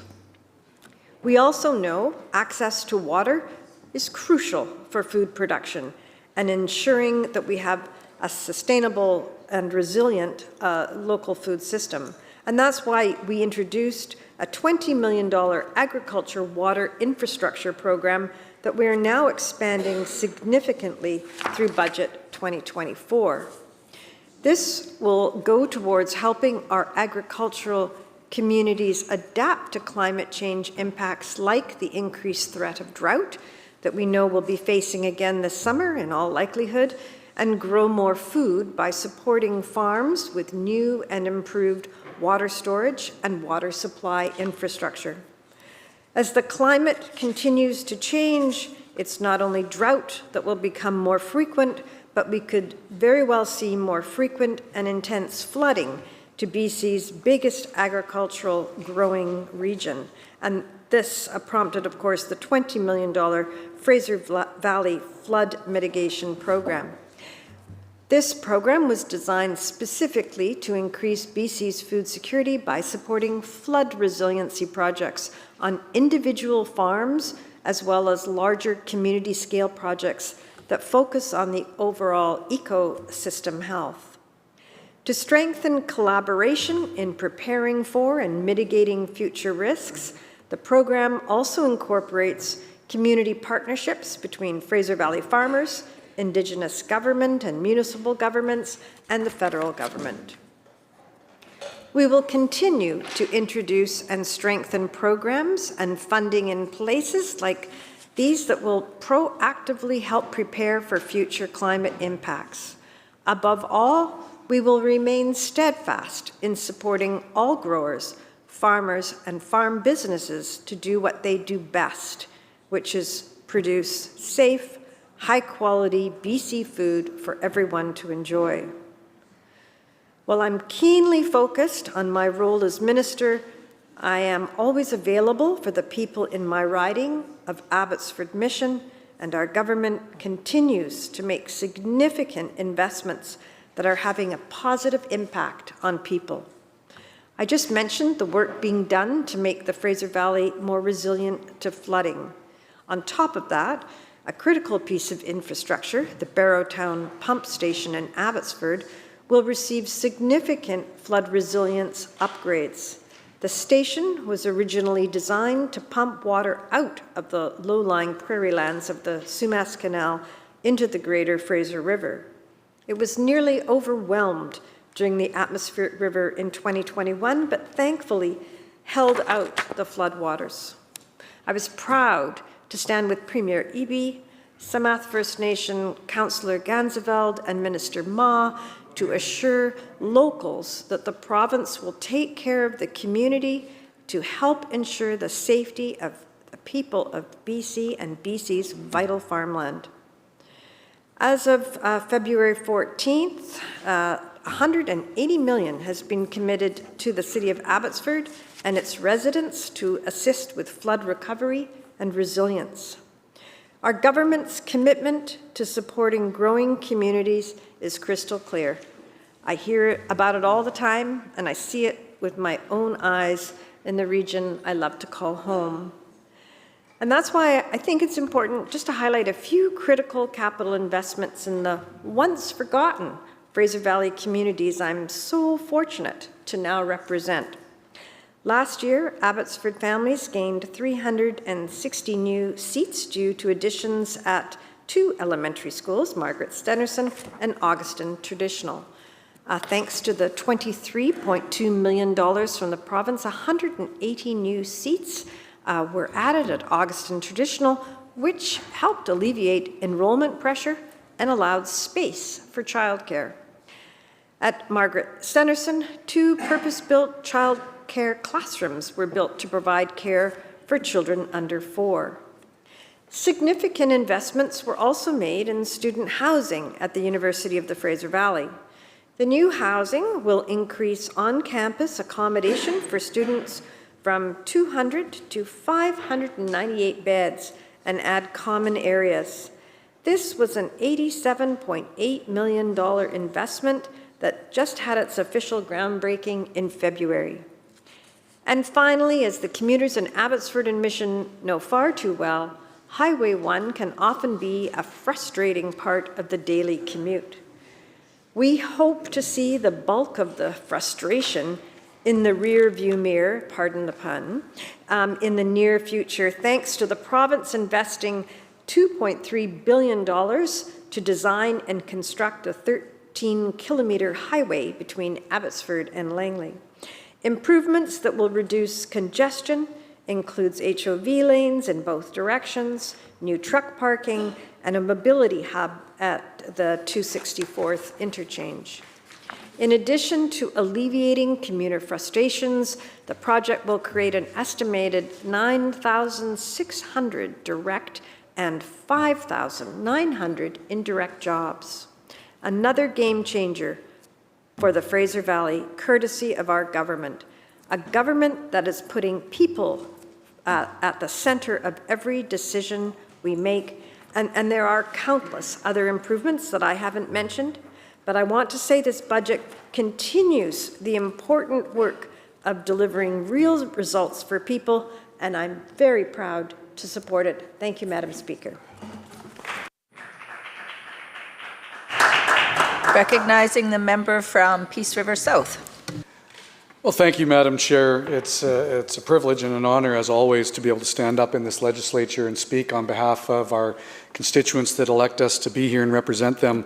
And I think that's an important segue, really, talking about when we're looking at the budget that we have this year, and really talking about how we as legislators have a role to play. As the opposition, of course, we have a role to play to hold government accountable. And of course, to really look at what's taking place that impacts the people in the province of British Columbia. Maybe I'll start, because there's a lot of places that I could probably go with this, and a few things I do want to cover off. But being an election year, I'll say I was quite surprised. First of all, that the first 2 weeks of session that we typically have, we didn't have. Typically, we would be having a couple of weeks of debating a throne speech.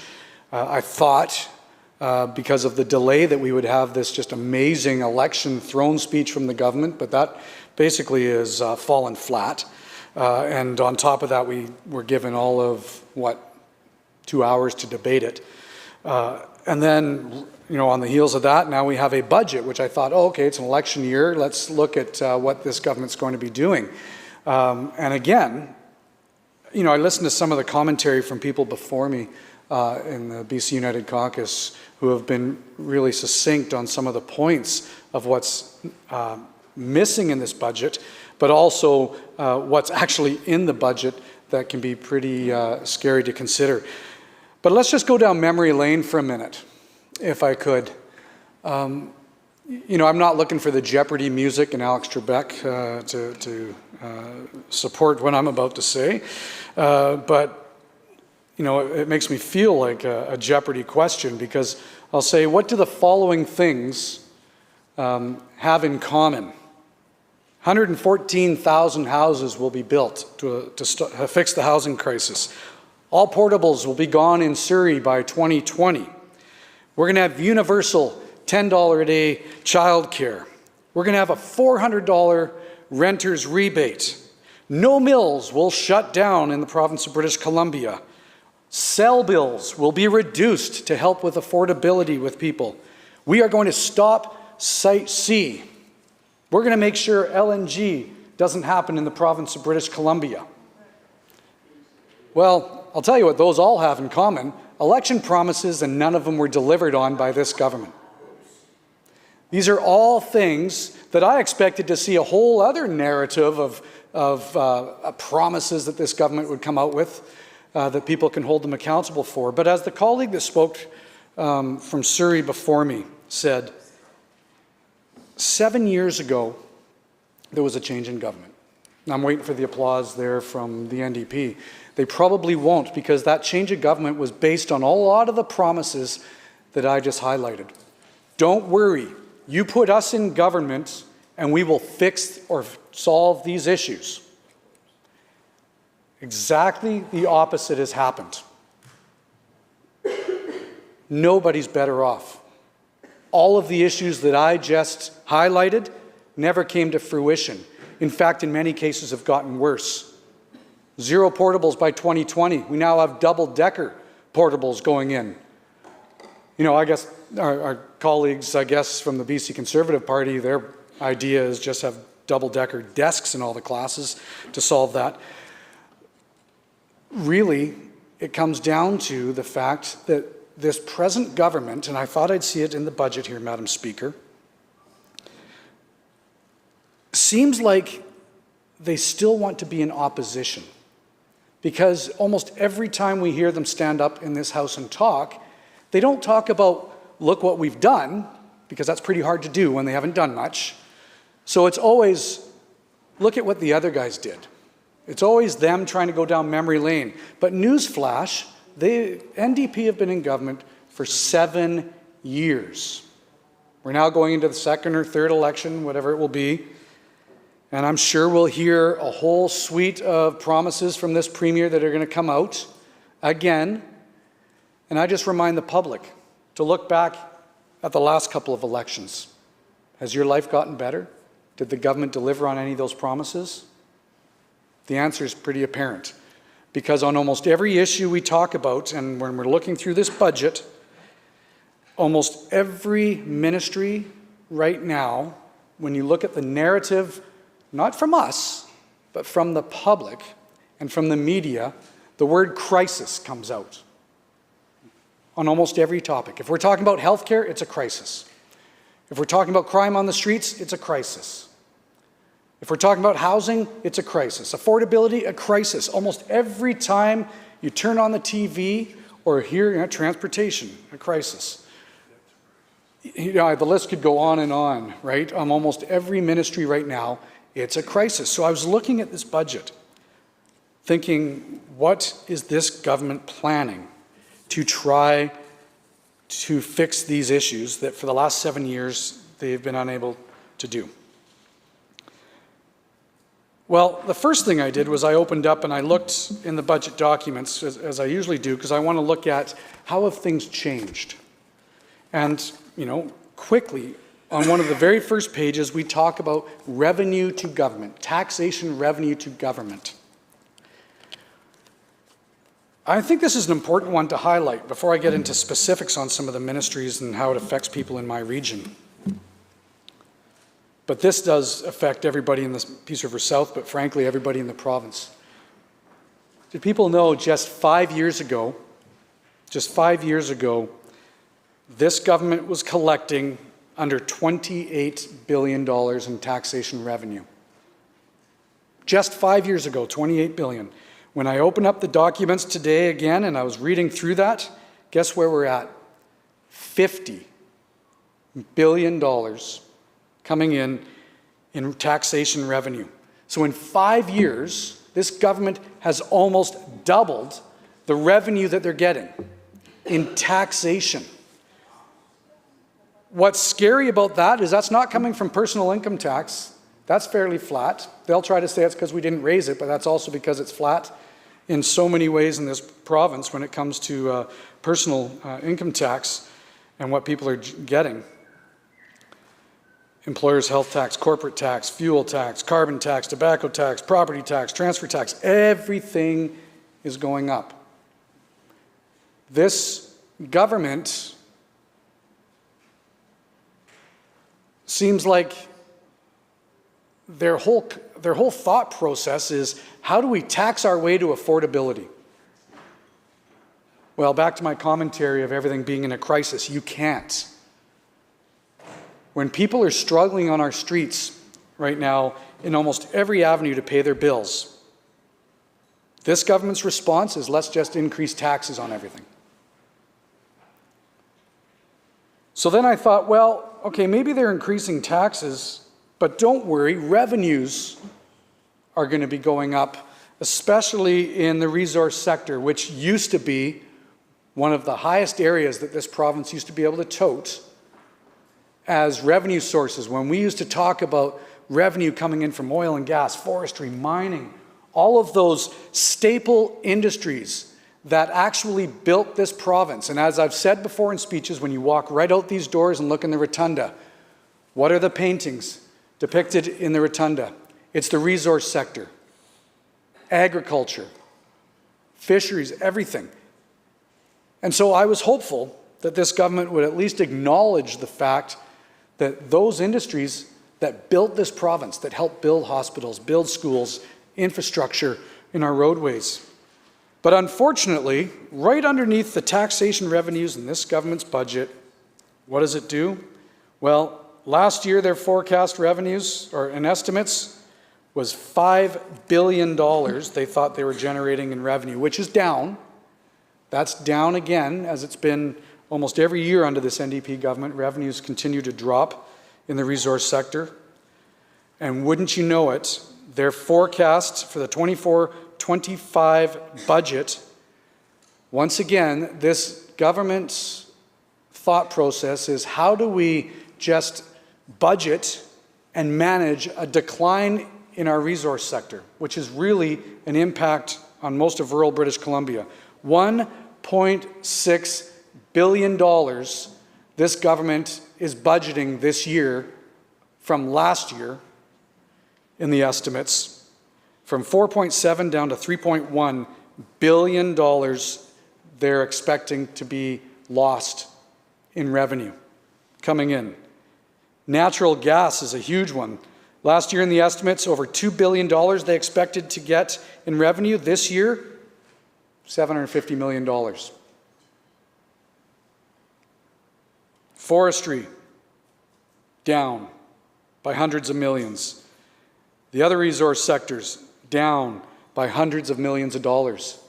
Instead of this government recognizing that we need more revenue, we need more certainty, we need more jobs, we need more opportunities, and I will remind people that this is not just rural British Columbia. Ridings like mine that can live and die, some of our communities, based on the resource sector. That's not just our communities, though. And I think anybody who represents the Lower Mainland, which is the good majority of the NDP, is south of Hope. They need to remember that who do they think pays for what they want, too? When you want that bridge, oh, sorry, they canceled that, tunnel in Richmond, where do you think the money comes from, a lot of that? Well, it used to come from rural British Columbia, from the resource sector.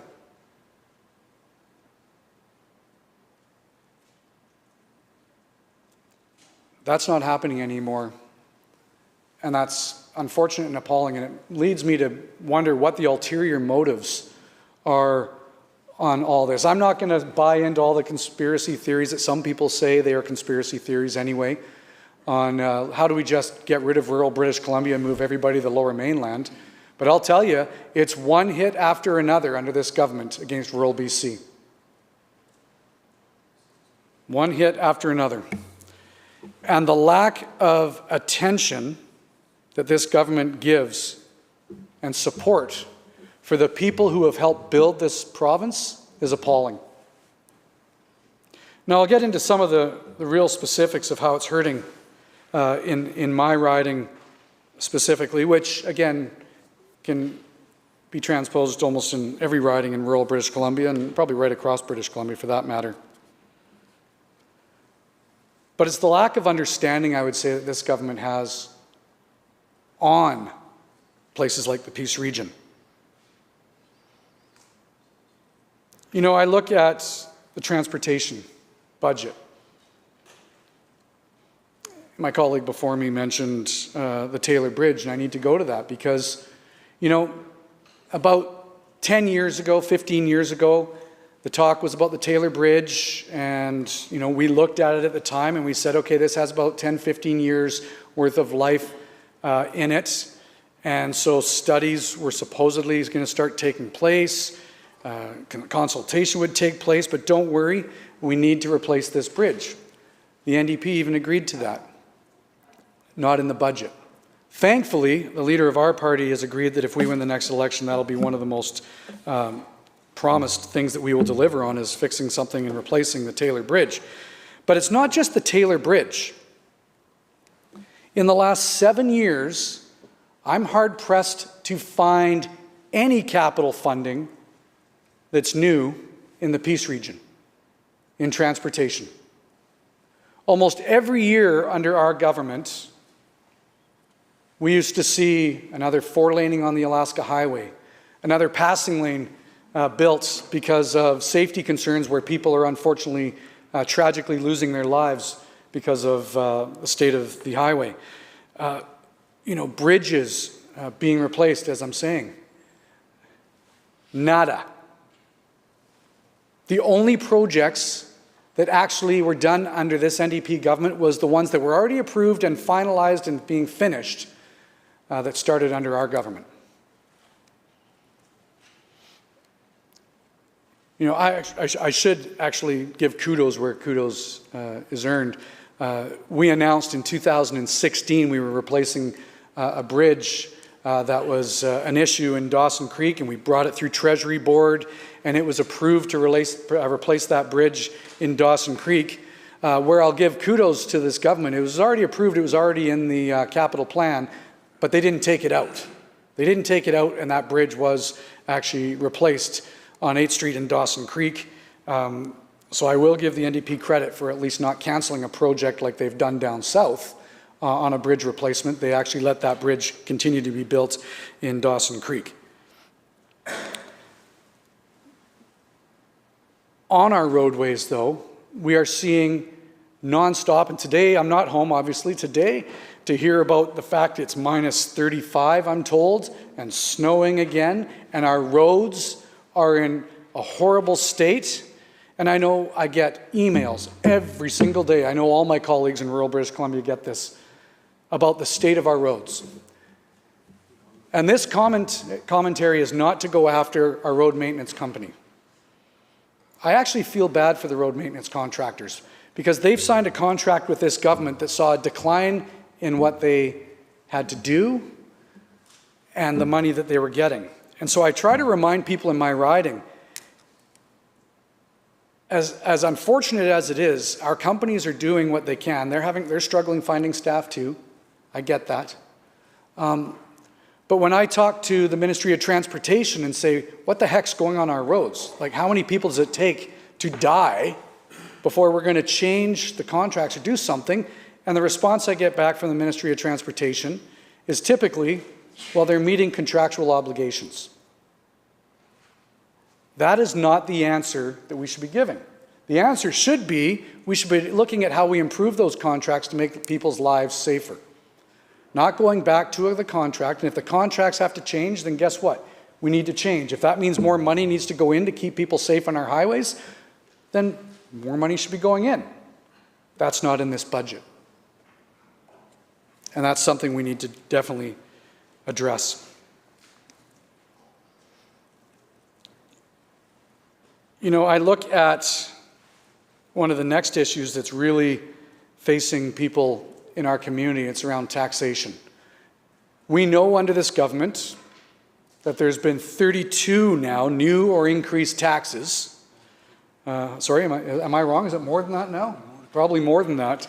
The NDP have never seen a tax that they don't want to impose. So I don't want to actually give them any ideas of maybe other areas they could tax people, because I know they do it. But this is hitting people in the pocketbook. And because it's doing that, it's attributed to the affordability crisis that we're faced with, which is why one of the best things that we can do in a place like the Peace region specifically, especially on a day, as I said, like today, that's minus 35, is get rid of the carbon tax on home heating. That makes a difference. For this government to say, but don't worry, if you make under a certain amount, you'll get, a little bit of money back in a carbon tax rebate. Some people will talk about that.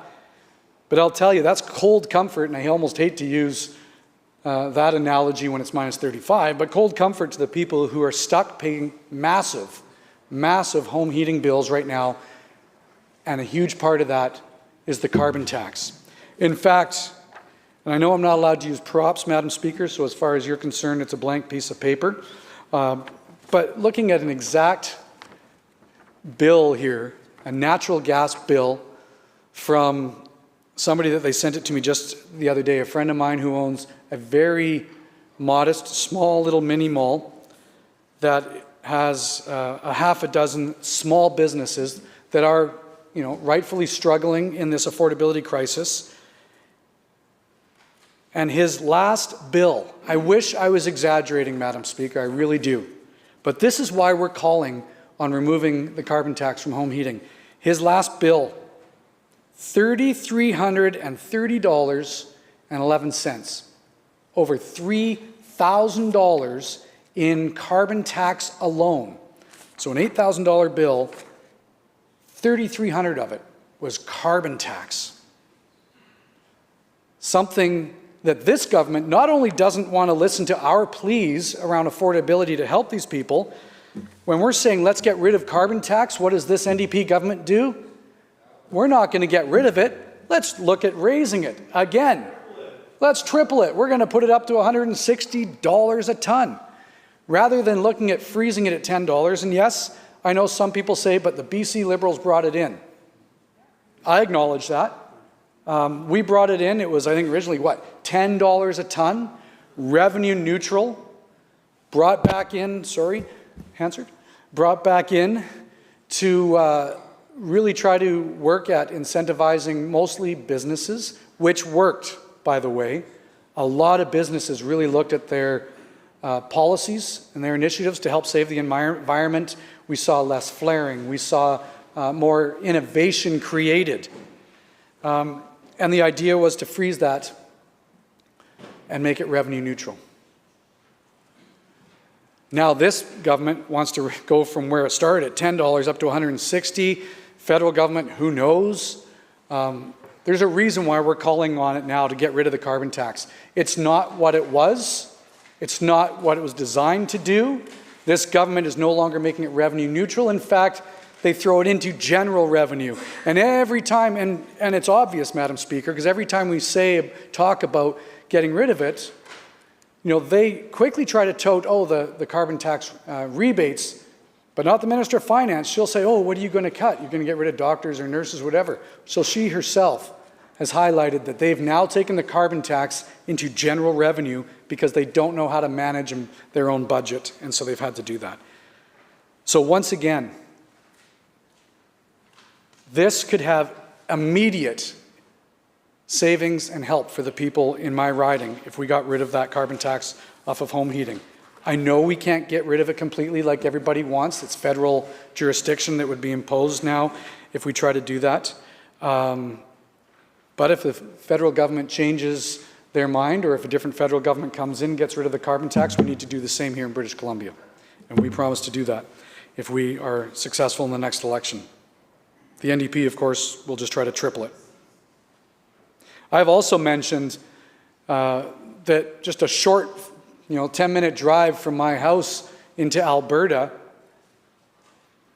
just a couple of days ago, actually in Grand Prairie, so if I went that route, it's a little further drive, 99.9 cents a litre for gasoline in Alberta. So $1 a litre. Last time I looked outside here, we're still getting close to $2 again. And we're calling on removing the provincial portion of the sales tax, the taxes off of gasoline, to help not only just people, but this would help businesses. This would help our agriculture sector. The people who are trying, again, build this province, feed this province. What does this government do? Ignores all the pleas. Nothing in this budget, Madam Speaker, that's going to give hope that we will look at that serious issue again, rather than just, again, focusing on declining revenues in our budget. Excuse me.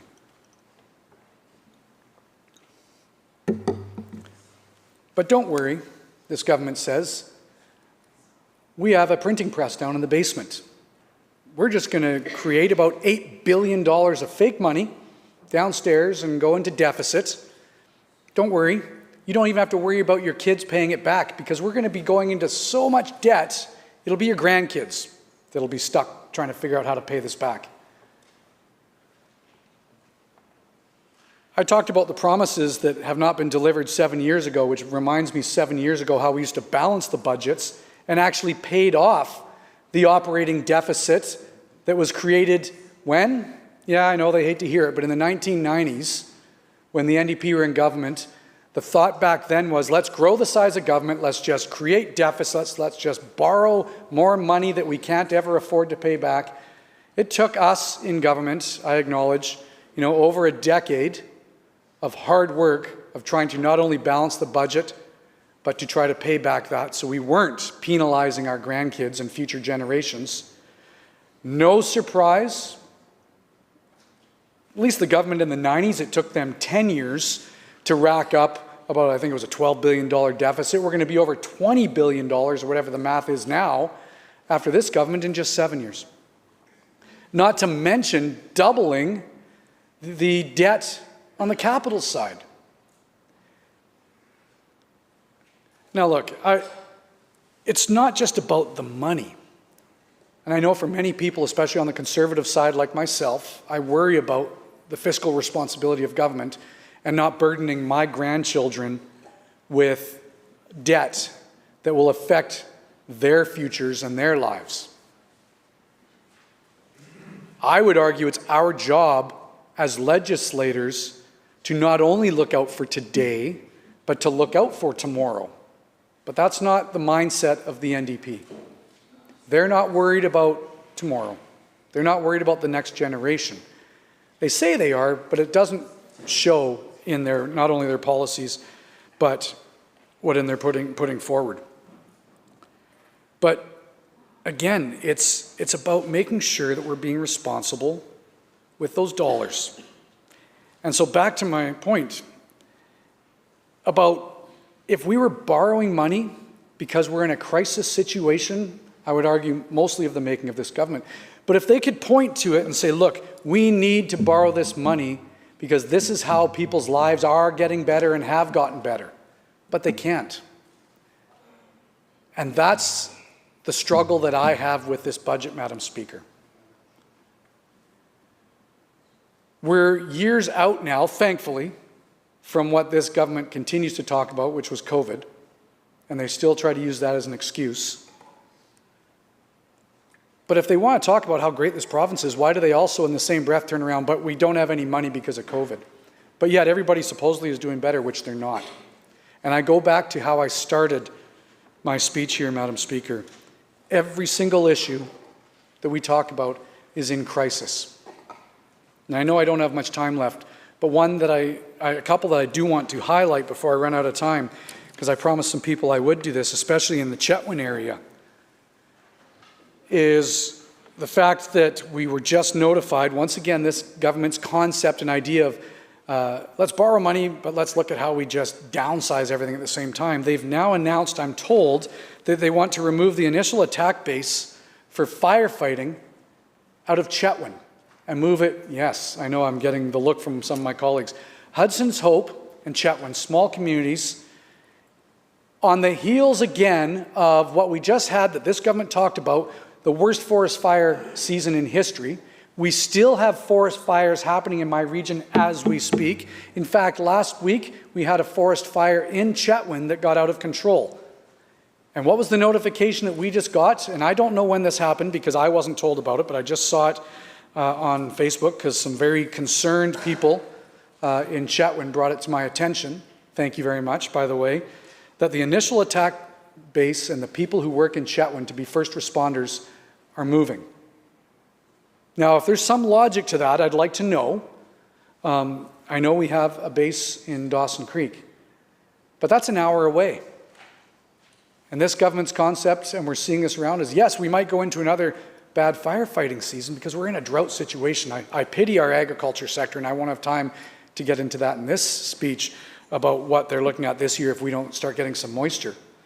But I'm calling on the government and the Minister of Forests to also look at that, and I'll bring it up in estimates as well of why that is taking place.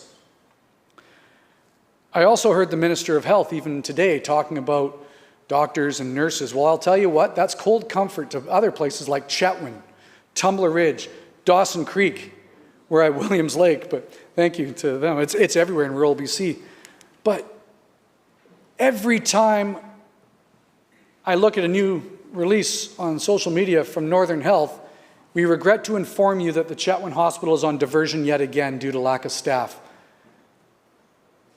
And I want to thank the nurses and doctors that we do have in our region for the work they do, because I know how stressed out they are, the extra hours they're working, the anguish that they're going through, because the last thing they want to do is see a hospital going on diversion or somebody losing the opportunity to have a surgery or lineups in the emergency.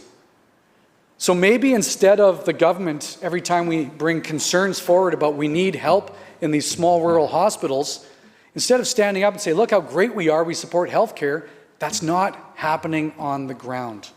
And we deserve better for that. So, Madam Speaker, when I look at this budget, I was really hard pressed to find anything in there that substantive that I could point to the people in my region to say, you know what, at least there's something in here that's going to make your lives better. And I don't see that. And all I'm afraid of now for this year, going into an election year, is we're going to have this government once again, and we all do it, I get that. The difference is when we were in government, we actually had results. We actually delivered. We actually built stuff. We actually grew this province. We're going to see more promises that won't be delivered. So, Madam Speaker, on that, I'll take my place, and I look forward to the rest of the comments around the failures in this budget. Thank you, Speaker. Thank you, member. Recognizing the member for Richmond South Centre. Thank you, Honourable Speaker, for the opportunity to speak on the budget 2024. I do want to start by obviously acknowledging that we're on a traditional and ceded territory of Esquimalt and Songhean First Nation, and I want to take this opportunity to express the importance of that we're able to function and work on unceded and traditional territory. For me to start, I would like to talk about BC is obviously a great place to live. People want to put their roots down here. People want to have a family.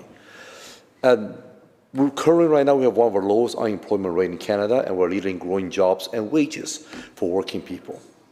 But I realize my colleagues from across Iowa continuously talking about fiscal responsibility. So I do want to dive in a bit more in that area to maybe talking a bit more about the budgets too. One other thing I do want to emphasize, I'm from Richmond, so I understand Richmond a bit better than our jurisdiction, is that I know for 16 years we didn't have any conversation that's meaningful towards a Richmond hospital. We had a need for a hospital expansion for many, many years. And obviously we're going to be talking about it's infrastructure, we need to invest into it. But the later we delayed it, as we look at currently high interest rate, inflation, slower growing global economy, all these are making costs of construction today far more expensive than before. So what I have to ask, if we truly want to be fiscally responsible, what is the best way for us to be responsible to British Columbia? And then I believe the best way to look at it is to understand we don't simply have economic that's measured by money. We also have a British Columbian's health. We also have a British Columbian's potential through education. We also have to look at British Columbians' livelihood and mental wellness. We also have to look at environmental benefit. We also have to look at different way of preparing our economy for future economy. I know the previous speaker talked about resource sector, and we thank them for building BC up to today, and we want to continue to support every step of the way. But as a British Columbian, as an MLA for Richmond South Centre, we also need to look at and ask ourselves, what kind of future economy do we want to see? Do we want to continue to build upon our resource sector, or are we looking for a way to diversify, to be part of a Pacific economy, in a way to look at maybe life science, where we need to see greater growth. Maybe we need to look at renewable energy, where we need to see greater growth. A lot of individuals across Iowa talk about, unless there's a crisis, why would you go into economic deficit? I would argue, if you speak to anybody from the business sector, for business to grow, you need to invest. You need to ask yourself, what is the best way to invest so you have a greater future growth potential? Finding ways to help us grow a stronger economy for the future, and at the same time reduce potential future cost. Now I'm going back to my initial point that I brought up earlier about Richmond Hospital. The fact that Richmond Hospital was now under construction on our government is reassuring. But imagine, just imagine how great it would be if the hospital was built 10 years ago, 15 years ago. Now, be able to avoid the current inflation rate, be able to avoid current interest rate, be able to avoid current low global economic growth. How much cheaper that would be back then? If we truly ask ourselves, who truly has increased the deficit? I believe it's a negligence from before, the lack of investment. Sorry? I apologize. I would remind members who has the floor. Thank you. I understand. All I'm going to say is the negligence from before, the lack of investment in our economy, in our healthcare, in our education, that led to the position of today. There's a way we can talk about economy, and I understand maybe I touched some sore point people didn't want to talk about, but I'm going to keep on going anyway. Think about if we have Surrey Second Medical School done before even 7 years ago, before even 10 years ago, what kind of strength we will have to address the current healthcare crisis. As we understand right now, we're lacking doctors, we're lacking nurses, we're lacking human resource support. Because doctors and nurses, you cannot just simply throw money and hoping to solve a problem. They take time to invest because they're British Columbians. They need time to grow. They need time to be ready and be fit into our economic strategy and to support British Columbia overall well-being. So when I hear people talking about how we're dealing with healthcare crisis, which was brought up by the previous speaker, I want to emphasize, if we invest earlier, such as the current UPCs in Richmond, which I used multiple times, I think economically we'll be in a better shape today. We'll be better shape not to simply address financially, but also in healthcare-wise, also in different way of dealing with people's well-being and livelihood and the quality of life. So I do want to emphasize that our government is playing catch-up. We're playing catch-up in a difficult situation. And yes, people start talking about COVID-19 was a year ago. Why are we still blaming COVID-19? Well, COVID-19 was a global pandemic. It placed our British Columbia economy with the rest of the global economy under such a dramatic, extensive pressure that we had to somehow keep British Columbia economy afloat, strong, so that we can come out stronger, better, and ready to move forward. But that takes investment. That takes vision. That takes effort to help us carry through a difficult time where the global economy was almost to a halt, when we have limited social interaction. And since we're talking about COVID-19 and we're talking about how it's impacting our budget, I would also love to talk about mental health. That the fact that during COVID-19, I want to thank Dr. Bonnie Henry to have an insight to bring students back to schools when we're dealing with COVID. Because we realize how, by isolating students, we might have initial benefit of looking like keeping students away from being sick physically. We also place them in a psychologically greater pressure that will manifest itself later on. We all understand when it comes to mental health, early intervention and prevention is the best way for us to limit the cost to the society. But when we have service cuts around those areas, it makes it hard for us to really ask ourselves, how can we have a strong economy when we are just pushing the expense further back with a hidden interest rate of human costs that dealing with British Columbia when it comes to individual potentials, mental wellness, family interruptions, and different kind of challenges. But I digress. I do apologize. Let me bring it back to the budget conversation again. Our government is continuously working with the current economic recovery in British Columbia. We are growing economically one of the fastest in the larger provinces. But we also need to emphasize there's so much more work needs to be done. We are not fully recovered.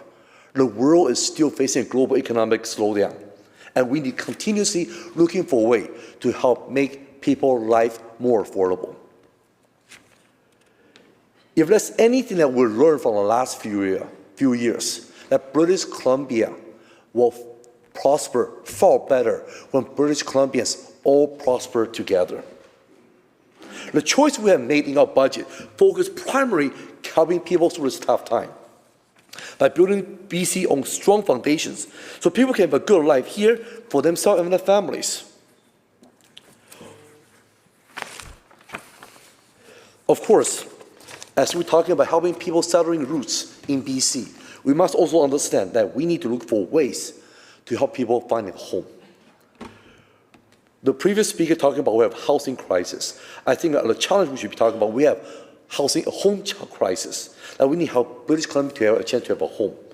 So I'm so glad that the government is introducing the BC home flipping taxes to tackle the speculation that's driving up home prices. As an MLA myself, I too am struggling with paying my own mortgage with my family. And we are also dealing with different housing costs. That's putting a lot of stress on my family as well. But I think we need to really understand that we continue working together. We need to work through multi-pronged approach to address housing costs, that including home flipping prices, speculation and vacancy tax, making the first-time home buyer program work for more people by raising the expectation from $500,000 to $835,000. And we're encouraging more rental construction by giving property tax exemptions to builders who open purpose-building rental buildings. BC Build is putting another $950 million investment for BC, for us to continue looking for ways to build and create homes for British Columbians.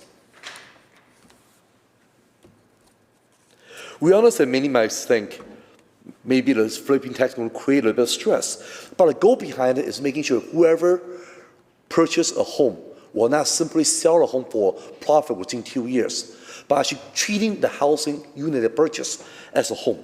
And only estimate of 7% of resident homes sales that were resold within 2 years between 2020 and 2022. Of course, many people will understand and individuals have different challenges. Our government understands British Columbia face different challenges. That's why there are exemptions. Exemption for life circumstances like divorce, death, illness, relocation for work, or job losses. And we also want that builders who are adding housing supply will also qualify for an exemption as well. What we're really trying to do is say, BC, we're looking for a way to build a home for British Columbians, because we understand people deserve to have a home. And of course, we all understand purchasing of a home can be, if not the most expensive investment a person makes throughout their life. Of course, we're also tackling on healthcare. As I mentioned earlier, Richmond Hospital is under construction right now. People in Richmond are grateful that government is moving forward to ensure we are building a hospital needed and ready for the future. Again, another example of how today's investment help pave the way for a better tomorrow for British Columbia and will reduce the cost and expenses for tomorrow. We all understand that Richmond also has incorporated UPCC, a service that I use multiple times to help my family when we're doing after hours or weekends. And we understand emergency may not be the best route. Another way for us to add into our healthcare system. But of course, communities are growing. Richmond is one of the healthiest communities in Canada. And that's why we need more doctors, nurses, trained to build into it. And we also realize more people are retiring. That's why we're recruiting, training, and supporting thousands of new staff, strengthening our cancer prevention screening services, supporting seniors to live at home longer through more investment in home care and community care services, launching a new public-funded vitro fertilization program. I apologize for that. $3 billion in our 3-year capital plan for hospitals, new long-term care facilities, and more acute and cancer care facilities throughout the province. Again, back to the original theme, we're investing in British Columbia, catching up on the deficit that was left to us, and to ensure that we're preparing our children, our future generations, for a future not simply measured by money, but measured by healthcare, education, our desire to maximize their potential, their mental wellness, and the overall livelihood and quality of life. That's how we're going to actually ensure that when we invest in British Columbians, that's how we're going to make it happen. And of course, there's one thing I don't want to emphasize. which was proven again and again. The later we push this expense onwards, the more expensive it will be for our future generation. We also talk about cancer care, $270 million over 3 years. As a person who survived 2 different types of lymphomas, I have to say how grateful I am to hear any kind of investment in cancer care. I remember in the past few months, I also helped Richmond open up a Richmond Cancer Care Center along with my Minister of Health. And it was such relief to think about what does it do for individuals. And if Honorable Speaker don't mind me entertaining a bit, I'd love to share a personal story. Because as a cancer survivor, due to my body condition, I was doing chemo. And one of the unfortunate side effects of chemo is it makes my body extremely fragile and vulnerable to reaction due to interruptions. The simple fact that when I'm riding a car, a little bump, a bad turn, a little bit of quick stop can make me want to throw out right on the spot. When I was dealing with my cancer, I had to travel from Richmond all the way to BC Cancer Agency in Vancouver, downtown. The fact that we had to go through all kind of turns, all kind of bumps, that to average British Columbian, to average individuals, might mean nothing. But to me, it could feel like just a major jab, a stab into my stomach. So when I look at a $270 million over 3 years in cancer treatment by building cancer centers in local areas such as Surrey, Burnaby, and different other municipalities, it reminds me that my children, their children, and someone else's children will have a better opportunity, better result, and better care, and higher quality care when they're dealing with chemo and radiation. And their body will be able to handle better, and they will be nearby their loved ones when they need to be comforted. And I cannot overemphasize how great it feels to know that some of the individuals who are struggling with cancer and potential terminal illness, depends upon the stages, that their family and loved ones are around to be there to support them and love them. That's why I'm so excited to hear and read about this cancer treatment, $270 million additionally to our cancer action plan. I also want to talk about IVF, $68 million to develop this program, that allowing people to have 1 round IVF every year. I will say I'm privileged. My wife and I, we didn't struggle, and we had our kids the way we intended. And they brought the greatest joy to our life. The simple fact that I have 2 kids I have 2 lovely kids that it hurts me the fact that I'm here working. But I'm working hard for British Columbia, but they're at home in Richmond waiting for me to go home. The fact that I'd be able to think about going home to embrace them, to hold them, to remind myself why I'm working so hard today, and to know every colleague of mine, both sides of the aisle, are working so hard because we have had children and grandkids. And think about some family might be struggling to have this opportunity to be blessed. I'm so glad our government is stepping up and provide accessible way to about IVF to be available to families once a year, to help them to give them a try, to give them a sense of hope, to give them a sense that they could have a family of their choice. So for that, I just want to say I'm truly grateful for our Minister of Finance to place that as one of our greatest emphasis. I'm actually going to talk a bit more about mental health again and mental wellness. We're looking for, and I'm so glad that we're increasing our funding to support mental health and mental health support. And we have a road to recovery model of care with $250 million to sustain a new and existing addiction treatments and recovery program. I don't think I need to remind everybody the challenge we have faced in Richmond recently. We have a lot of individuals who are seeking support and health care, mental and physical and potential addiction support, so they can go through the difficult time with proper professional guidance. And wellness is not every service is suitable for every community. So it's important for us to really work with professionals and doctors to ask, how can we support community in the best way? But always emphasizing back to square one, the more we can invest early, the more we can actually catch up and allow people who need help to receive help and to have services and be able to overcome stigma and the discrimination associated with their condition. The earlier we can actually help individual out. I often will mention, as I mentioned earlier too, is the fact that we have to talk about our capital investment. Our capital plan and jobs, that $43.3 billion for health, education, and transportation. Back to square one, as I mentioned earlier, we often talk about the later we invest, the less we're getting dividend out of our investment when it comes to capital investments. I'm going back to square one again, as I mentioned, Surrey Medical School, Richmond Hospital. It's all great reminder that if it was built earlier, it will better equip our community to handle the current health challenge that we're facing today. COVID-19, as much as we do, as much as it's not something that we want and see and cause devastation for many families in British Columbians, it also gave us a wake-up call how fragile our healthcare system has got to, how much we need to start investing in our health and mental health, especially in infrastructures. So for Budget 2024 continues government's commitment towards addressing critical infrastructure upgrades and new infrastructure to prepare for a future need of a population growth. $43.3 million will be invested or continue to be delivered infrastructure in health, education, and transportation that people in British Columbia rely upon. The investment obviously will provide immediate, direct and indirect 185,000 jobs for the next 3 years. And we will continue looking for a way to actually ensure that whatever we invest in our community, that will pay dividend back to our society and improve the quality of our British Columbians.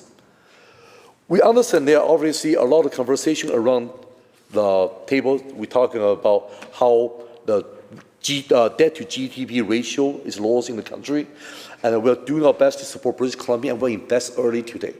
And I want to say thank you, maybe, for a colleague talking about the importance of reducing deficit. But I also want to emphasize there are also other deficits to be addressed, and our government is doing our best to ensure we're looking after and tackle many challenges.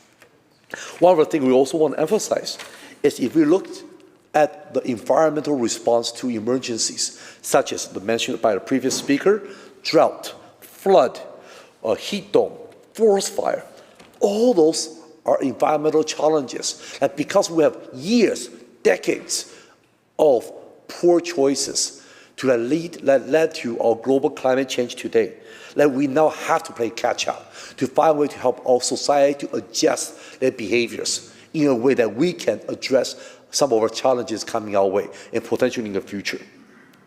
And again, it is a perfect example of how our past failures or negligence led to today's cost increase, both through inflation, global economic slowdown, and of course, the much needed investment that could be avoided if we have placed greater emphasis in protecting our natural environment and now have a stronger strategy for climate action.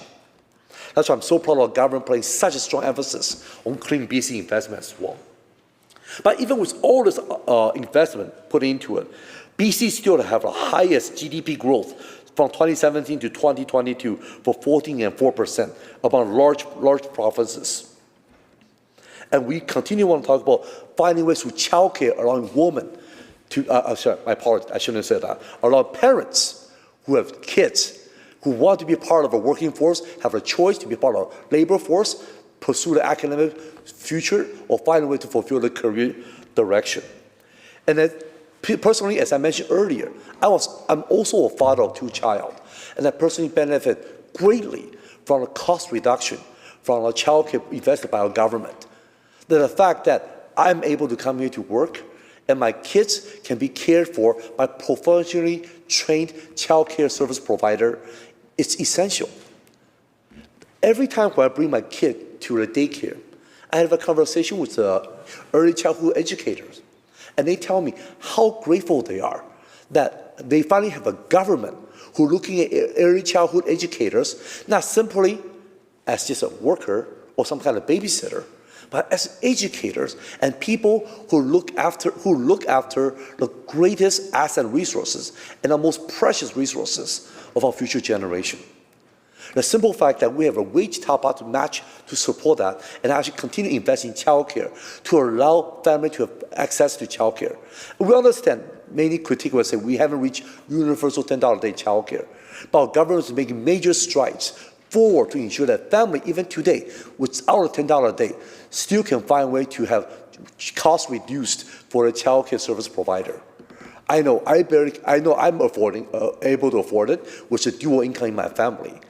My wife is able to work now as my 2 kids both going to daycare, and I'm enjoying the service greatly.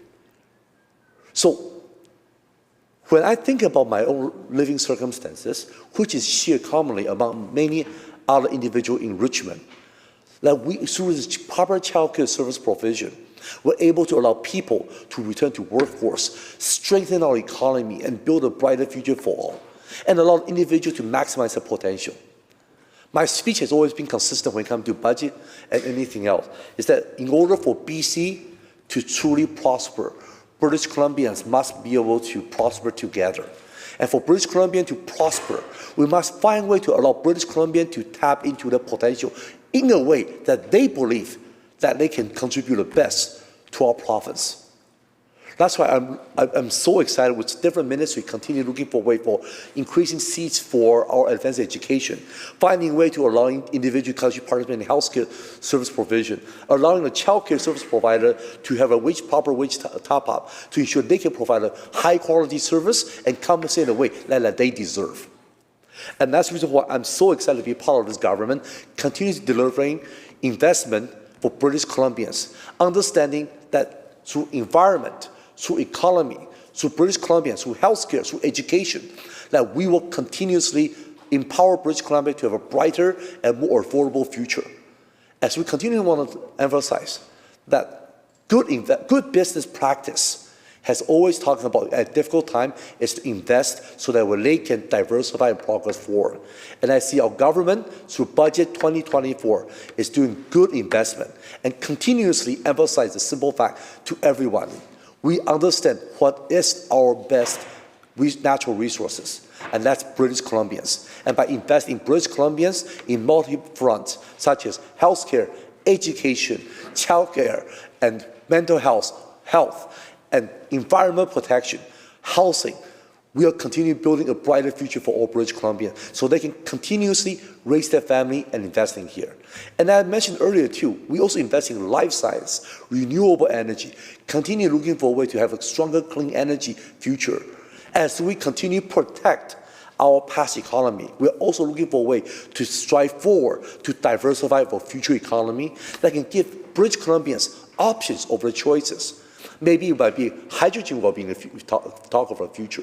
It might be simply we're talking about different utilizing solar energy, or maybe the wind energy. Maybe we'll find a way to actually converting water from ocean to river or water, or find a way to combat against drought, or store excessive flood water into different kind of aqueducts so we can protect British Columbia's future interest. But all those require a government understanding that it is the British Columbians that will help us give us the future that we need, give us a future that we can pay for direction for a better, stronger economy for future generations to come. So my conclusion, if you don't mind me, Honourable Speaker, is that we understand there are a lot of things that need to be done. And in order for British Columbia to truly have a fiscal responsible future, we should be investing early, investing strong, and invest directly in British Columbians. So that way we can reduce unnecessary costs for the future and prepare British Columbia and British Columbians to take on unforeseeable challenges that could come due to climate change, economic downturn, or other unforeseeable difficulties that we have to work together to overcome. Thank you, Honourable Speaker. Thank you, Member. Recognizing the Minister of State for Childcare. Thank you very much, Honourable Speaker, and it's a real honour to stand here in Chambers as the Minister of State for Childcare and the MLA for Esquimalt-Metchosin and be able to talk to the budget that has been tabled by our government. I go by she, her pronouns, and I would like to express my deep gratitude for an appreciation for the traditional territory that we're all honoured to be doing our work on, that of the Lekwungen people. now known as the Songhees and Esquimalt Nations. That's very, very important to me because as the MLA for Esquimalt-Machosen, I represent Songhees and Esquimalt Nations. I also represent Chianu Nation, which is west of Machosen, at the west end of my constituency. And I'm very grateful to be living here and doing my work here as well. I really want to thank people in my constituency. My community is really diverse, and I really love it from the East End to the West End. And I really appreciate living in a community who have elected me and asked me to represent them here in the legislature as well. I'd like to say a big thank you to my constituency assistants. They keep the work going in the community. They are the conduit, the service between government services and programs and people in my community who need help with those connections and with accessing those services as well. So Heidi Reid, Jared Butcher, Lawrence Herzog and Caleb Isaac. And I'm so inspired as I travel through and travel around my constituency to see the changes that have been happening there since 2017, since our government started to invest in people and in supports and in services.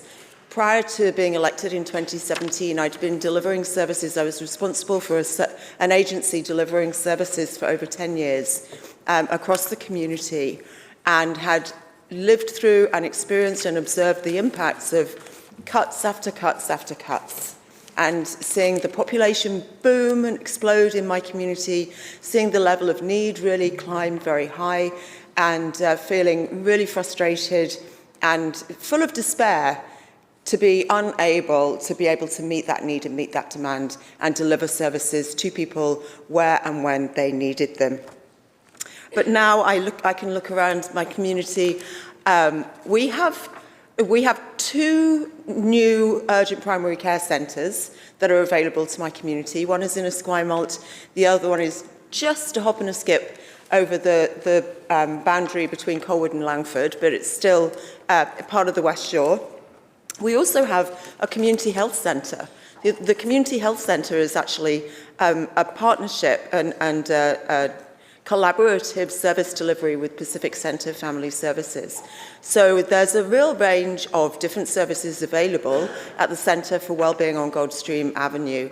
And what that does is it really maximises collaboration, it reduces stigma, and it means that people in my community are much more able to get seamless care depending on what their need is, what the initial presenting symptom might be, but the professionals there are able to make sure that they access any of that whole suite of services that's available through that organisation that's actually been serving the community for well over 50 years now. So I'm really seeing some great investments in my community, and hearing from people in my community that they have hope, that they feel that they have access to services, that they have supports, that our community is being invested in, it's valued. It's seen as a really important community on South Vancouver Island. We have a long-term care facility that's going to be built in the new Royal Bay community. We have an extension being built for Royal Roads University. Royal Roads University is about a third of Colwood. If you actually look at on a map, it has so much acreage. It's a beautiful building, beautiful piece of land that has a Esquimalt Lagoon and overlooks the ocean as well. And there's a collaborative effort among colleges and universities on South Island to come together to support West Shore students, especially students from School District 62, Souk School District, who have a significant disadvantage with regard to making that transition from graduating high school and then entering post-secondary institution, because the the travel barrier for so many of the young people from SD62 to get to the University of Victoria actually means that they're disproportionately underrepresented in post-secondary institutions. So by building a facility and bringing other partners into the West Shore, this facility is being built in Langford, but it's in the West Shore, right on an amazing transit hub area as well. That means that students in my community are much more likely to attend a post-secondary institution, be able to fulfill their potential, be able to thrive. We know we need a workforce that will have post-secondary education, and it's really important that the kids from my community are able to access that. We've had quite a lot of affordable and supported housing being built in my community as well. I've seen some really great homes that have been built, designed, for example, especially for somebody who needs to use a wheelchair. One of the places we went to, there was a mum and a daughter looking there, and they were going to be moving in soon. And the daughter kind of called out to the mum and said, "Hey, mum, I can shout, when you're in your bathroom, I can shout to you from my bathroom over here." And they were just so excited about this opportunity of moving into affordable, stable, secure housing in the community where they have roots and connections and family and friends as well.